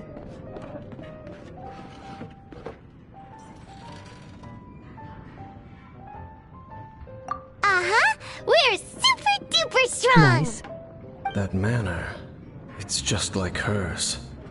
Well then, let's go see for ourselves, shall we? According to the leads I have on hand, the Abyss Order has re-infiltrated the Temple of the Falcon. Let's meet up at the temple. Perhaps your questions about the Abyss will be answered there.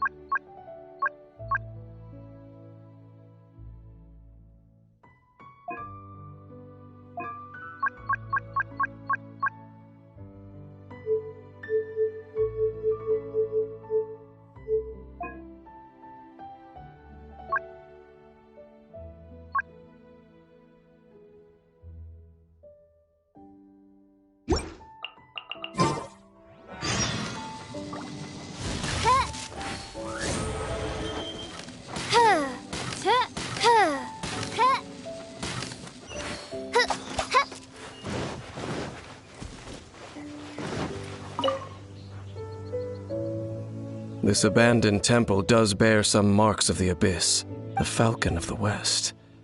Though it can soar in the wind, it ultimately does. Oh, it's nothing. Let's head inside.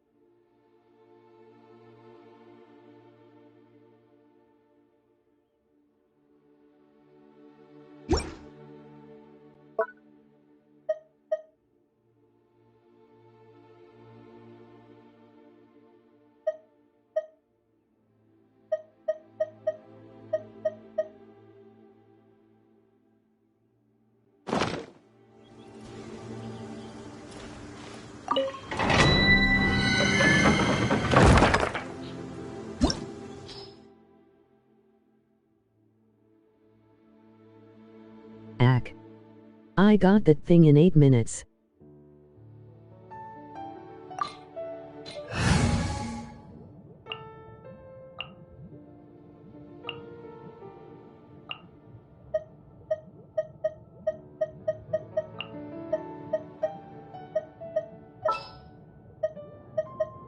Ready when you are.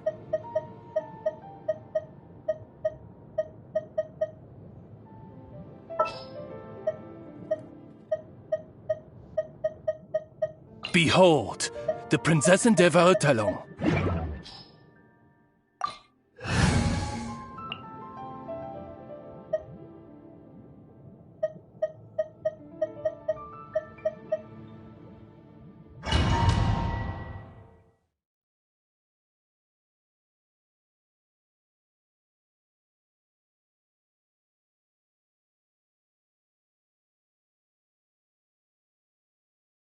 Oh.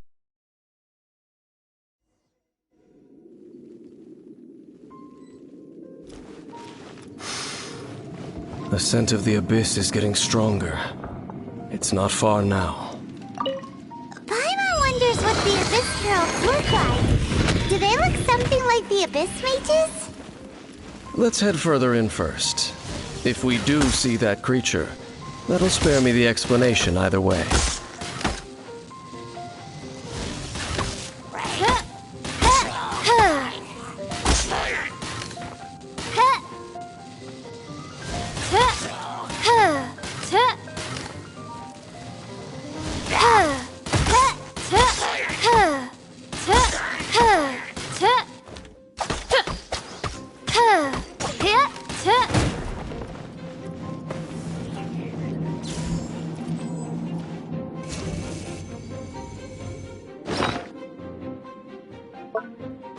No rest for the wicked. Oz, reveal thyself!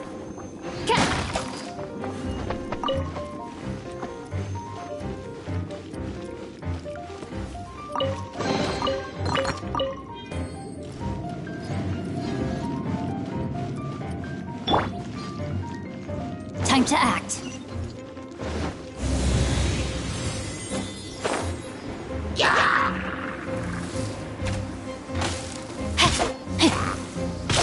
No, my sword!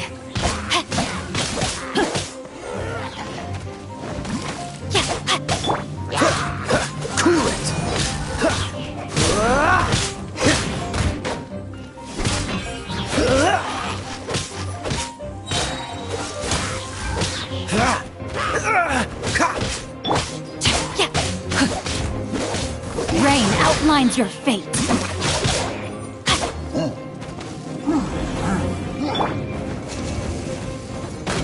I summon thee by royal decree.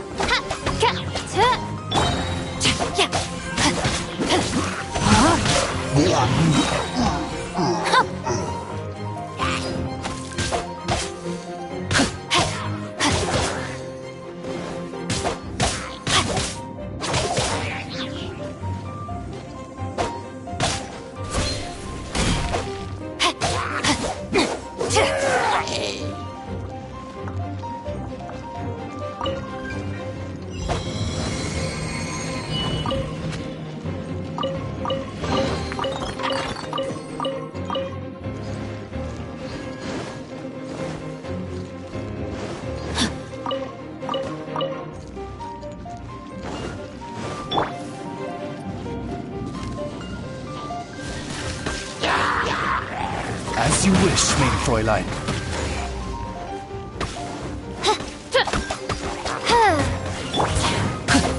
Let me weave you a verse. Rain outlines your fate.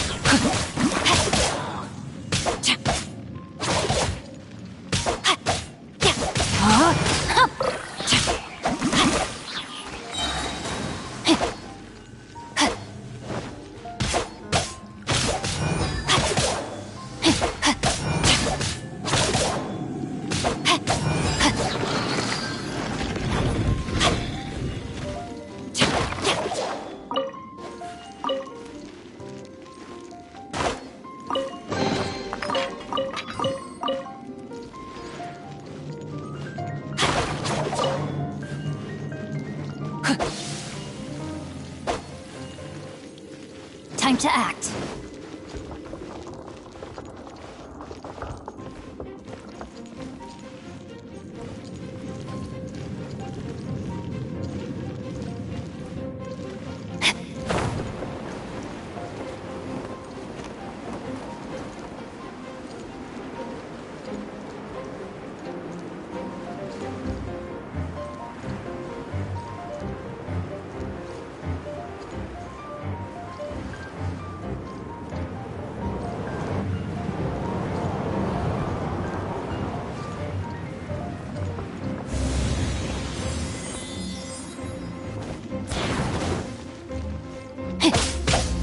Witness the power of Guhua! Know my sword!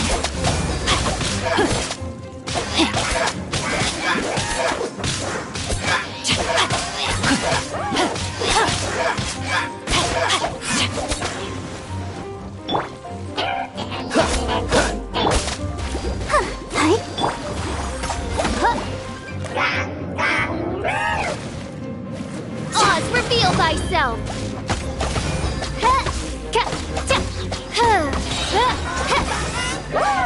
I summon thee! Mein Fräulein.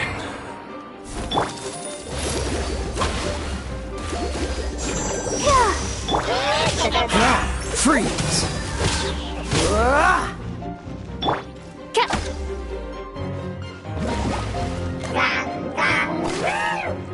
By royal decree! Dodge this! I summon thee!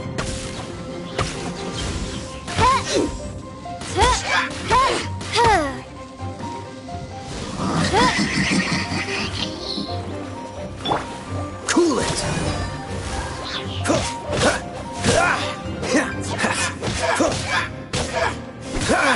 Freeze! This moment will be frozen in time.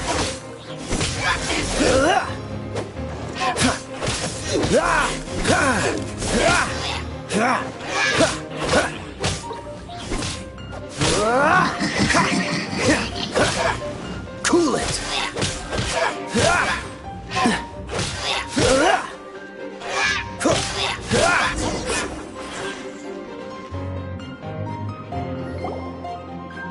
Just a few abyss mages? Seems like that herald might have already left. The abyss. It is chaos, and it is also destruction. It is a morass of inconceivable madness that encroaches upon this world's very foundations. That is why even the Dragon of the East, a servant of a deity, was unable to resist its corrosive, and the creatures of the abyss desire nothing less than the overthrow of a world ruled by the Archons. You seem to know a lot about the... Well, we do have some history. I suppose that's as far as chit-chat goes. We should head to Wolvendom. Judging by the traces I'm following, their next appearance may be within the territory of that old wolf. Perhaps we may find our Abyss Herald there.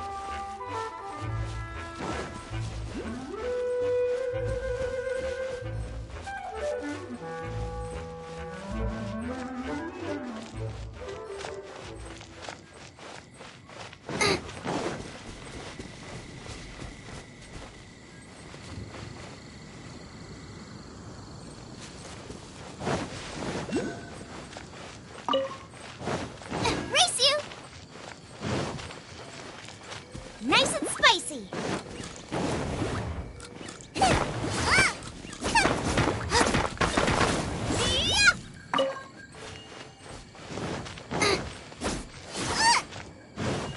Race you! Well, we're in Wolfendom now. Think Dane's waiting for us up ahead? We should meet up with him quick, in case the wolves decide they don't like him.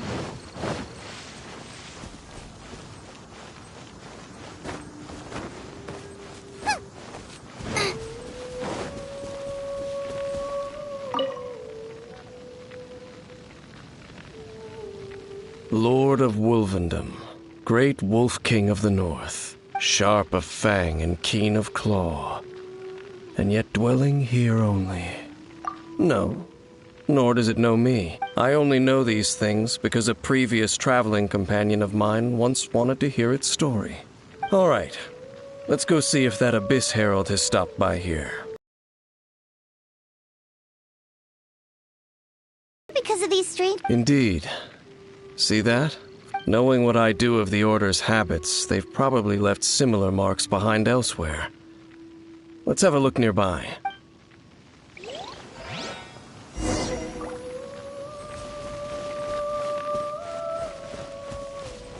Out of the frying pan, into the fire!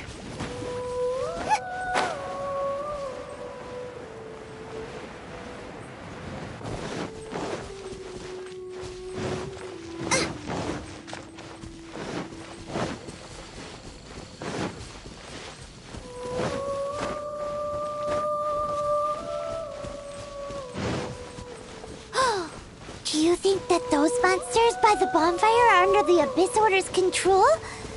Looks kinda scary. Let's beat them up first.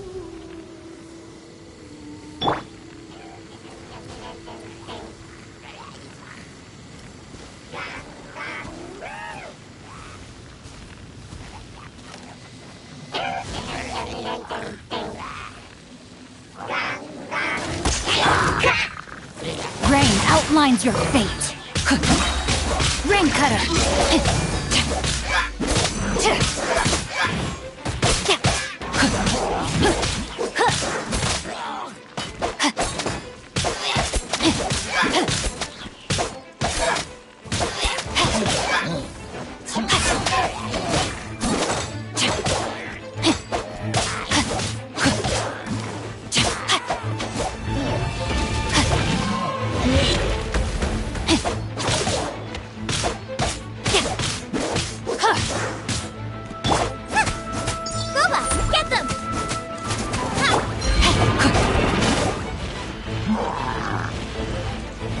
Body in mind. No, my sword!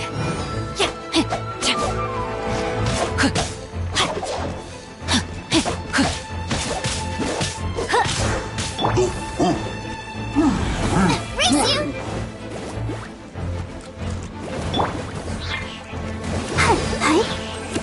Come on, we can do it. I'll protect us. Oh no! Whew, that's that! Let's go check out that bonfire.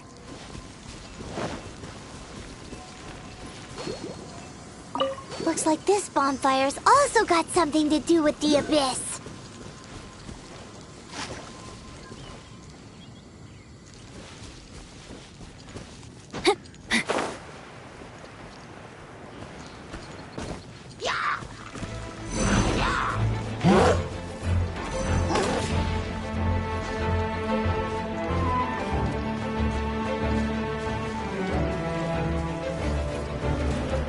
Not good.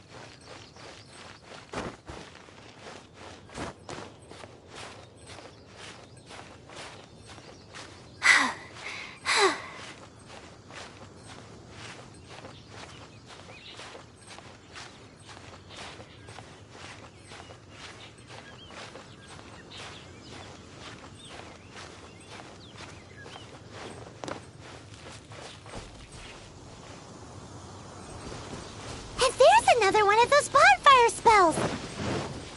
Looks like the Abyss really has been around here. Yikes! Where do these monsters pop out from? Let's clear them out, and quick!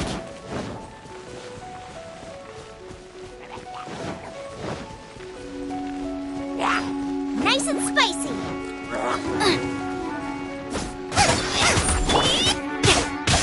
No, my sword! Let me leave you a verse.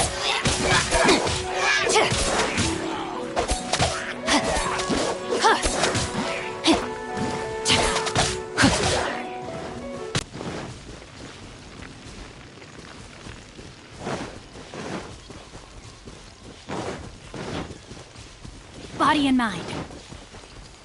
Body and mind.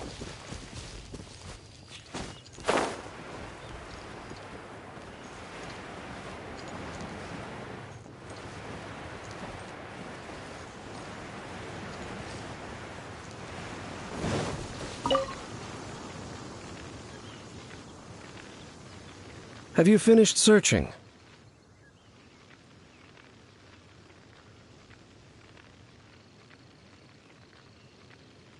I searched around these parts and found some signs myself. But they were left behind by abyss mages, and there was no deeper abyssal power to them. It seems that even an abyss herald would not wish to make. We should leave as well. If there's. But now we're out of leads. No. Let's get a move on then. I'll wait for you at Storm Terror's lair.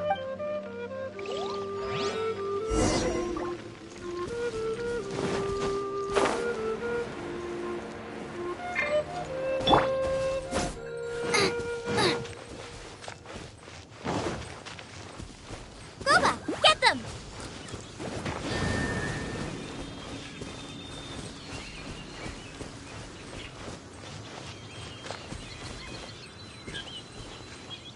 Out of the frying pan, into the fire!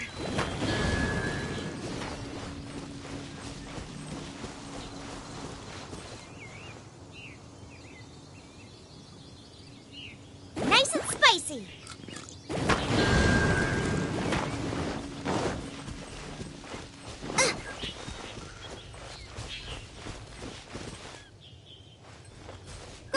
Get them!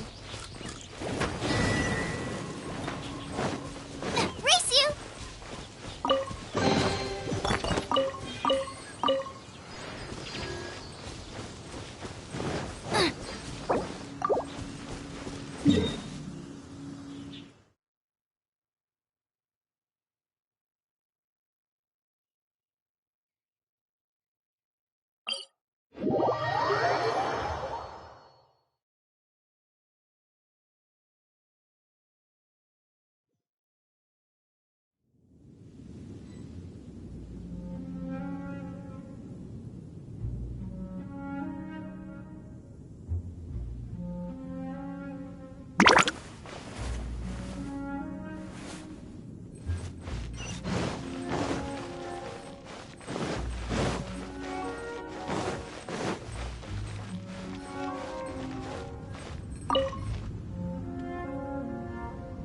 I've heard about what happened to you during Mondstadt's crisis.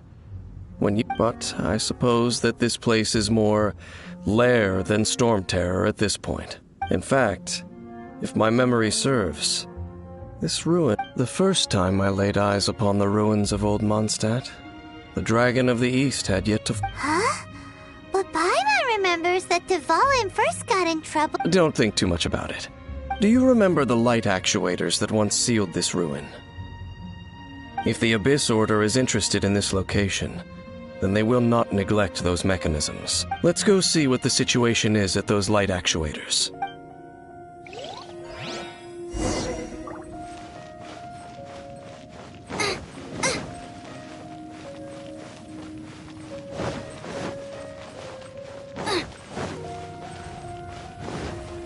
Race you!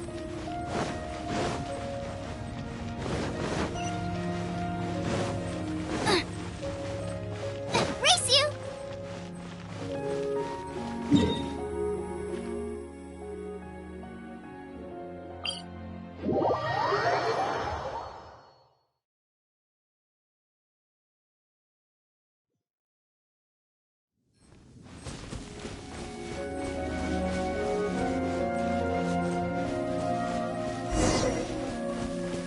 Look!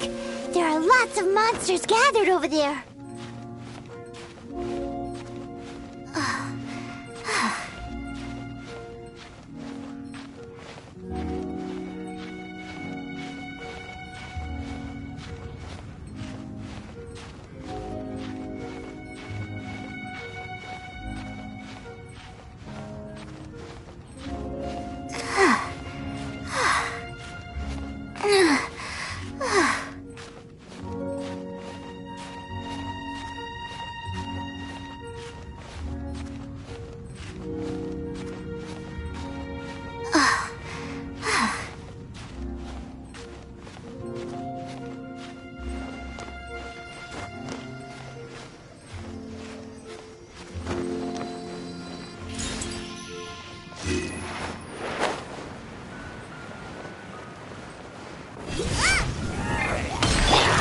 You're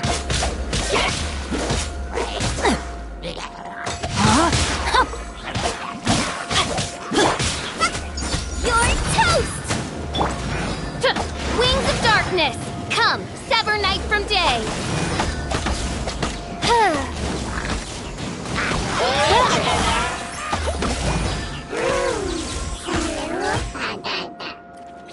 Oh, goodness gracious! Oz, reveal thyself!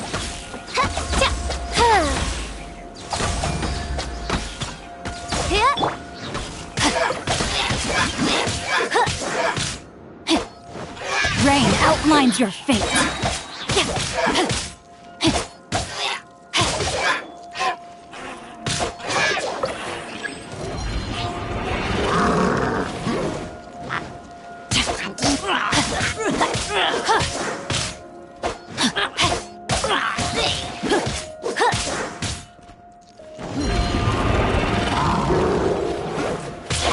A minor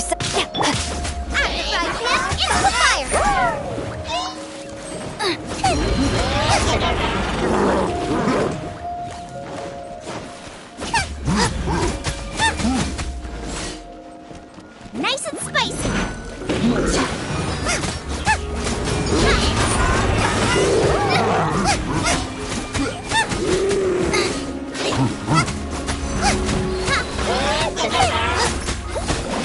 Don't hit me! Booba, get them! Dinner's gonna burn.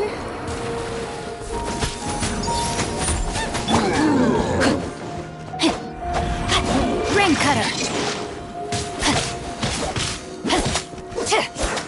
Body and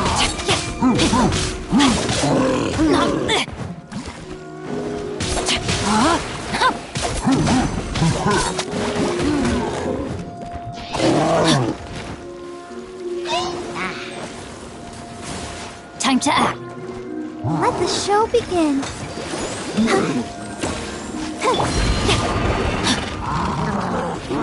Body and mind. Time to act. Right, Pip, into the fire.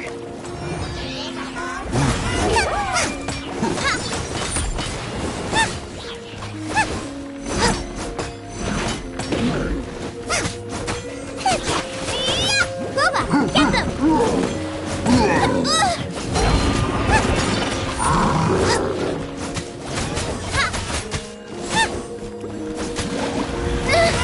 No ingredients for me today! By royal decree! As you wish, main Fräulein.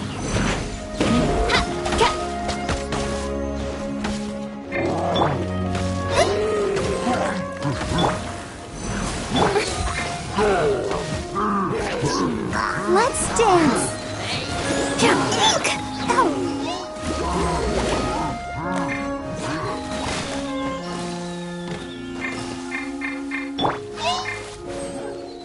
Oz, reveal!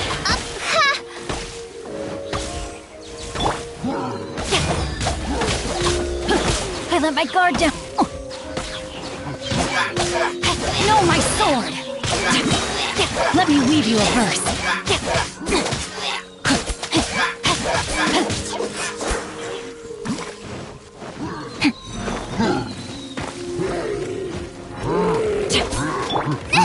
Now I'm really in a pickle! Hey-ya! Out of the frying pan, into the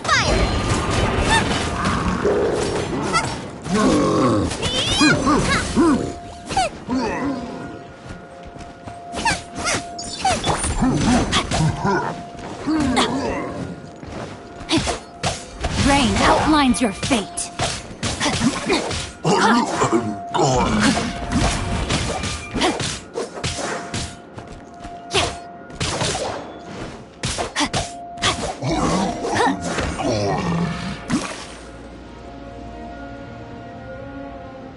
So in the end, we still couldn't find that Abyss Herald.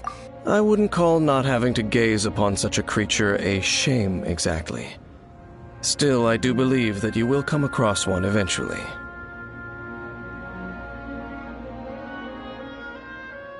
No,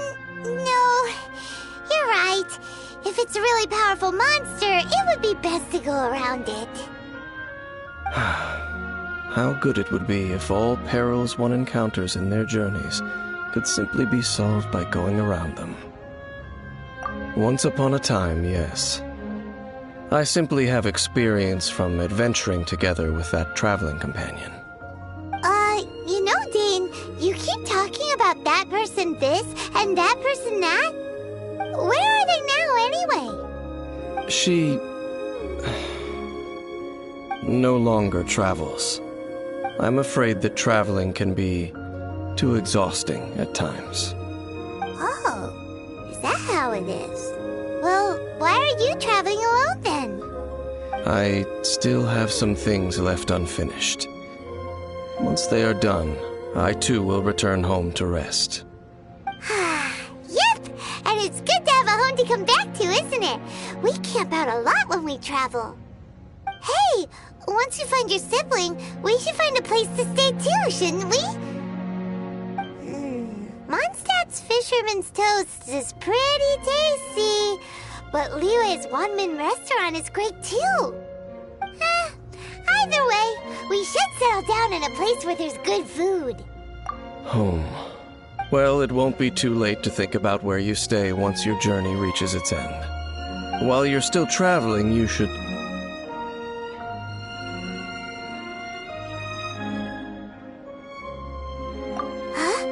What's familiar? A familiar feeling, you say? It could be someone you know well, or perhaps a monster. Whichever it is, we should see it for ourselves, and thus see clearly. We can reach the top of that cliff from over there. Let's go. Oh, Dane moves really fast, doesn't he? Let's use that wind current nearby to catch up. Time to act.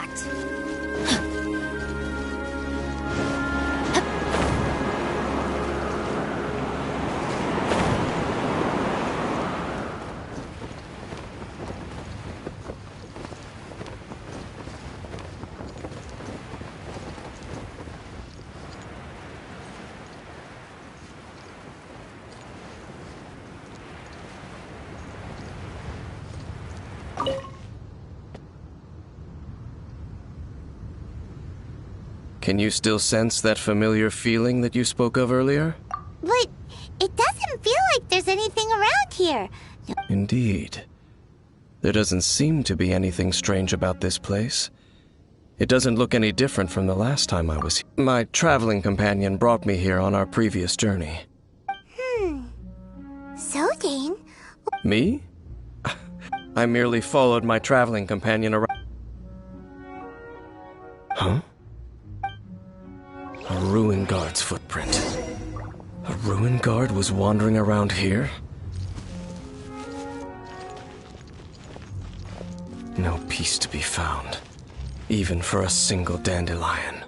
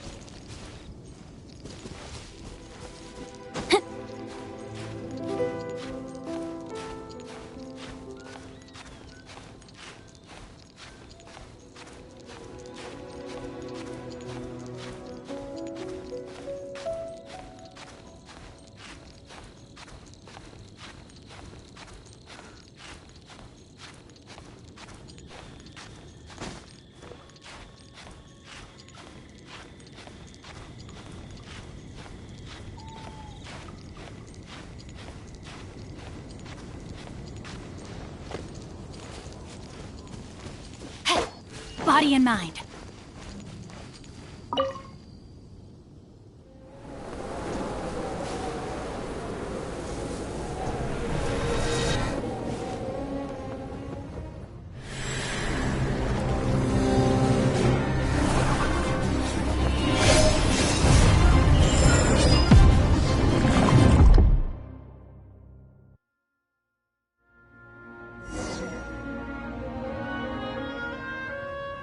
What's gotten into you? You were just spacing out. Huh? You mean your sister? But how could that be? You only touched that dandelion for a second. Perhaps that dandelion bears some sort of scent that only you recognize. As for why, has it perhaps experienced something related to you? You're saying some real confused... Do not rush. Vexation and anxiety are the enemy of rational thought. Your journey has only just begun, has it? At least you now know that she is still on this world, at this time. The most important thing is, yes, and this is something you must keep in mind as the meaning behind your journey. May you find your kin at the end of that journey. Huh? You're leaving? Already? Only for now. Don't worry. We will meet again. After all, I did take 500 mora and those 3 answers you gave me.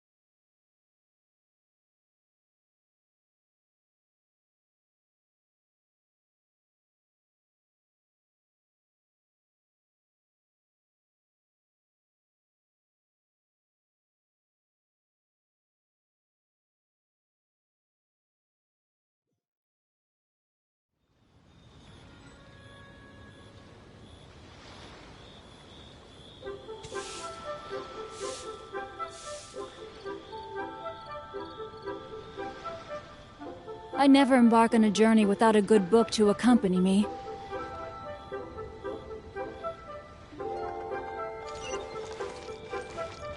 Time to act.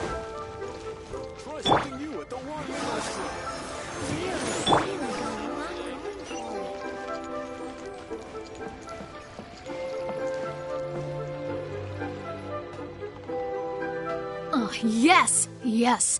They have the audacity to go after anything! The 7 dragons, gods. No ancient artifact that relates can escape their greedy ambitions.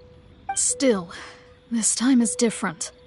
Who do they think they are, going after the Abyss Order's treasures? Oh, Traveler, it's you. Huh? Ganyu, what are you doing here with Lan? Do you have a commission you need to post? Hello. We were just discussing the treasure hoarders. Yes. We were just saying how even the audacious treasure hoarders should know better than to mess with the Abyss. But we recently received intel from the Ministry of Civil Affairs that 2 big-time treasure hoarders in Liyue and Mondstadt are planning some big joint operation.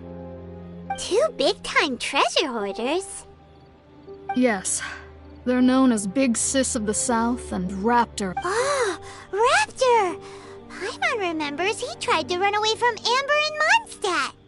But who is Big Sis of the South? You already know something then. I guess you must have crossed paths with the treasure hoarders many times before. You were correct. She's the head of the treasure hoarders in Liyue. As I understand it, the treasure hoarders all call her boss.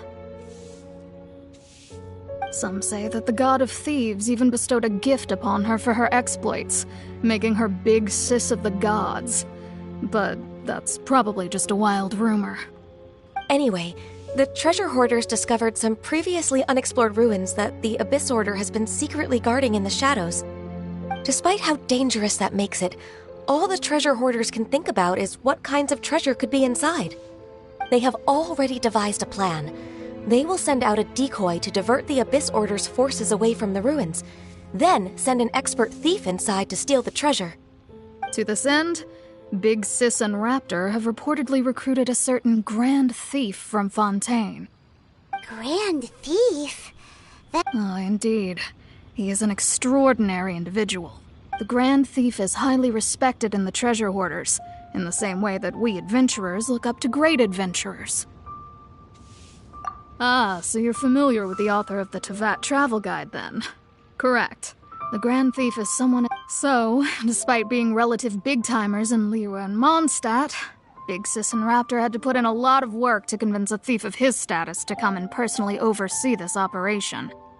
With the major changes in Liyue recently, the Ministry of Civil Affairs and the Millelith already have their hands full. They don't have but anything related to the Abyss makes me feel like there is some unknown danger lurking beneath the surface. So I decided to come to the Adventurers Guild to post a commission. Leave this commission to us! Oh, thank you so much. Good to see this in the hands of a reliable guild member. Well then, good luck. The guild will take care of the details of this commission.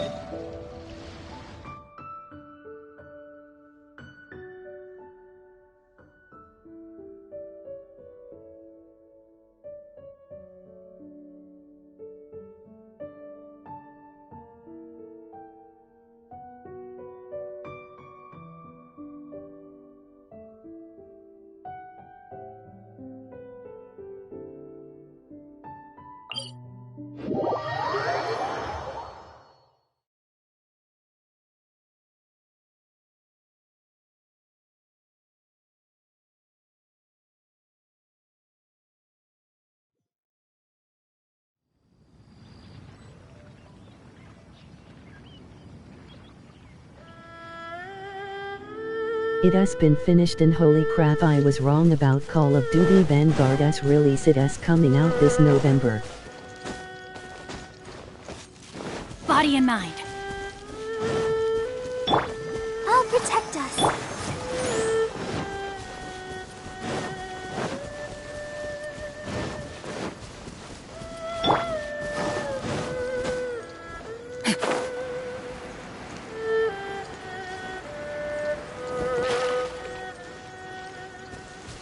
Time to act.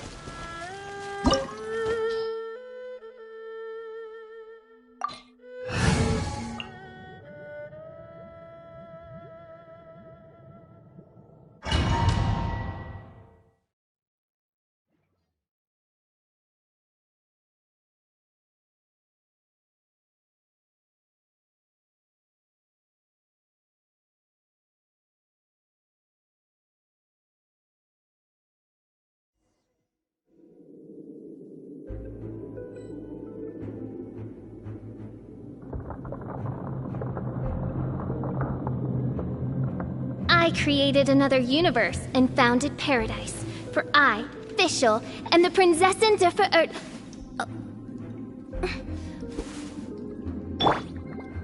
Let's dance!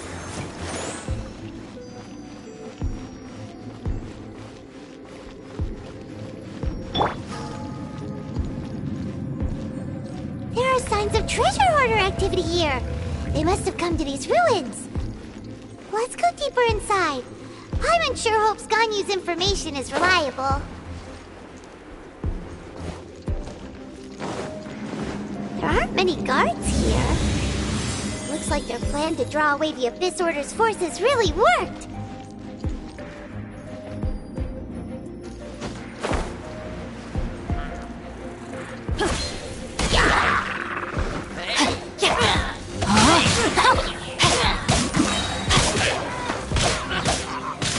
Body and mind.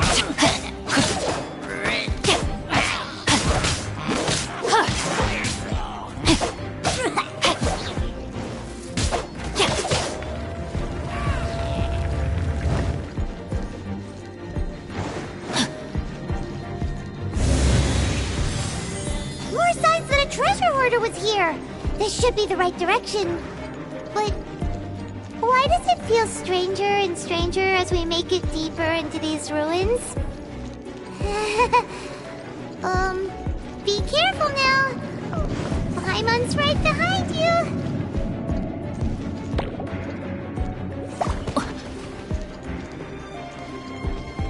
Time to act.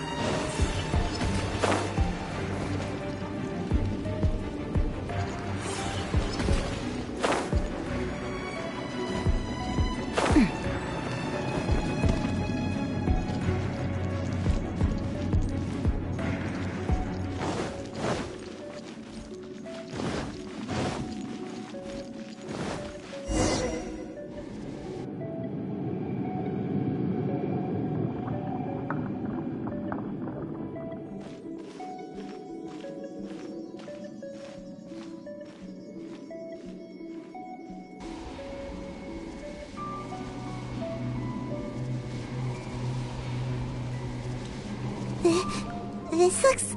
Could it be the... Why is he in that position? That's... Why is this... And the statue's hands... They're normally holding an orb, right? But this statue is holding... What is that? And the Grand Thief hasn't...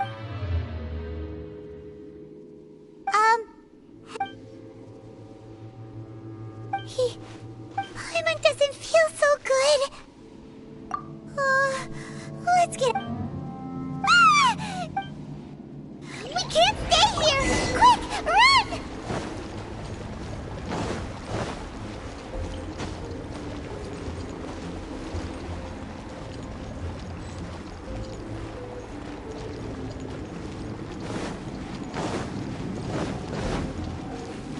Body and mind. Body and mind.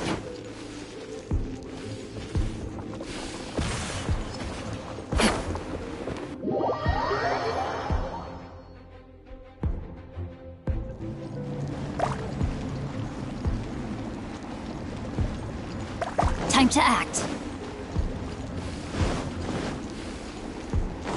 Time to act.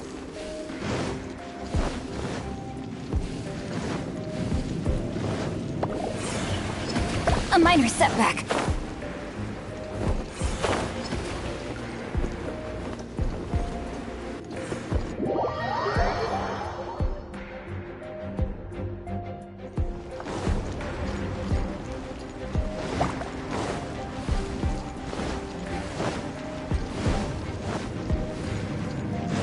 Body and mind.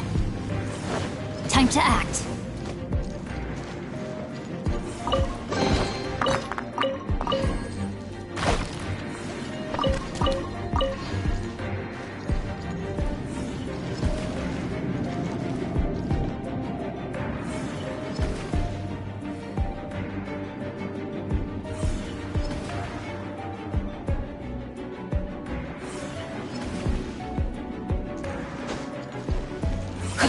Body and mind.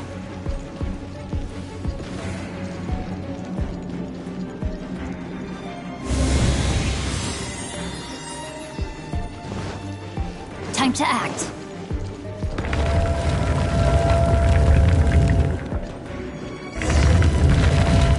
The Abyss.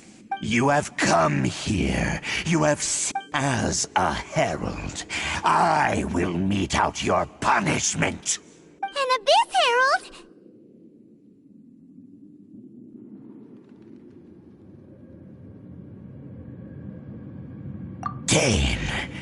Dainsleif. Oh, I thought you were just a couple of pests that stumbled in here by mistake. So, you are with Dainsleif, that constant annoyance in our affairs.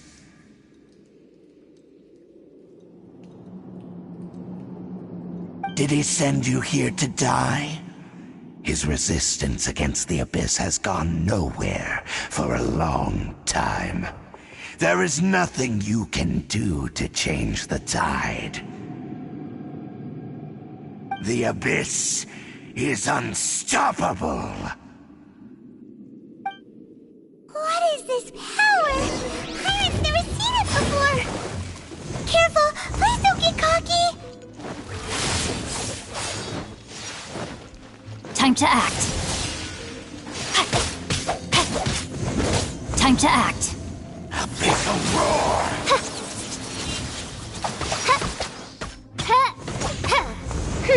By royal decree!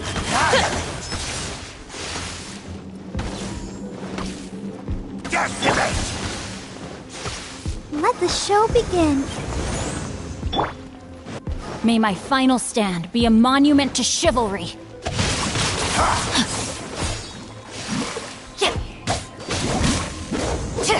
Body and mind. Dodge this!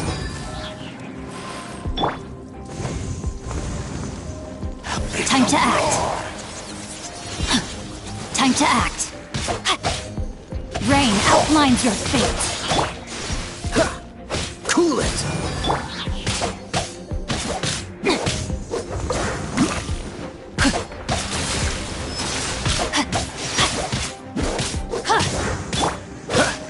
Dodge this!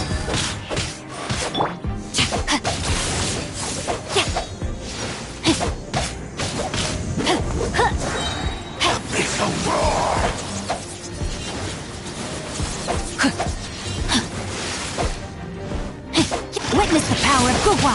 Know my sword! Ha! Cool it!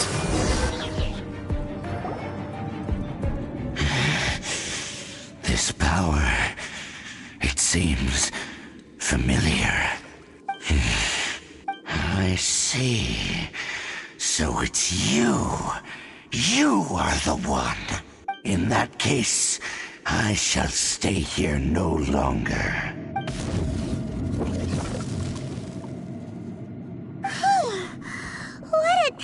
Such a strong enemy. Who knew the Abyss Order had monsters this? Huh? What is it? What are you thinking about? Oh, right, yeah. We're near the exit now. Let's get out of this scary place before something even more dangerous shows up.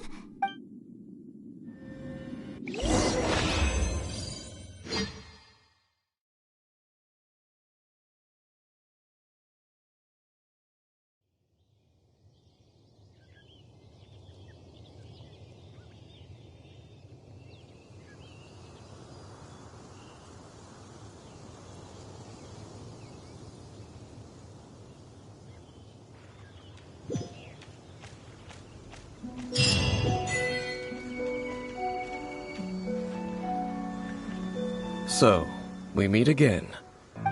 Hey, it's Dane!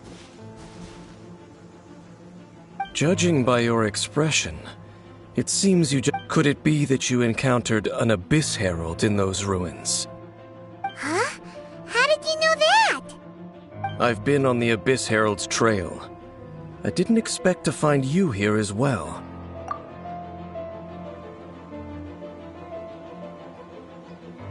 An inverted statue of the Seven, holding abyssal power in its hands. No, I have never seen such a thing during my time fighting the Abyss, though I have had my suspicions. Tell me the rest of what happened in there. So you escaped the ruin depths filled with abyssal power, and then? And then, as we got close to the exit, we fought a big battle with that thing. Yes, this is a rare opportunity indeed. Come, let's catch up to— Let's go! A rare opportunity?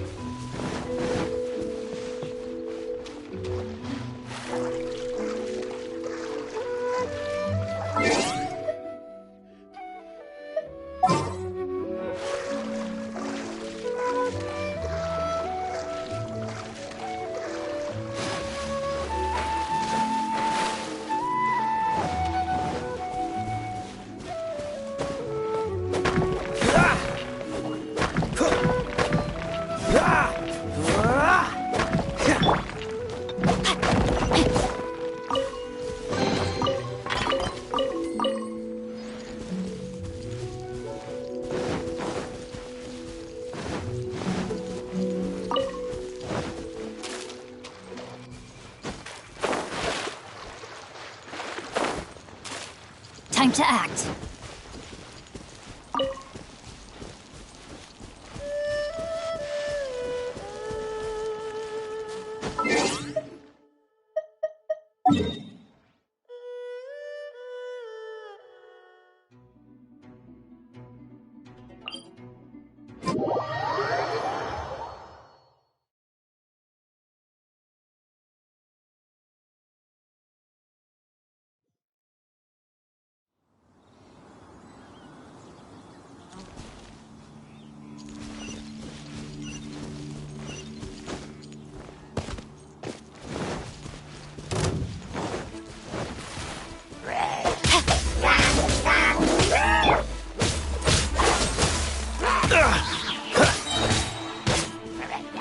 Don't get frostbite.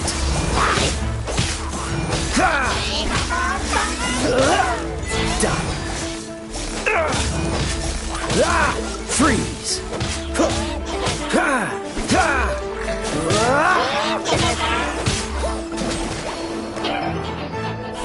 Cool it.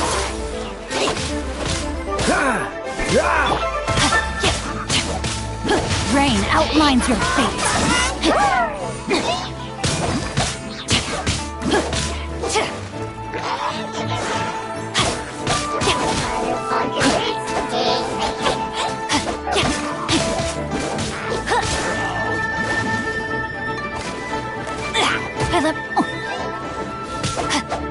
Time to act.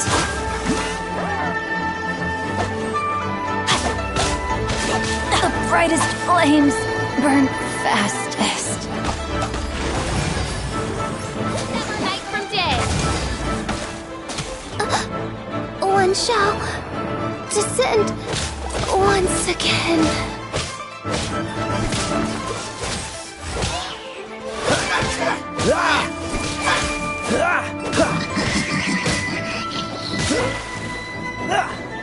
Freeze.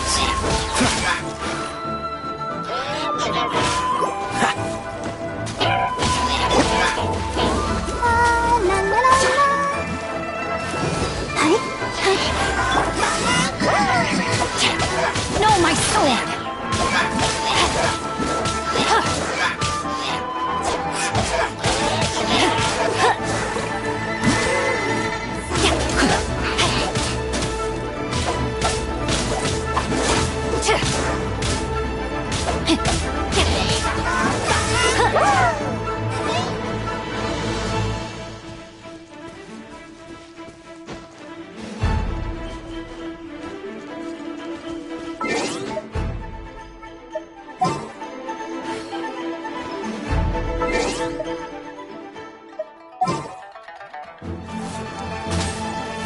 Body and mind.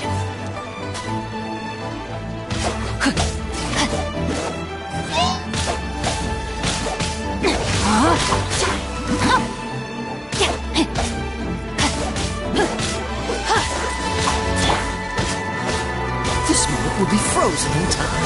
Cool it.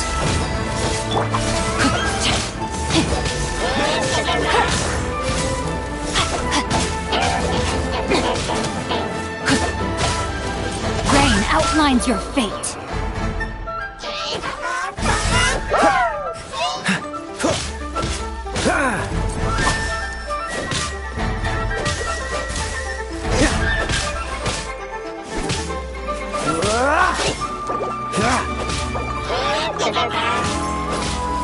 Dodge this.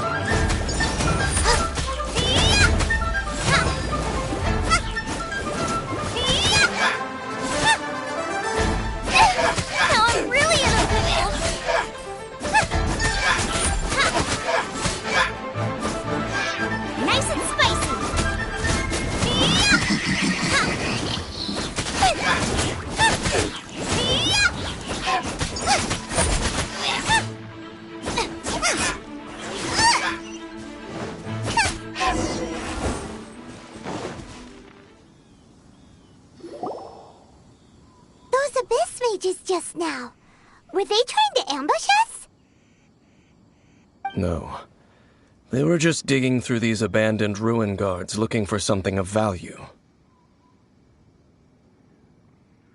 Oh, is that so? The Traveler here seems to like doing that a lot, too.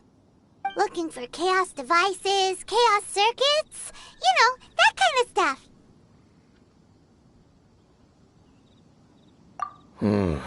They wouldn't be searching for such ordinary objects. In fact, I was nearby investigating precisely because abyss mages often come out from that ruin to explore. They seem to be searching the remains of ruin guards for a certain valuable object to take back to the ruins. However, they look disappointed, so it would seem they haven't found it yet. Well then, why didn't you grab one of them just now and ask what they were up to?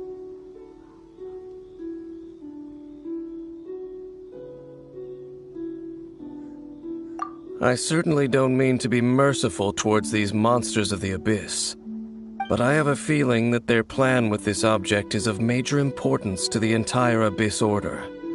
One cannot discover the truth behind it through interrogation. Or rather, these Abyss mages likely fear something else much more than they do a painful interrogation.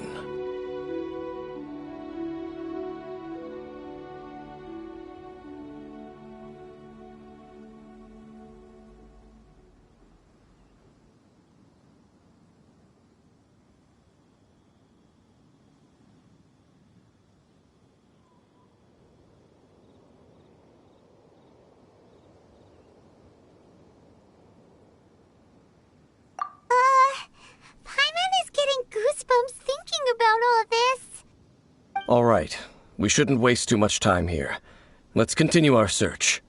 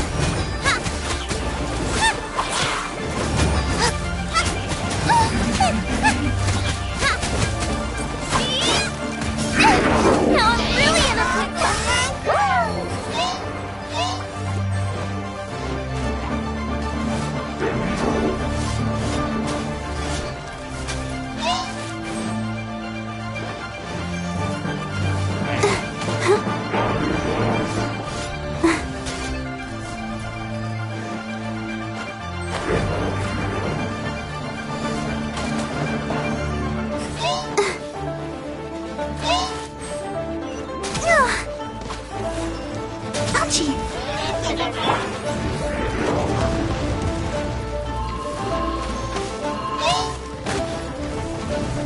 Oz, reveal thyself! Insubordination! Mein Fräulein.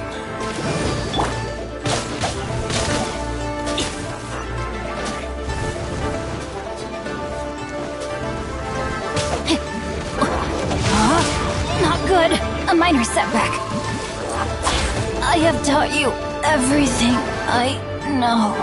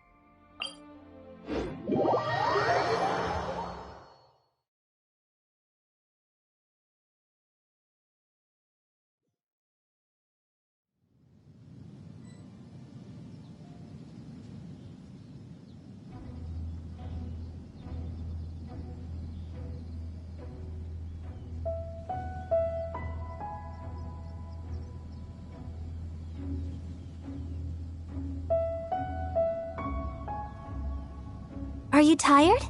Try my new spicy energy drink. I'm sure it'll wake you up.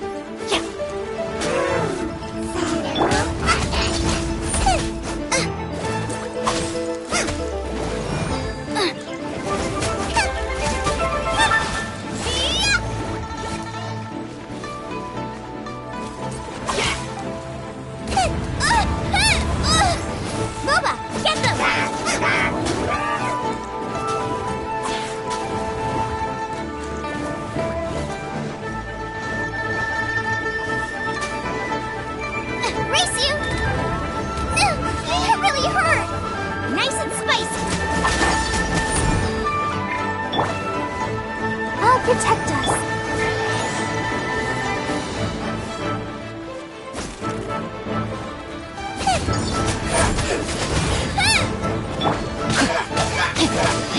Rain outlines your fate.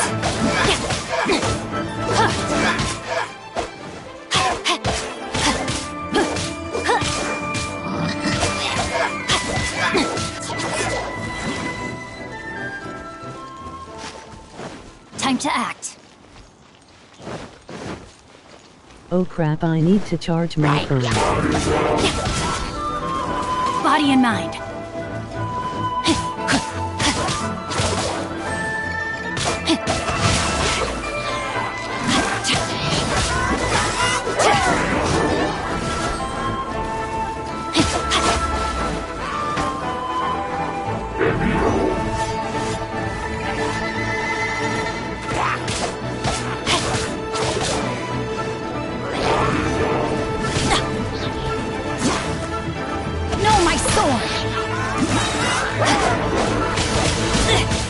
my guard down.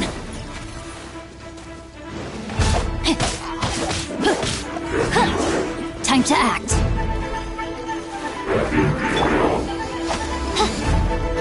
By royal decree!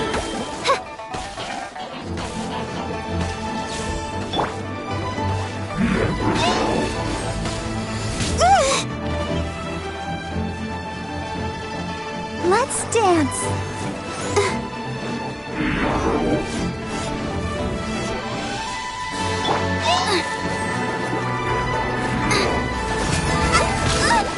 Dinner's roaring.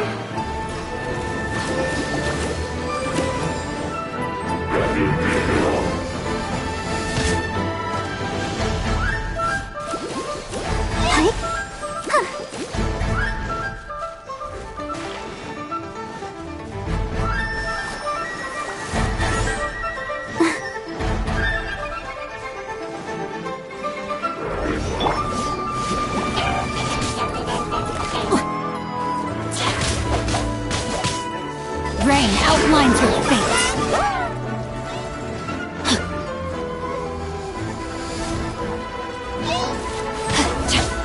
Let me weave you a verse. Oz, reveal thyself!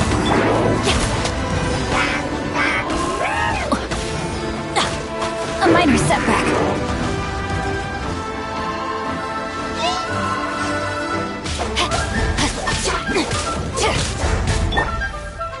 Midnight Phantasmagoria!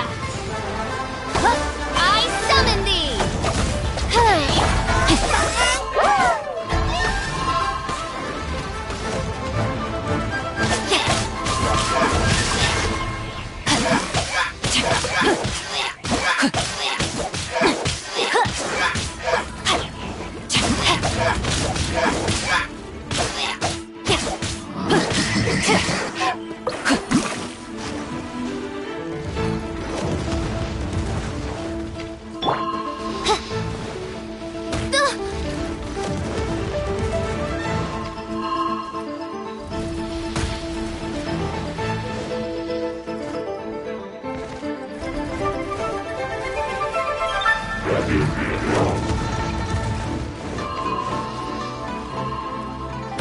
Mein Fräulein, should you fall,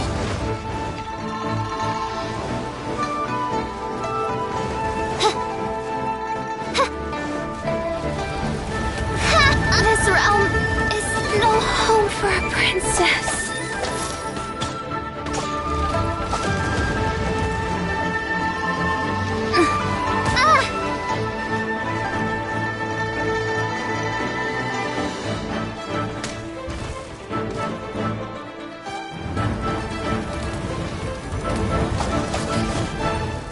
mein Fräulein. Go, Barbara, go!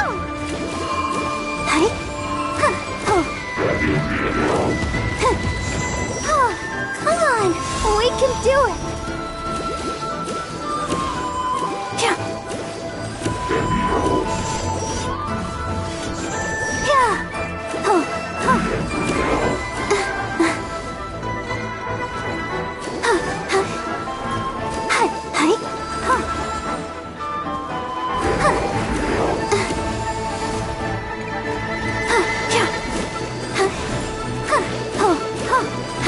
I'll protect us.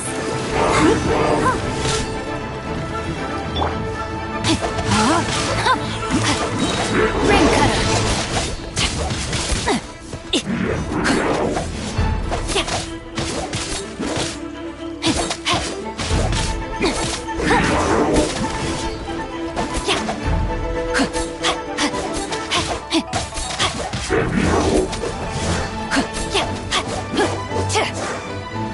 Rain outlines your fate.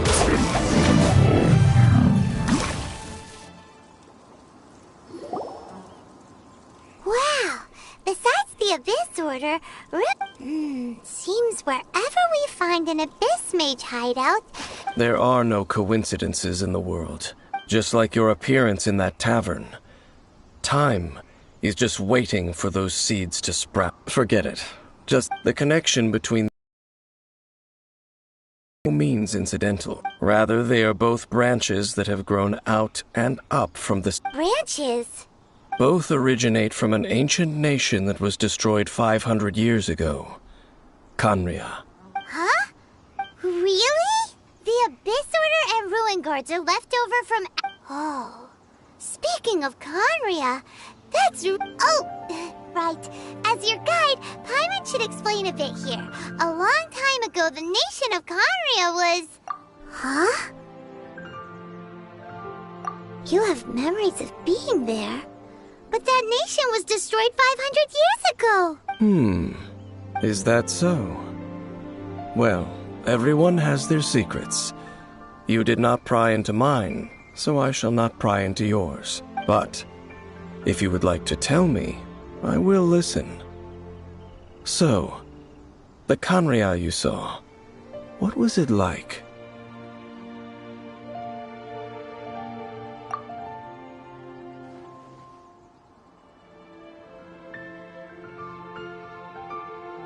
So that's the complete story, huh? Paimon thought that you ran into that unknown god first. I see. So your first memory after coming to this world was being awoken by your sister from within that meteorite. It seems your sister woke up first. But the question is, how long before you? And then your sister told you that the destruction of Khaenri'ah plunged the whole world into chaos, and that you two should leave this world called Teyvat? The destruction of Khaenri'ah? She said that?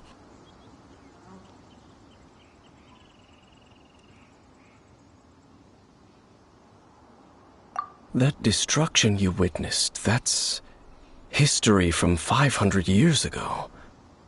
It seems the first time you awoke in this world was indeed during that period. Huh. So your sister must have understood this world better than you did, because she woke up first. And it was shortly after that that you encountered an unknown god who blocked your path, so you couldn't escape. Oh, Paimon knows this part really well. I understand. When you awoke at that time and hurriedly tried to leave for another world, you didn't know anything about Khaenri'ah. But now, since you have come to gain some understanding of Teyvat, you are able to guess that the war you witnessed all those years ago must be the war that ended Khaenri'ah. Am I right? Ah, if that's the case, you must have been flipping through all sorts of books during our adventure these past few... Before going to Mondstadt, you had just looked at some vague materials. Later, we managed to gather a whole bunch of old books from all around Mondstadt and Liyue, but you told Paimon they were useless. So, the whole time you were just trying to learn more about Khaenri'ah so you could find your sister?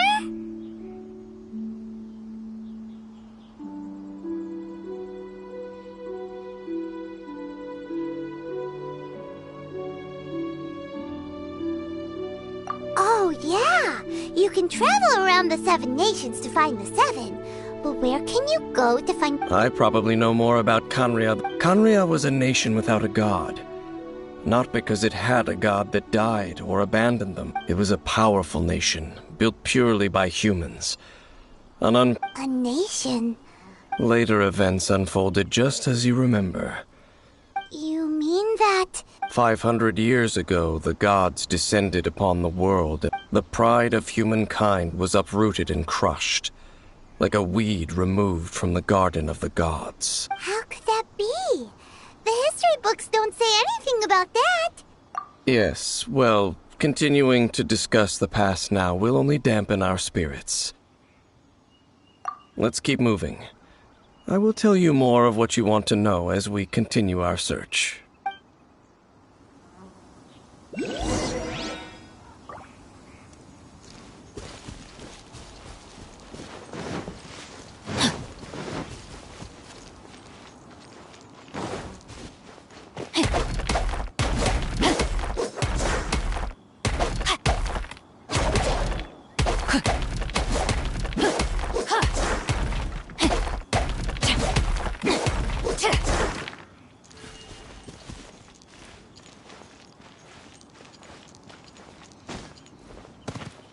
Body and mind.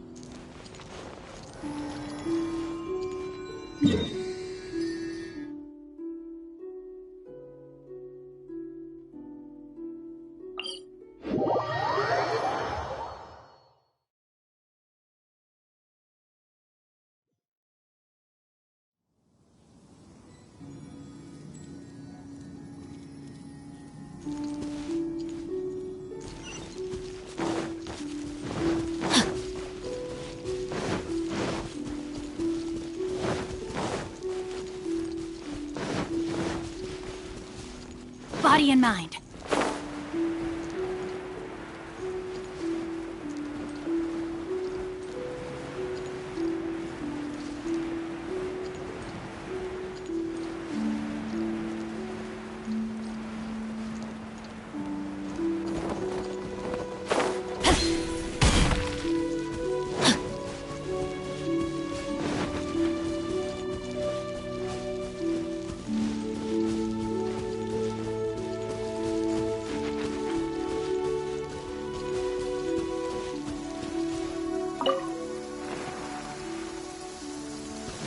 My family makes ornate umbrellas that block neither rain nor shine. Their sole purpose is for decoration upon a wall.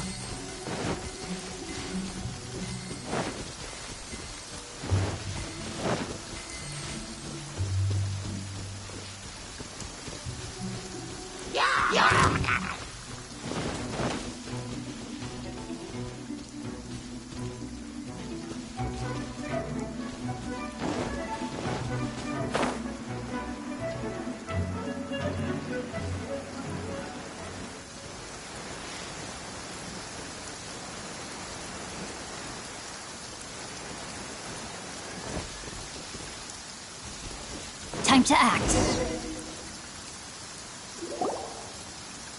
Over there!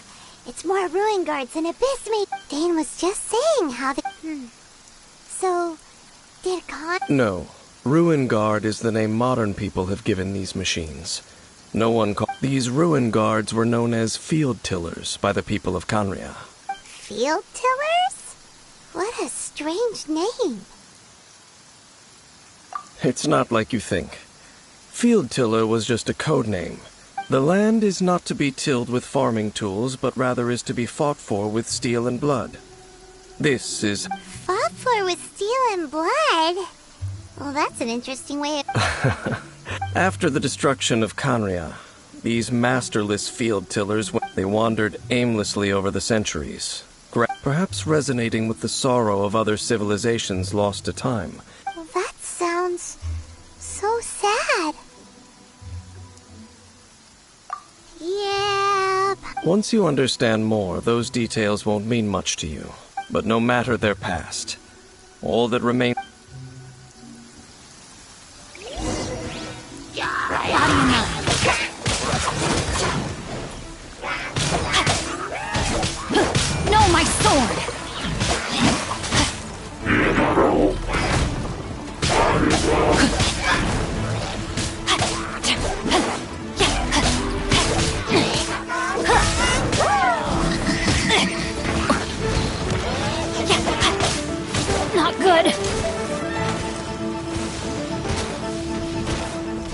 I am outplayed.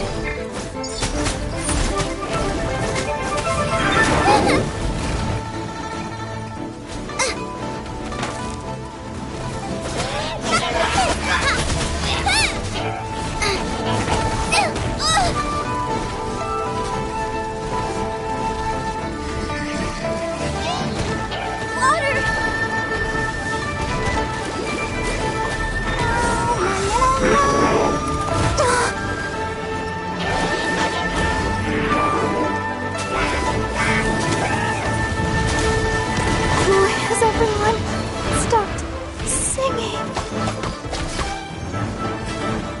By royal decree!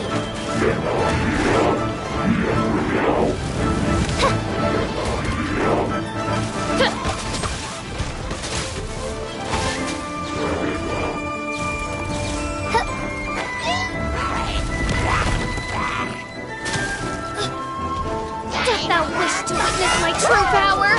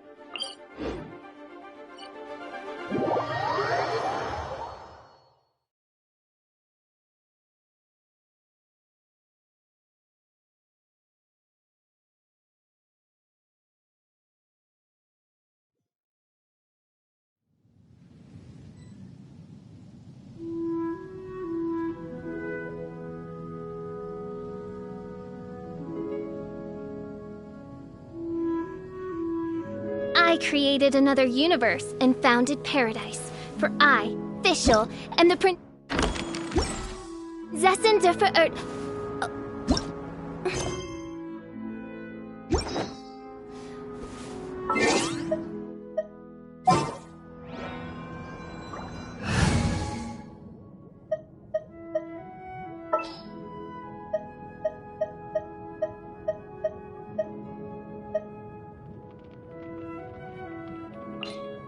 I'm taking the stage.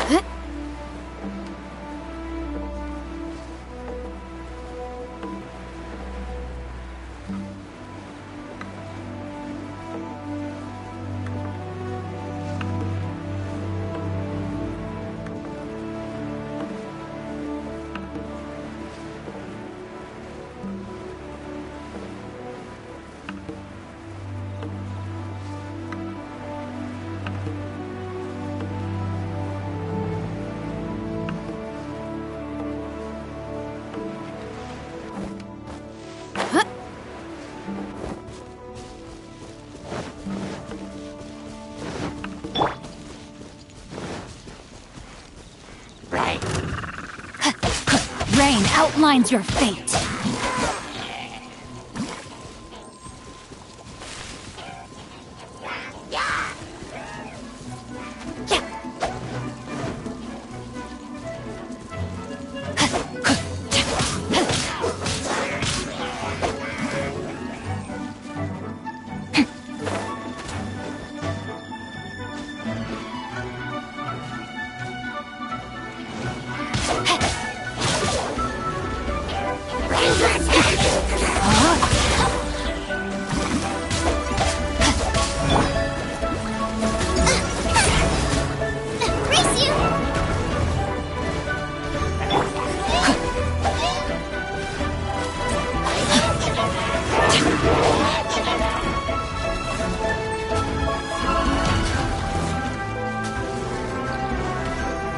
No, my sword!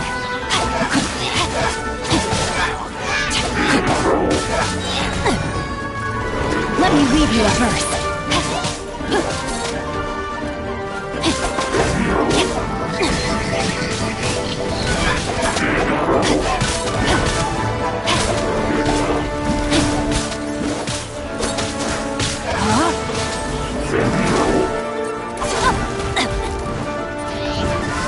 Time to act. May my final stand be a monument to chivalry.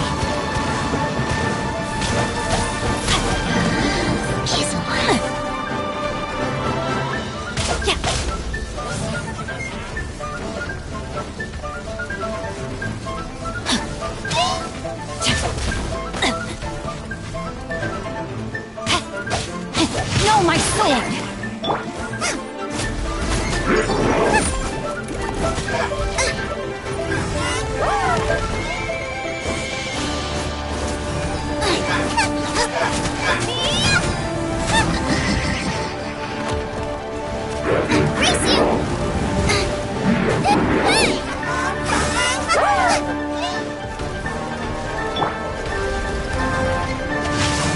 Body and mind.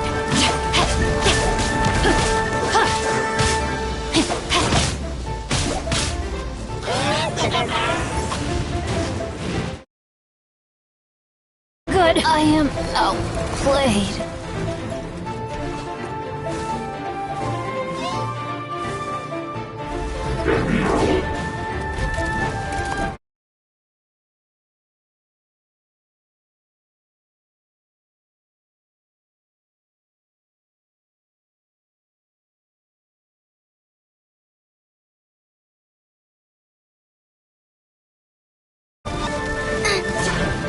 Nice and spicy.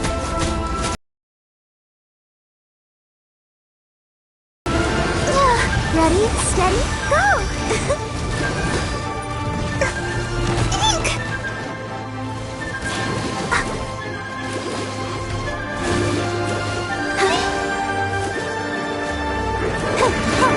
Let's dance!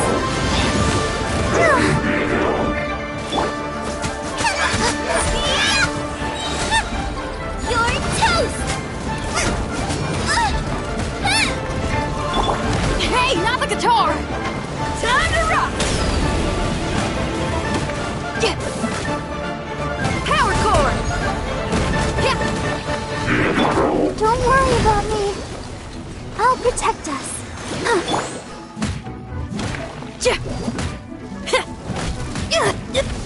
Not cool.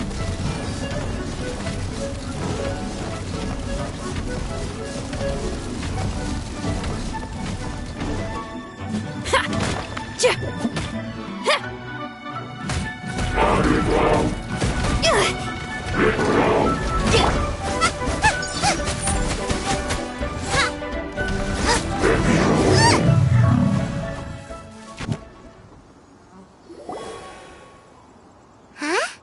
This abyss maze dropped a talisman. This talisman seems connected to the abyss here. Perhaps it really does contain information. But Paimon can't read the writing on it. Engulf the faith of an enemy in flame, and bring glory to Her Highness the Princess. What? Is that what it's... Loom of Fate, initial operation. The Abyss, seem to be carrying out a large It seems like they are still launching the operation, or rather... Loom of Fate? What's that?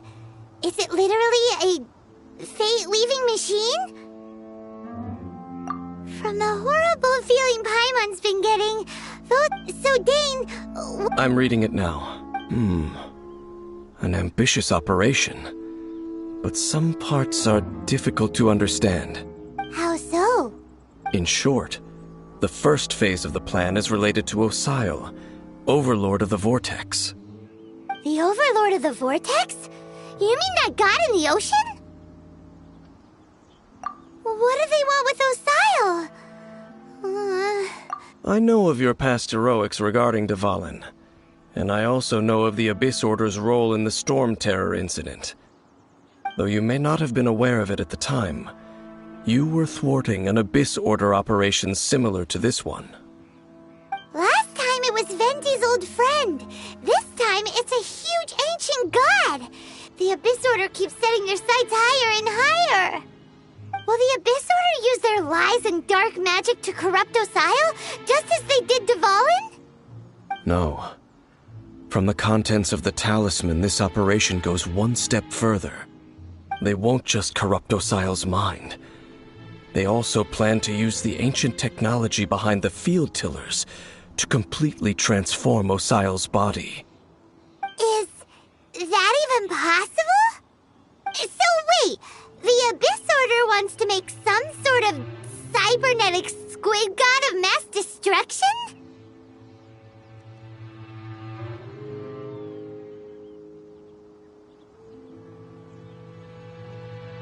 Very few people today truly understand the civilization of Khaenri'ah. Though, of course, the accuracy of that understanding itself is difficult to judge. Only the Abyss Order has consistently sought out the remnants of Khaenri'ah. Despite being far from human, they seek out this lost human civilization quite persistently.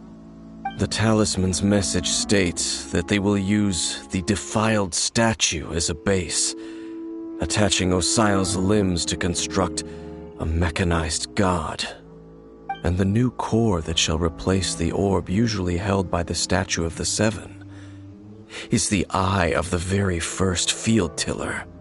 The eye of the very first field tiller? Oh, Paimon gets it! All those Abyss mages are looking for the special eye, right? It would seem so.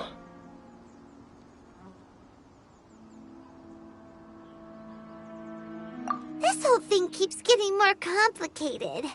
But basically, it all has to do with that eerie Statue of the Seven we saw, right?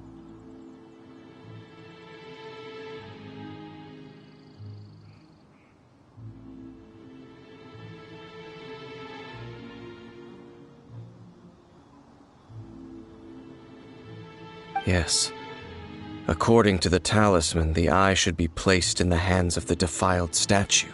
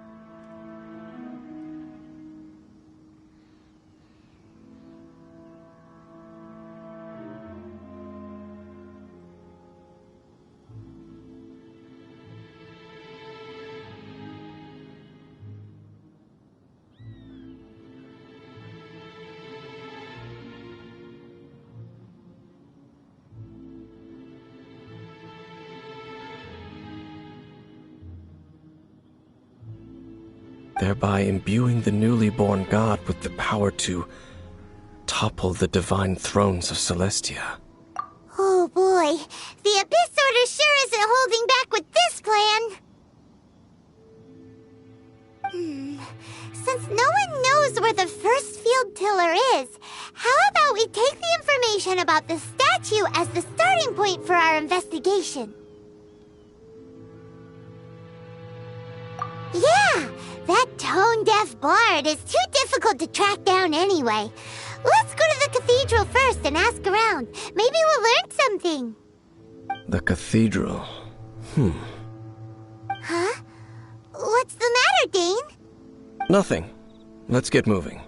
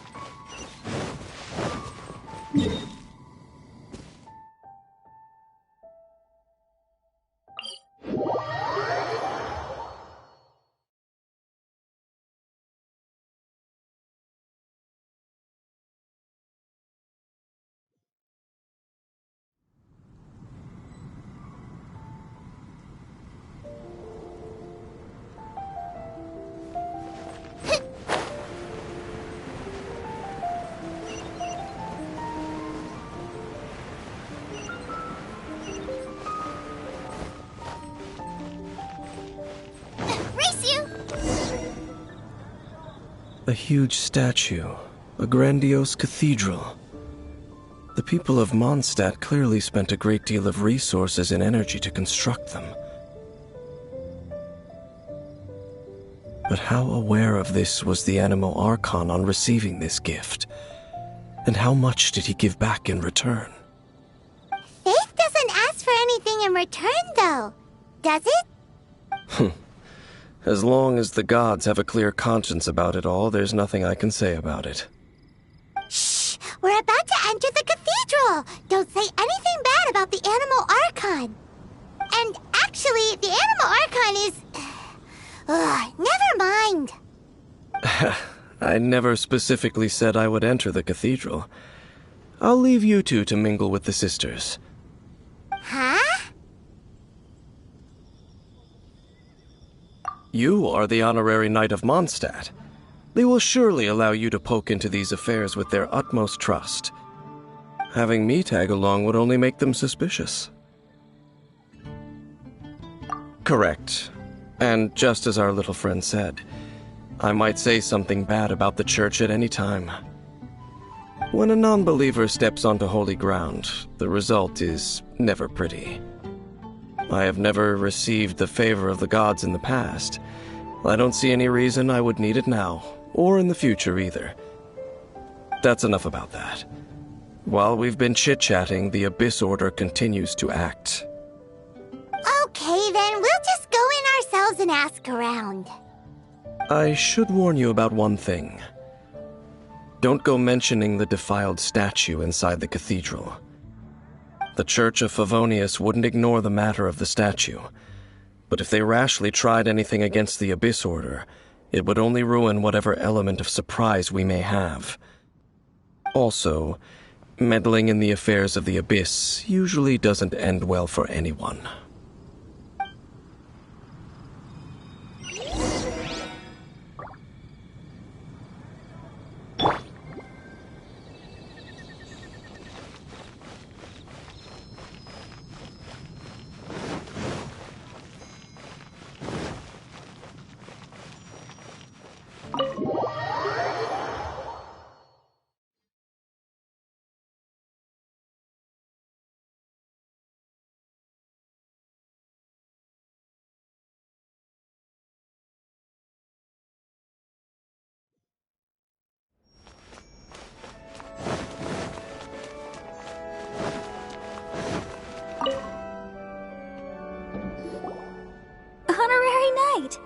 Hi, how have you been?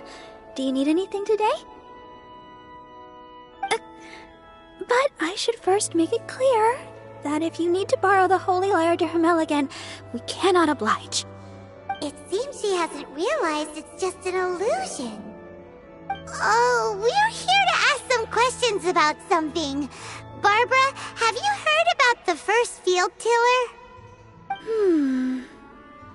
What's that? Field tiller. What does it do? Of course you wouldn't know anything about that. Okay, next question. Has the church ever lost a statue? Huh? You're here to ask about that old story? Well, I didn't expect that. That was such a long time ago, barely anyone mentions it nowadays. A long time ago, there was indeed one statue of the Seven that disappeared one night without a trace. Nearly every member of the church joined the search for it, but it was never found. In the church's records, as you might assume, this incident has been called the Lost Statue of the Seven. Of course! Of course? Nothing? So do you have any other clues? Paimon means any other strange stories? Sorry, Barbara, but we can't tell you about the statue we saw just yet. Like Dane said outside, it's for your own good. Other strange stories? I'm not sure. Let me think about what other unusual incidents are in the church's records. Oh, the Tyrant's Final Fury? No, that's from another time. Probably unrelated. The Tyrant's Final Fury? Oh, this refers to a time of great danger that engulfed Old Mondstadt, the place now known as Storm Terror's lair. Many, many years ago, there was a time when balls of fire would rain from the sky whenever anyone approached Old Mondstadt. Balls of fire raining from the sky? How terrifying! People at that time believed it was a curse laid down by the god of storms, so they referred to it as the Tyrant's Final Fury. This strange phenomenon continued for about a year. No one was ever able to solve it. It just gradually ceased on its own. Right! Later, the theory of the Tyrant's Final Fury became less probable in the eyes of the church. Common reasoning dictates that the god of storms wouldn't shoot fireballs. Perhaps it was something else that caused the disaster. Anyway, this incident might not be related to the lost statue of the Seven, but I just can't think of any other strange incidents that might be. It's okay. Thanks anyway! There's that pointless word, thank you, again. I can never get used to hearing it. Oh, Rosaria, it's you. If you're looking for the Knights of Favonius, they're busy with those monsters again. Those monsters? Those monsters that tried to attack Mondstadt last time during the Storm Terror incident? Wasn't that the Abyss Order? They're at it again? Indeed. They're gathering in Wolvendom, causing great unrest among the wolves. Could it be that the Abyss Order is targeting the spirit of Lupus Boreas? As for what purpose, I can't say for certain. Master Jean has already headed off to Wolvendom. I must also begin to make a move myself. Then I will go as well. Master Jean said you should stay at the church and continue your work with the clergy. But you're also a member of the clergy. Right! We'll go give Master Jean a hand! Oh, okay. If the honorary knight will be there, then... But please, everyone, be careful. May the Animal Archon protect you all.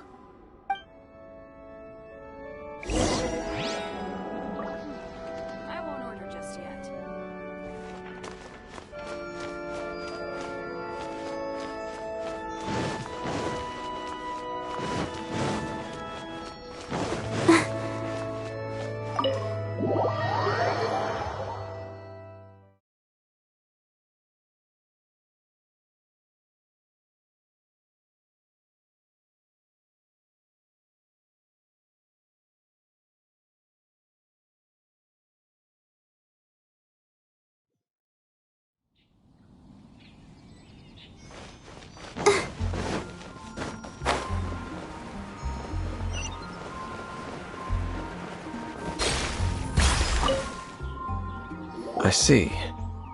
Has the Abyss Order already launched a new operation? This could very well have something to do with the defiled statue. We should go as well. But what is the Abyss Order going to Wolvendom for anyway? Are they looking to do the same as they did with Dvalin? Not again! No, that's not likely. Unlike Osile, who was just suppressed, Andrias died long ago. Today, it is just his spirit that stands guard over Wolvendom. The Abyss Herald may just be targeting the spirit of Andrias in an attempt to garner some information from one of the Animo Archon's old companions.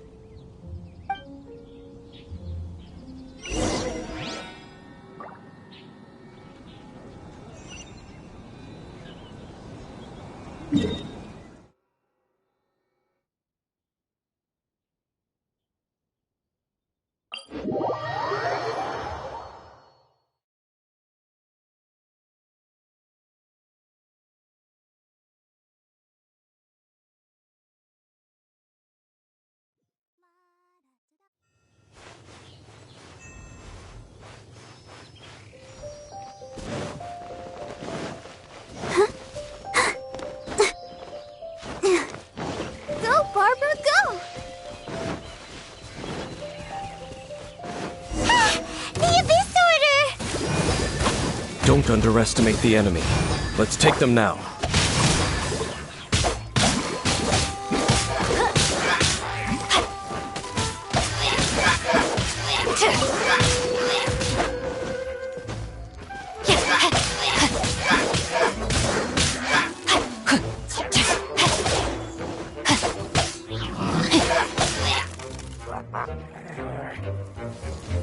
Rain outlines your fate.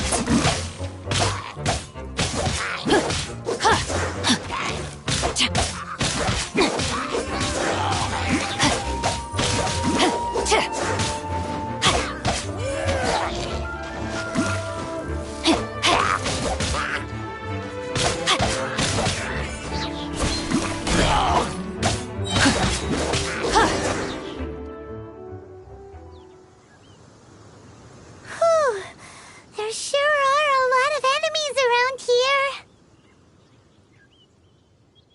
The closer we get to the target, the more enemies there are. Fits the Abyss Order's style. Yeah, let's go!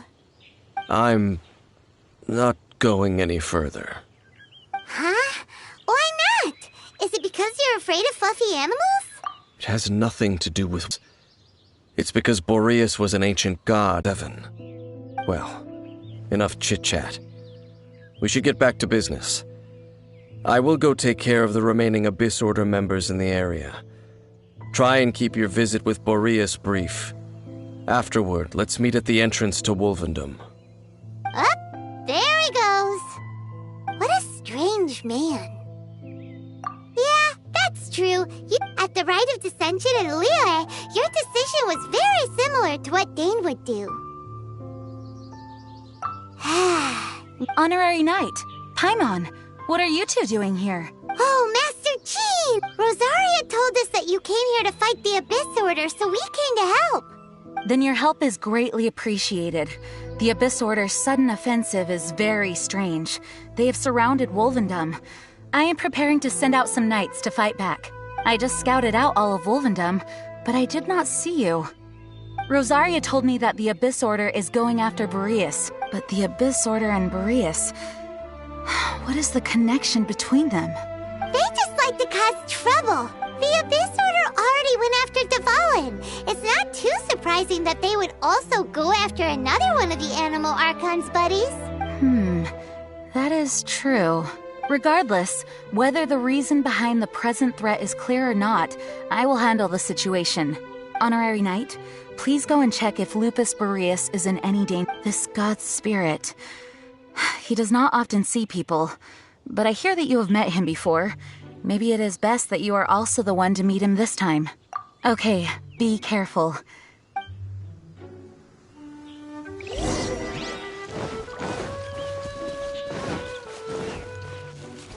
Time to act.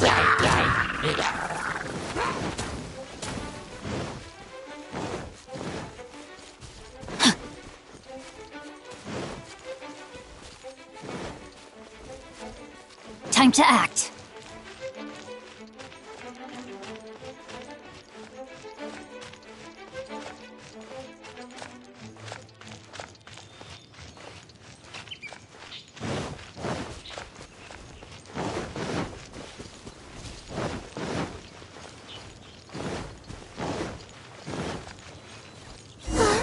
Look! Over there, it's Razor! And the Abyss Herald! You, not welcome here!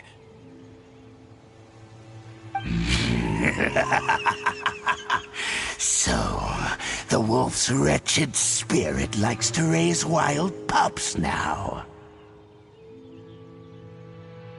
You claim to be a guardian, yet your once sharp claws have clearly dulled since your days of godly glory. If you serve us, we can restore your divine powers you once held in the past. Lies. Lies. What the heck is this ceremony? He looks like he's in a lot of pain. Oh no!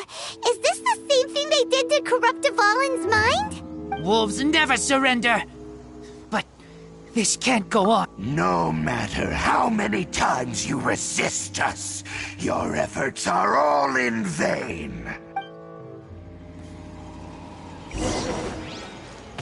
Bow before the abyss!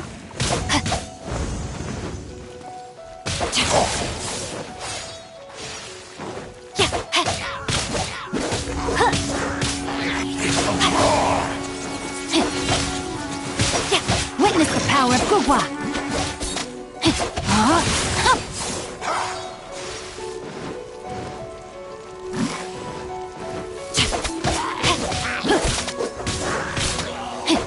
Time to act.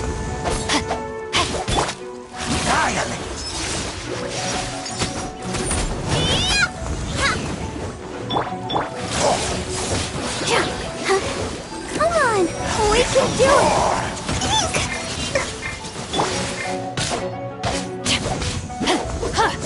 Time to act. Rain outlines your fate.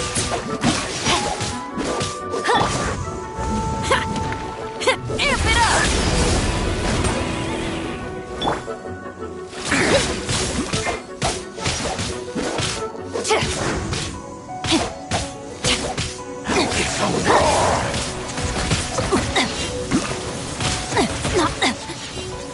Body and mind.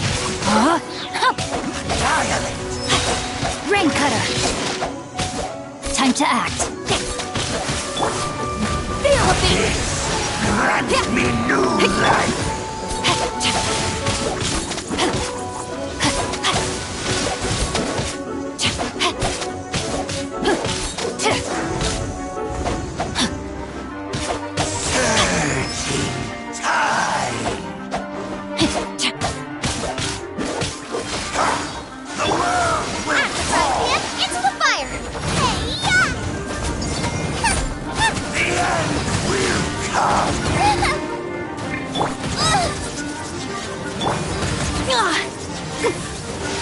Power cord! The end is nigh. Rain outlines your fate.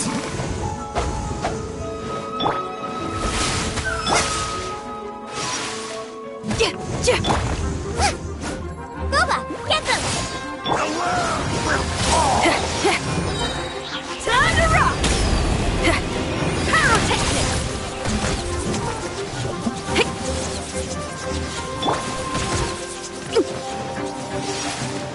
Nice and spicy!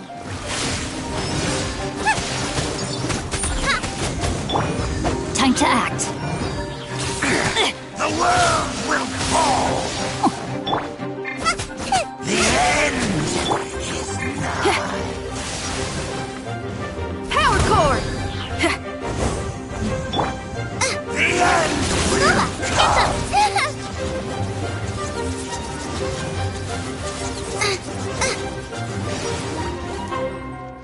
Surging tide. Out of the frying pan, into the fire! All life will perish.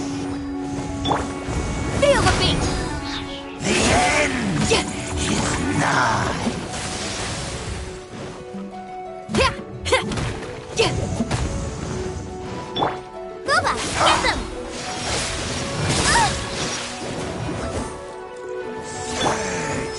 Let the show begin. Shred till I'm dead! The world will Pyrotechnic! Nice and spicy! The end! Eat this!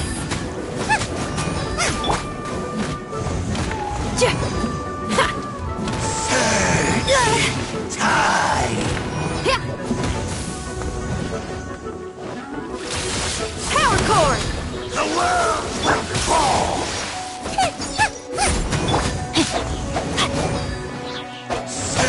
Body and mind.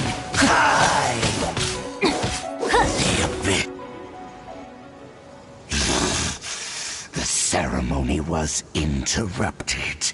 How fortunate for you. How does an old spirit have such determined will? No matter. This is but a small unforeseen It disappeared again!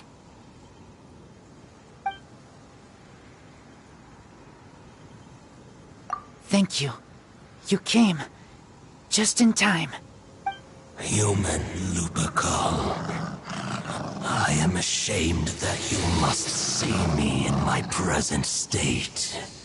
But still, the Abyss Herald underestimated my strength.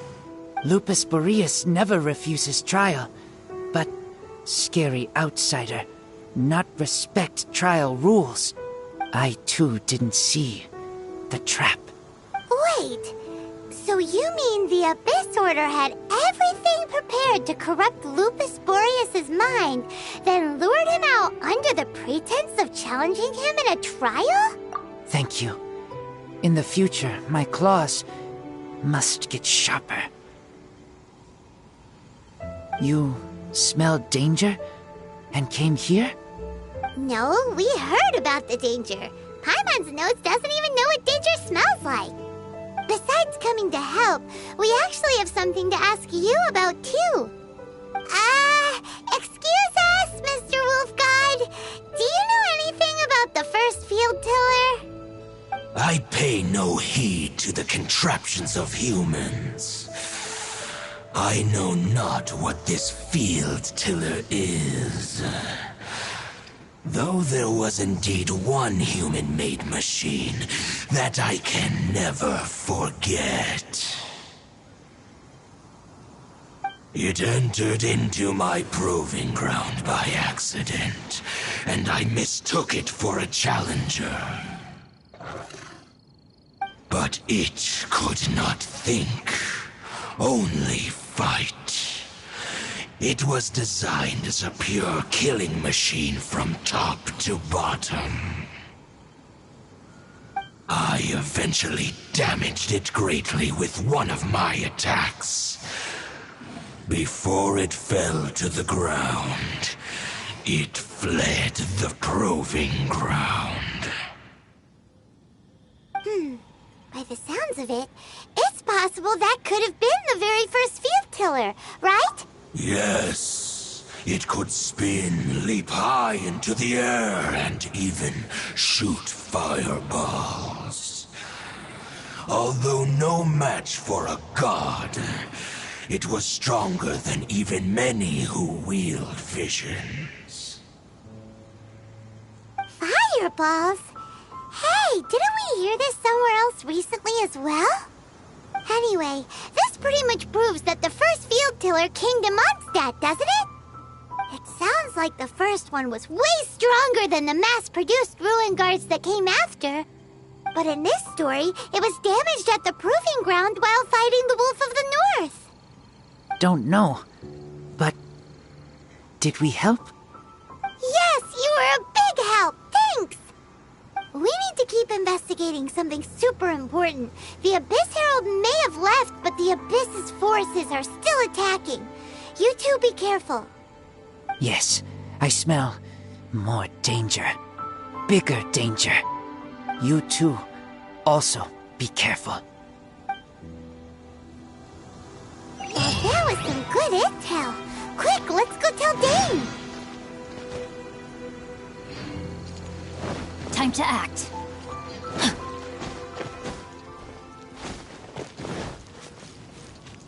Time to act.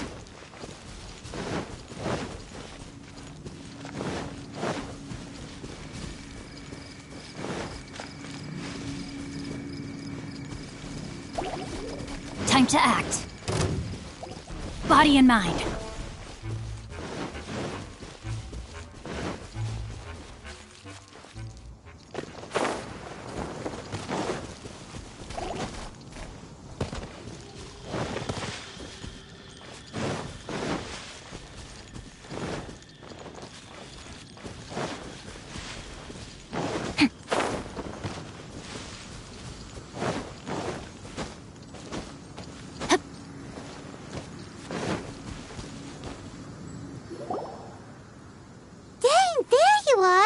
Did you see Master Jean?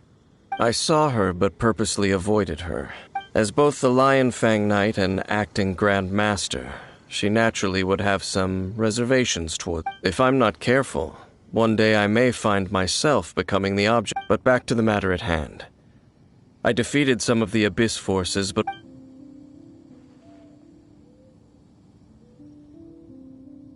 I see.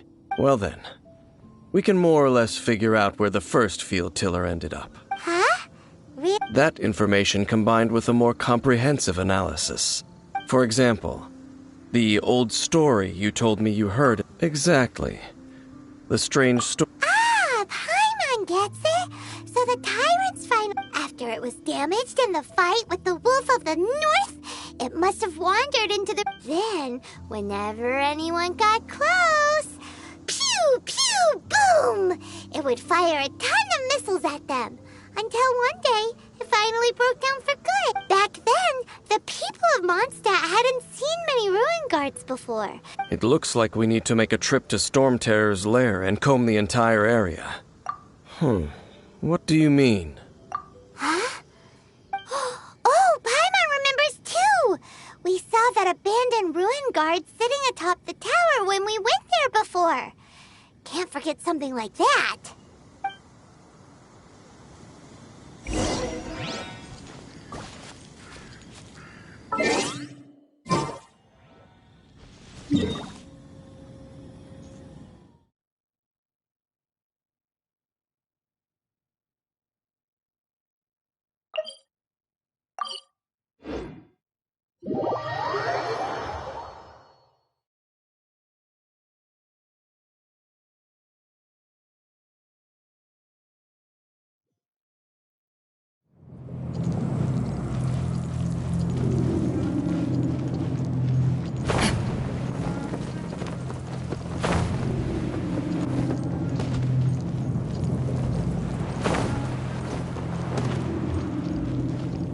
Time to act.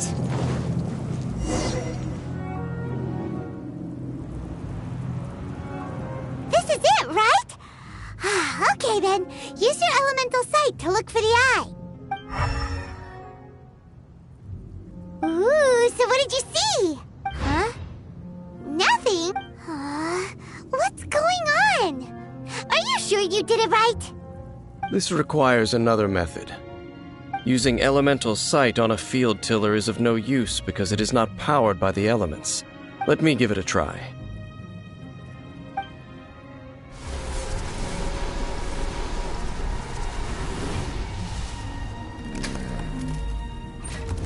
And done. Wow! The very thing the Abyss Herald has been seeking all along. All of the ruin guards today are just replicas of this machine. As the prototype, its combat capability was unrestricted. Prototype? As the Abyss Order has surmised, if this eye is placed in the hands of the defiled statue, and if the limbs of Osial, Overlord of the Vortex, are attached to the statue, there you have a mechanized god. And this newly born god will have the power to topple the divine thrones of Celestia. Yes. Then, what should we do with this eye? No. I'll guard it myself. Huh? You? You may doubt me if you wish, but I must ensure it does not fall into the wrong hands. No matter where we may hide it, they will find it. And as for the Church of Favonius, well, you know I don't trust them. Oh, right. But our work isn't done yet. To avoid any further repercussions, we must also take care of that defiled statue. We can't have the church get involved. Let's handle it ourselves. As for what I mean by take care of it, naturally I mean to completely destroy it. Destroy it? That's a statue of the Seven! As well as being a really important cultural relic, they're actually divine too!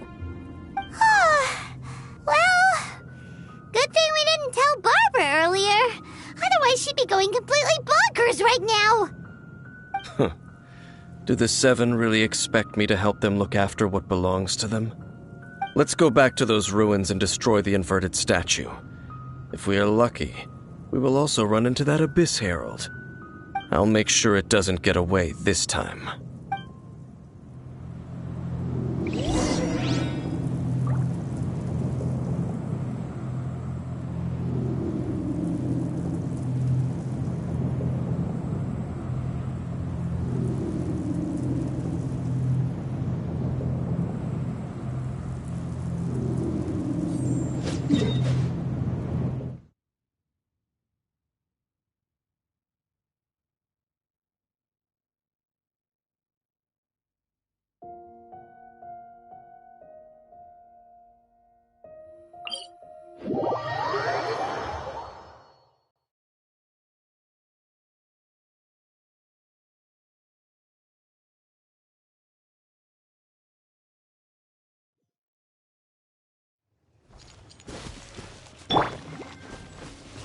I'll protect us.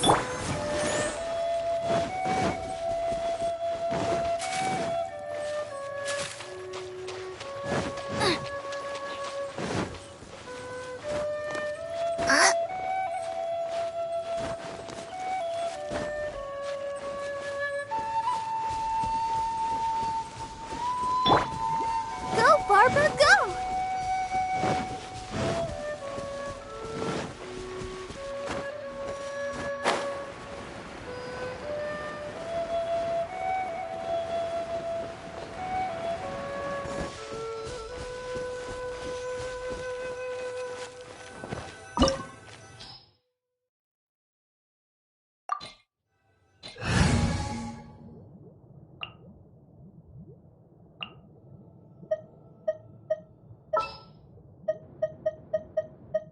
This will be interesting.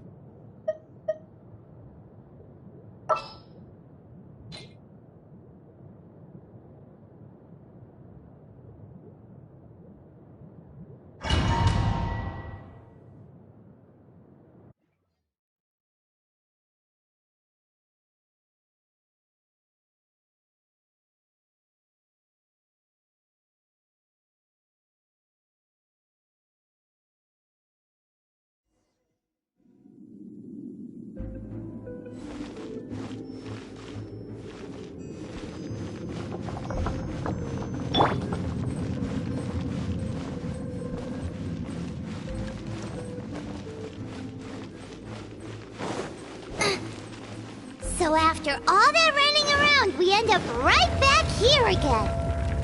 Look at us. We barely escaped this place last time, and now we're strolling right back in.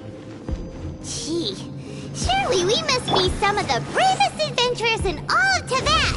That or the stupidest. To get to that creepy statue, we just need to follow the path we used to escape last time. That should take us right to it. Yep, that'll work. Let's go! And remember to be on your guard.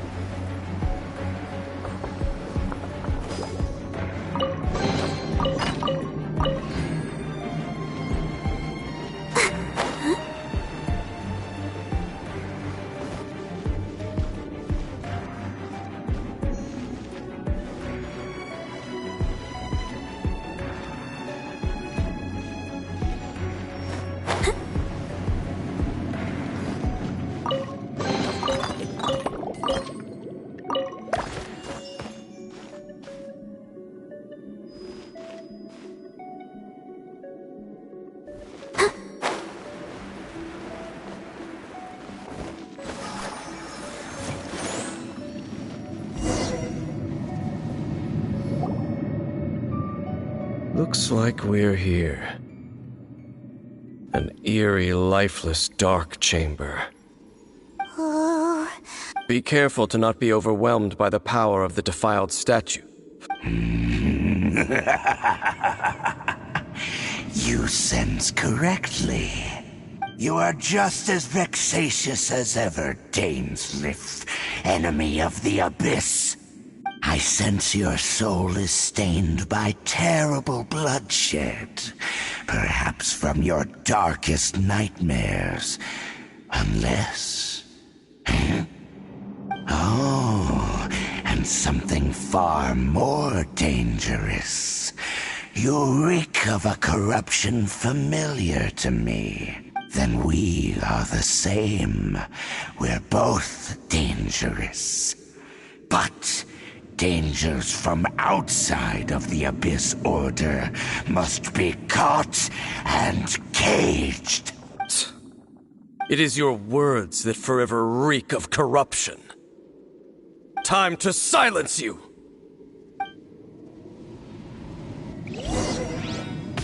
Bow before the Abyss!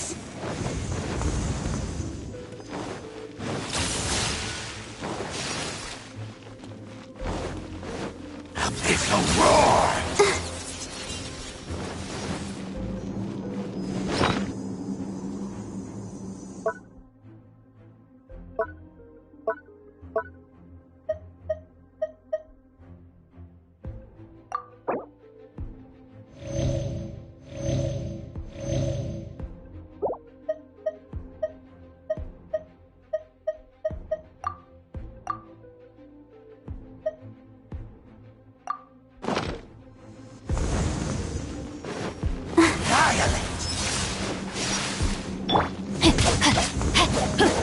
Body and mind. Cool it!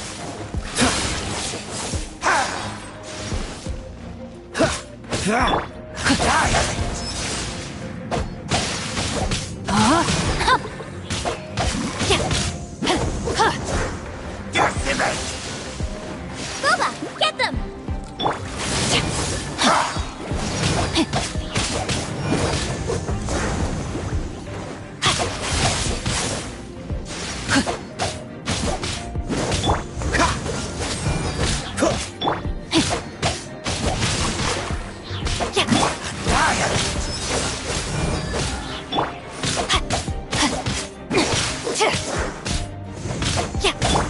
Freeze!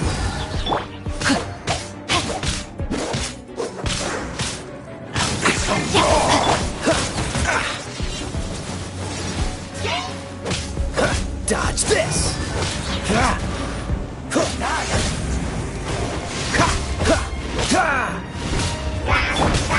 Am I not good? Body and mind. No, my sword! May my final stand be a monument to chivalry. Let me weave you a verse.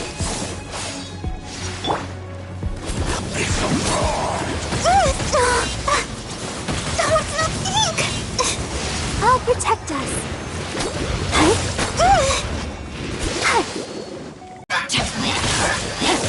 Time to act. Ready, steady, go!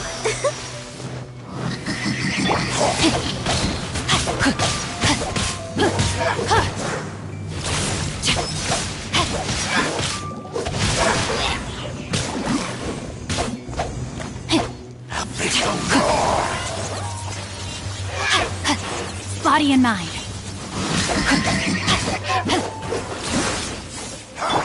Freeze!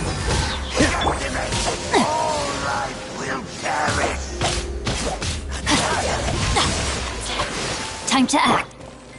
Don't get frostbite! Don't push your luck!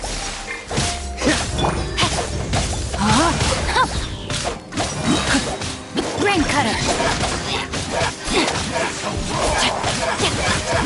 Change of plans. I let my guard down. What's the hurry? Cool it!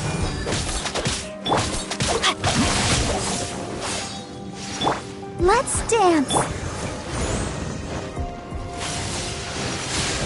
rain outlines your fate.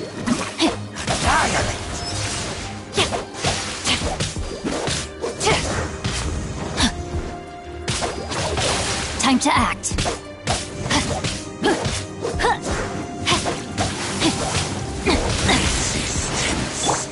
Freeze!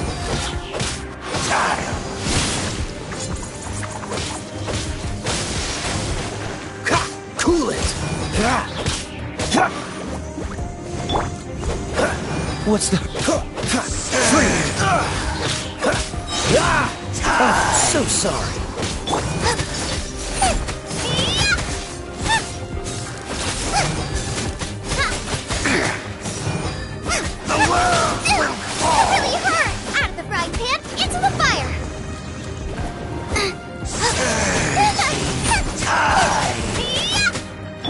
Cool it!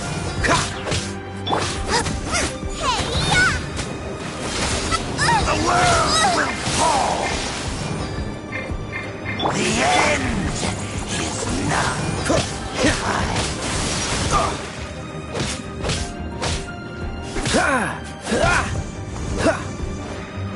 Surging tide! Freeze! Nice and spicy. The world will fall! The end! Witness the power of Gua!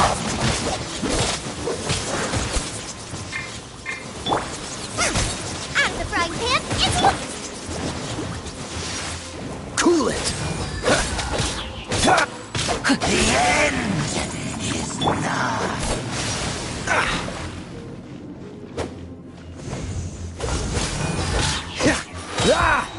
Don't get frostbite.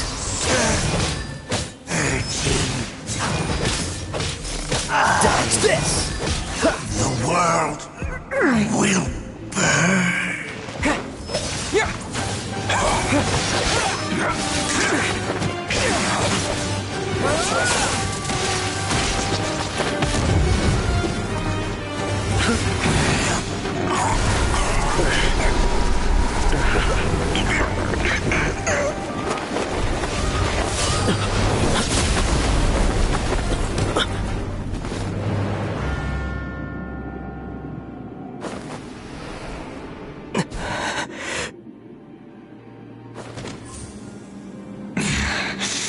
Princess.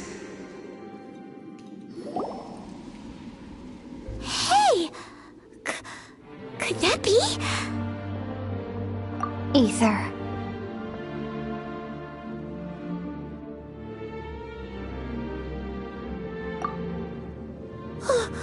Wait! She just blocked an attack against the Abyss Herald! Your sister? Ether, why are you with Dane? Uh-huh.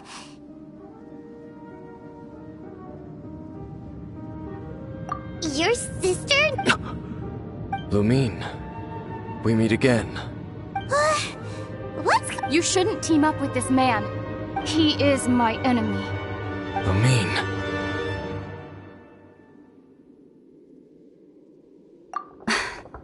But it must be said.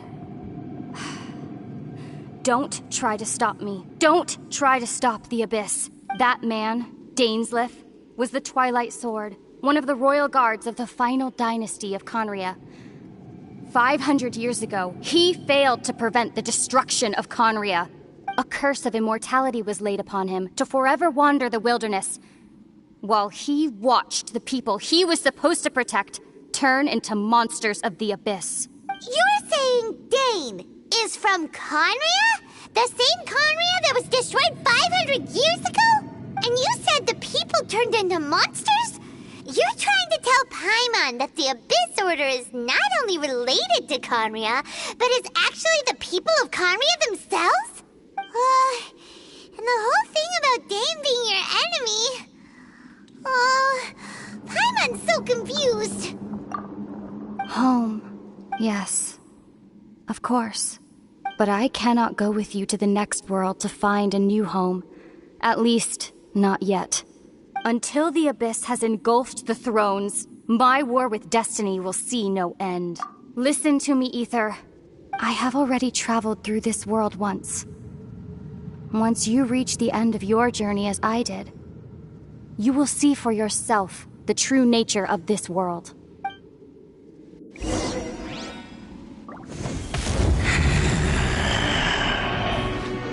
So we'll meet again.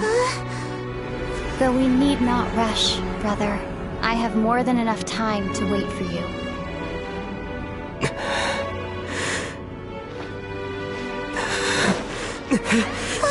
We have always had enough time.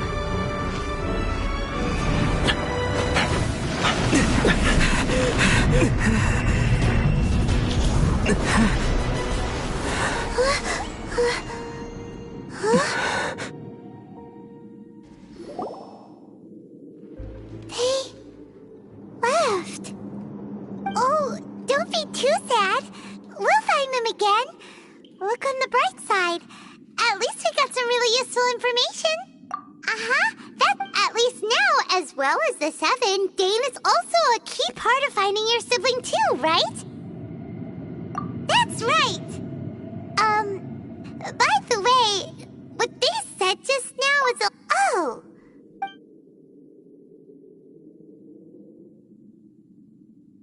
First off, that Abyss Herald called your it seems like your sister is leading the Abyss Order. Even the Abyss Herald answers to her. Still, also, your sister said that she wants to engulf the thrones and go to war with Destiny. What the heck does that mean?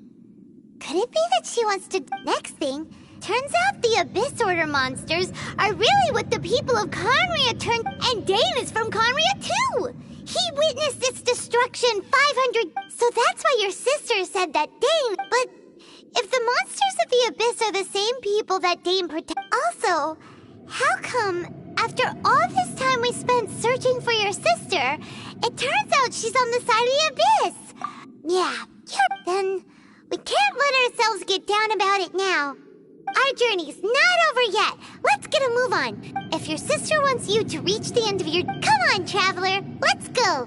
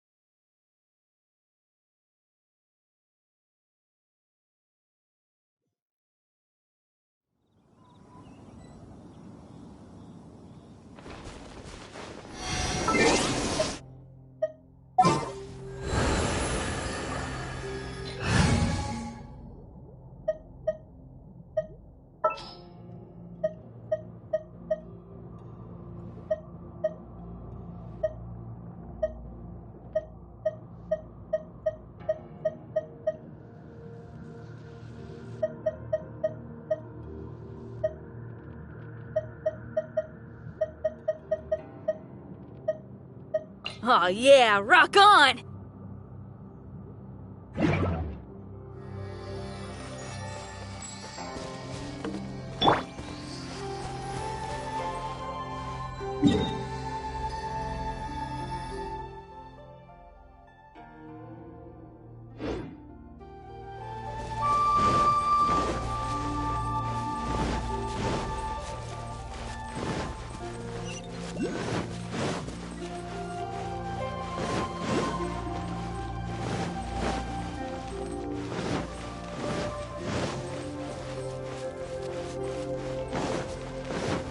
Race you!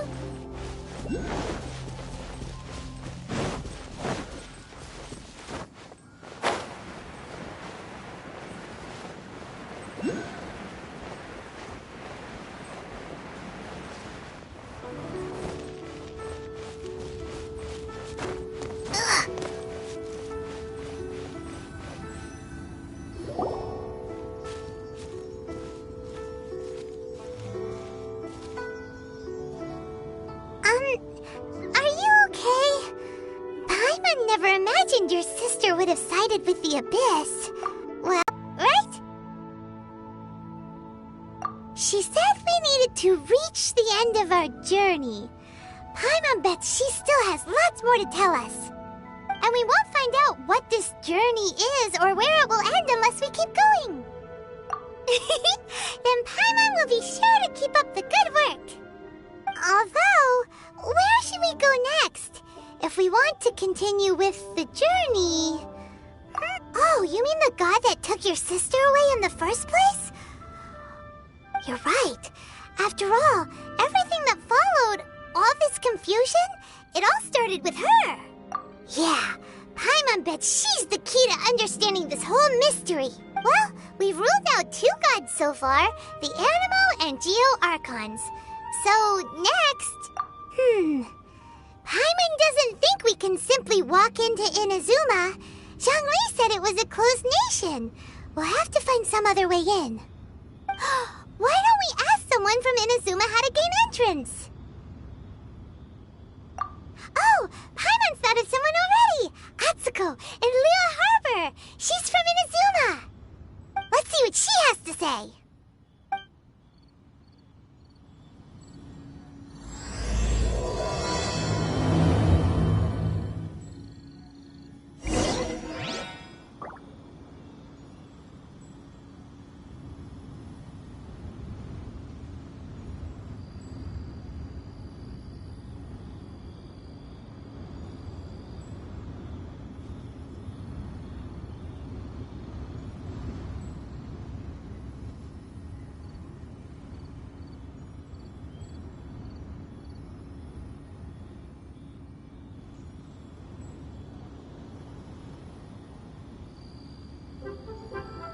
Is there time for a quick snack? I'll whip one up in no time.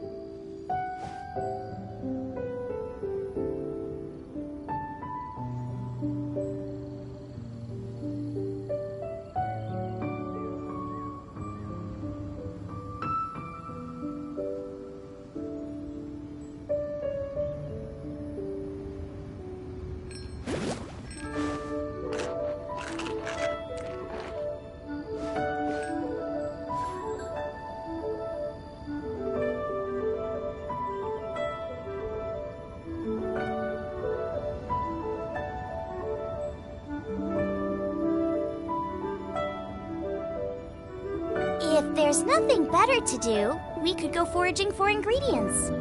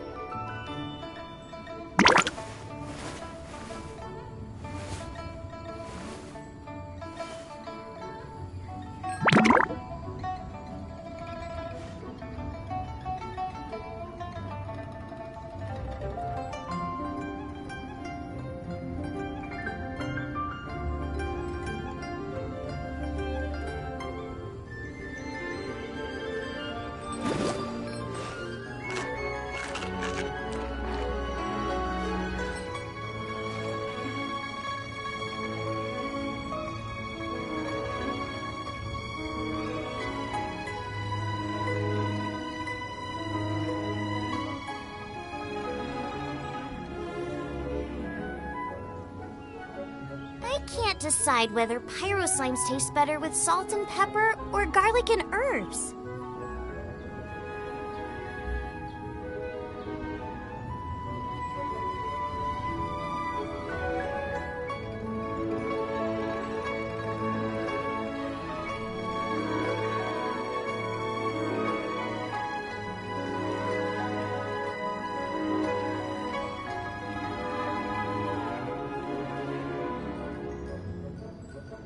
Is there time for a quick snack? I'll whip one up in no time.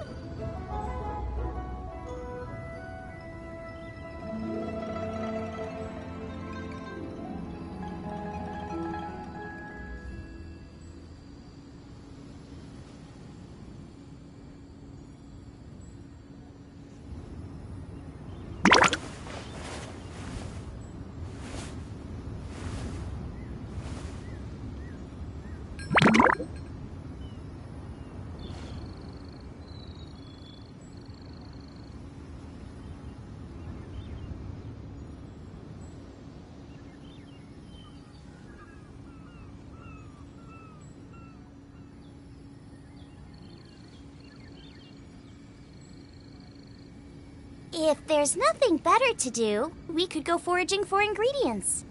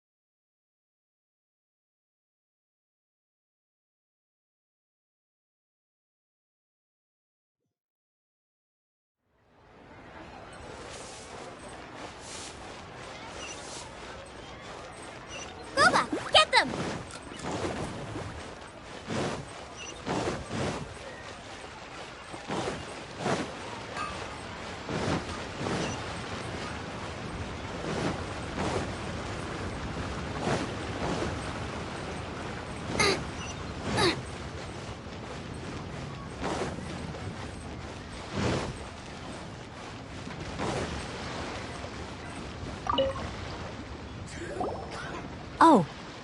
Hello. Oh, I mean good fortune, right? I'm still learning to talk like a local.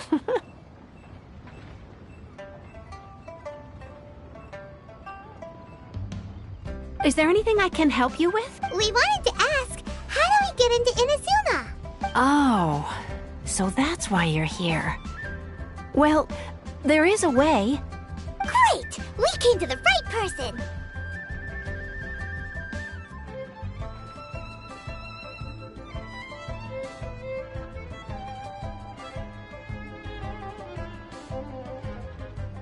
But the chance of success is... Incredibly smart. It was in leaving Inazuma that I found out just how dangerous this method truly was. All I had to rely on was a little wooden raft that I'd put together myself. There was a storm raging ahead of me, and my pursuers were close on my tail. After I'd escaped their clutches, I floated on the open ocean for I don't know how many days. My rations and fresh water supply soon ran out, and I remember getting to the point where I was sure I'd reached the end. But, to my surprise, my journey didn't end there. Or to put it that's right. I escaped by the skin of my teeth. The fact that I'm even alive to tell the tale must be a sign that the gods were watching over me. What a horrible journey! Well, because everything is just too restrictive over there. The atmosphere is so stifling. The Kanjo Commission subjects everyone leaving or entering the nation to a protracted approval process and... Kanjo Commission? Along with the other two commissions, they oversee everything in Inazuma. We usually collectively refer to them as the Tri-Commission. I suppose they're equivalent to the 8 trades under the Liyue Chising. One of the obligations of the Kanjo Commission is to conduct rigorous identity checks on all individuals leaving or entering Inazuma. All non-nationals are processed centrally on Rito upon arrival. Meanwhile, the Tenryo Commission is responsible for implementing the recently promulgated Vision Hunt Decree. They act like the executive arm of the Raiden Shogun's rule. Loyal, yet unfeeling. It doesn't feel good to speak ill of my home like this. But after spending so long under that oppressive atmosphere, I begin to lose all hope for the future. What I mean to say is, unless you have an extremely compelling reason to go to Inazuma, you should abandon your plans of trying to get there. You should know that the sea around Inazuma is engulfed in a perpetual tempest of wind and rain. Supposing you survived that, you would still need to get past the samurai guards that enforce the Sakoku Decree, the closed nation policy of Inazuma. And even if you did manage to find a way, you'd still have to produce the necessary Rito Center for processing Outlanders. Otherwise, you'd be kicked out immediately. Seems like they really don't want anyone setting foot in Inazuma, huh? They only set that up as a port to guarantee a supply of goods and information to the island. Most Outlanders would be unable to acquire the documentation needed. Ongoing, there is one thing you could try. The raft idea sounds... That's not what I meant. You could ask someone from the Crux Fleet if they have some way of getting you to Inazuma. They're well known in Liyue.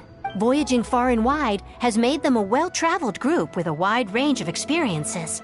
But it's an armed fleet, right? Why would they agree to a request like this? That part is up to you. If you're able to persuade their captain, Beidou, then the hardest part will be out of the way. The Alcor is the flagship of the Crux Fleet. I heard that it's currently anchored by Guyunstone Forest on a supply run. This might be your best chance. Then there's no time to lose!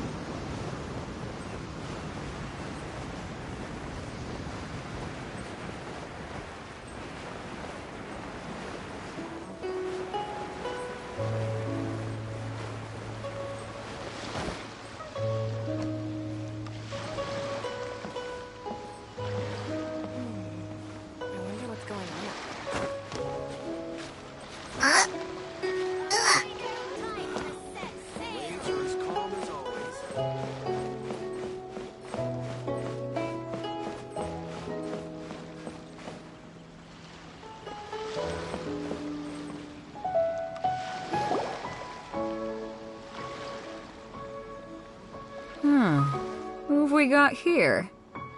Wait, I know you. You're that traveler, aren't you? The one who fought against the Fatuian Osile, right? Ningguang told me about you. A traveler of great insight and remarkable skill has saved Liyue, she said. She's a hard one to please, so praise from her is high praise indeed. I remember thinking at the time that it'd be good to meet you in person. Judging by the clothes on your back and this floating thing, I guess that time has come. Hey! The name's not Paimon?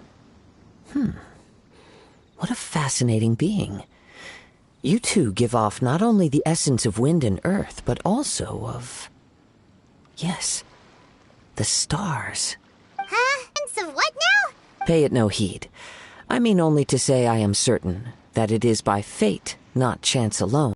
You're not far off, but they go by a different name in Inazuma. This young man is Kaidahara Kazuha, a temporary addition to my crew for reasons I won't bore you with. Occasionally, he opens his mouth and flowers come out instead of words. With this fine ship and the soft sea breeze, would it not be romantically irresponsible of me not to acknowledge it with a line or two of poetry? No, I can't argue with that. Okay, then. Once the clash is underway, I'll give you a chance to perform. Only if the mood takes me, of course. Poetry for poetry's sake tends to lack meaning. Hey, you don't want to pass this opportunity up too easily, especially seeing as our great hero here might be in attendance. Oh, wait a minute. What's the clash? Also, just to clarify, by great hero, do you mean... Huh? I thought you might be here to sign up. You're telling me you've never even heard of it? The Crux Clash is a martial arts tournament that I hold. There'll be a whole bunch of folks taking part to showcase their talents. There are 2 important rules. 1, competitors must be renowned fighters. We want those with real martial arts ability, not just people taking part for the fun of it. So, you've got nothing to worry about there. I don't think there's anyone out there who hasn't heard of you. 2, you can't take part if you've got a vision. Otherwise, things get a little one-sided. You must be feeling confident, but you might want to watch out. There are a few crouching tigers and hidden dragons lurking around in Liyue.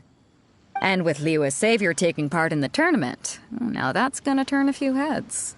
I think we can expect a healthy turnout this time. But we didn't come... Well, before you dismiss the idea completely, you might be interested to hear that the prize this time round is particularly sought after. Get this. It's a masterless vision. Supplied by myself, as a matter of fact. If the tournament champion can reawaken that vision, it belongs to them. Is there really such thing as a masterless vision? When a vision bearer dies, the light in their vision will fade away. But the shell that housed that light remains. As for whether this shell has any practical application, well, this remains to be seen. But my intuition tells me that while it remains in the world, it may just be possible for someone else to inherit it. Yep. And the way I see it, a vision is a badge of recognition from the gods. So if anyone's able to rekindle it, it's gotta be an individual of exceptional strength and talent. Organizing the clash is my way of uncovering hidden talents. And hopefully this time, getting a vision to glow. So if you don't have a vision, this is the perfect opportunity to get your hands on one of your very own. Yeah, we're interested in getting to Inazuma, not fighting in some tournament. Inazuma? You want to go there? Well, why didn't you say so? Inazuma? No sweat. In that case, if you win the tournament, I'll give you a choice. Masterless Vision, or a ticket to Inazuma aboard the Alcor. Up to you. You just want him to take part in your tournament! What's wrong with that? The more talent we have, the better the tournament will be. I couldn't let a competitor like you fall through the net. What are we gonna do? Looks like we pretty much have to do this tournament if we want... Great. Then let's get you signed up. Head to the tournament arena in Guyun Stone Forest. Kazuha and I will be over soon. It seems like it will only be a matter of time before the answer is revealed.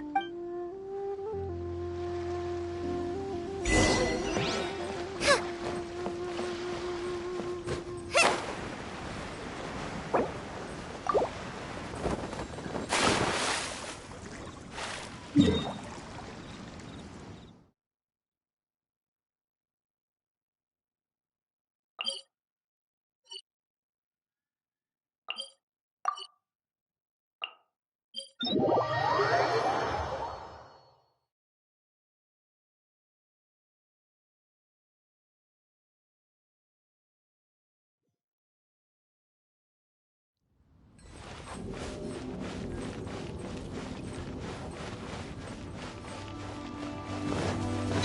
you!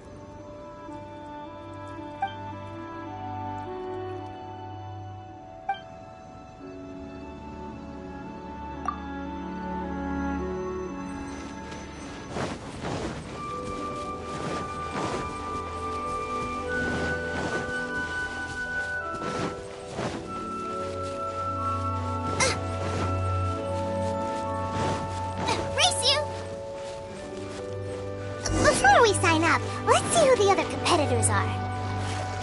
Beta said that they had to be renowned fighters. Who will we be up against? Hello?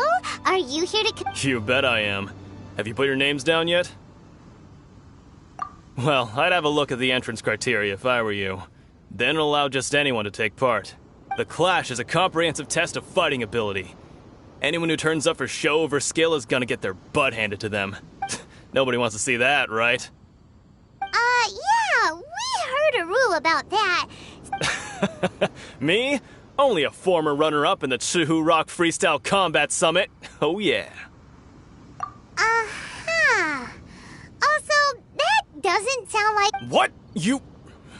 Nonsense. Have you been living under a rock? It's been going on for years. There were plenty of competitors when I took part. Not to mention, I've helped the Millilith catch treasure hoarders before. There were 2 of them trying to escape. I soon sorted them out. They tried to sneak past me under the cover of darkness. They didn't know what hit them. I planted a left hook on the skinnier one's face and sent him flying. Then, the big guy pulled out a knife. I stood my ground, of course. A roundhouse kick sent the blade hurtling into a beam above us. I told you. Unarmed, outnumbered 2-1, but I still got the upper hand. I'm not saying I came out completely unscathed, of course, but the fact remains that I did manage to subdue the both of them, and hand them over to the Millilith. I received quite the commendation. Oh yeah. But for us, even 4 or 5 treasure hoarders at a time is all in a day's work. Alright, we're gonna keep looking around. I'll see you in the arena, but I don't plan on losing to a pair of children anytime soon.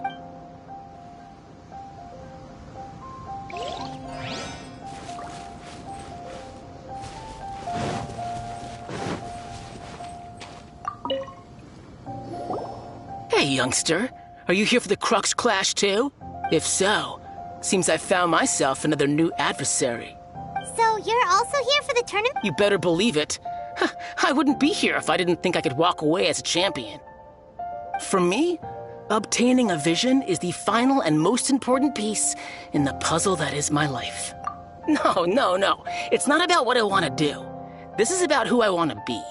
I am looking to become a perfect person. I know how that sounds, but let me explain.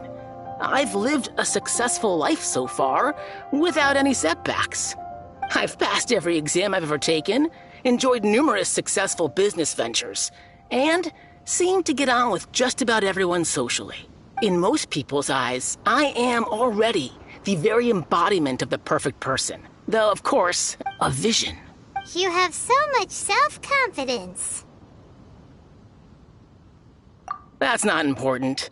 I have a contact in the Crux fleet who was happy to vouch for me. So they very kindly made special arrangements on my behalf. I've also brought along a bit of an entourage for moral support. It's such a blessing, really, to have so many good friends. And of course, I also put in a few good days' practice, concentrating mostly on rare and esoteric styles of Kung Fu. I'm confident I've done enough to guarantee my I seem to have gained another fan. Don't let my aura overwhelm pre-competition routine. It's not too long now before you'll get to see me in action.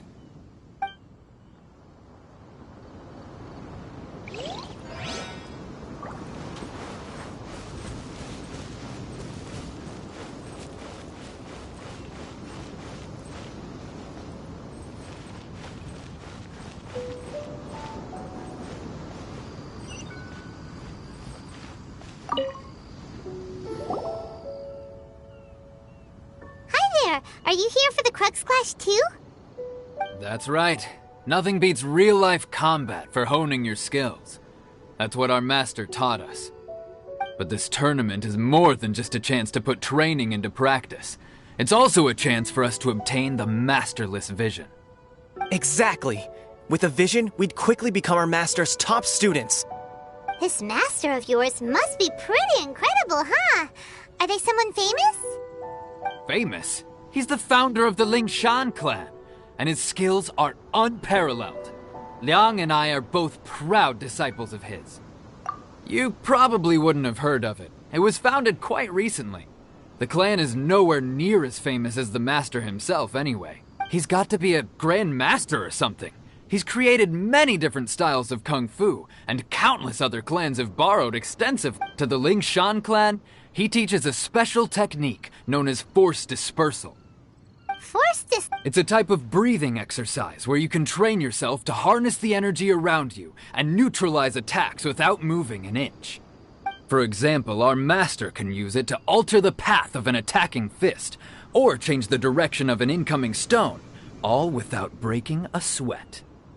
One time, he sent a challenger flying into the air without lifting a finger. It sure is, but it's extremely difficult to cultivate this ability. We've been training for ages and we're still getting to grips with the very basics. There's no way we could use it proficiently yet. We're clearly not that naturally gifted, or we would have at least gotten the gist by now. If we don't start making progress soon, we'll probably run out of money to pay the tuition fees and still have nothing to show for all our training. There's a tuition fee? Of course! This is a Grand Master we're talking about here. He doesn't have time to waste. If you want But here we are, having trained under him directly all this time without even a hint of improvement. Master is getting increasingly impatient with us. Recently, though, we heard that a vision bearer joined the Guhua clan and made pretty much instant progress in their training. So, if we can get our hands on a vision too, maybe we can finally make our master proud. Well, we have to try something new. Otherwise, we're stuck in the same situation. Exactly. It can't hurt to try.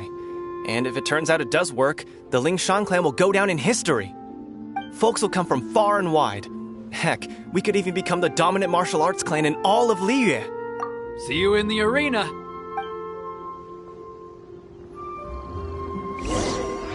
So, to recap, we're up against an inflated ego, some gullible guys paying way too much for their kung fu classes, and another guy who's just really average.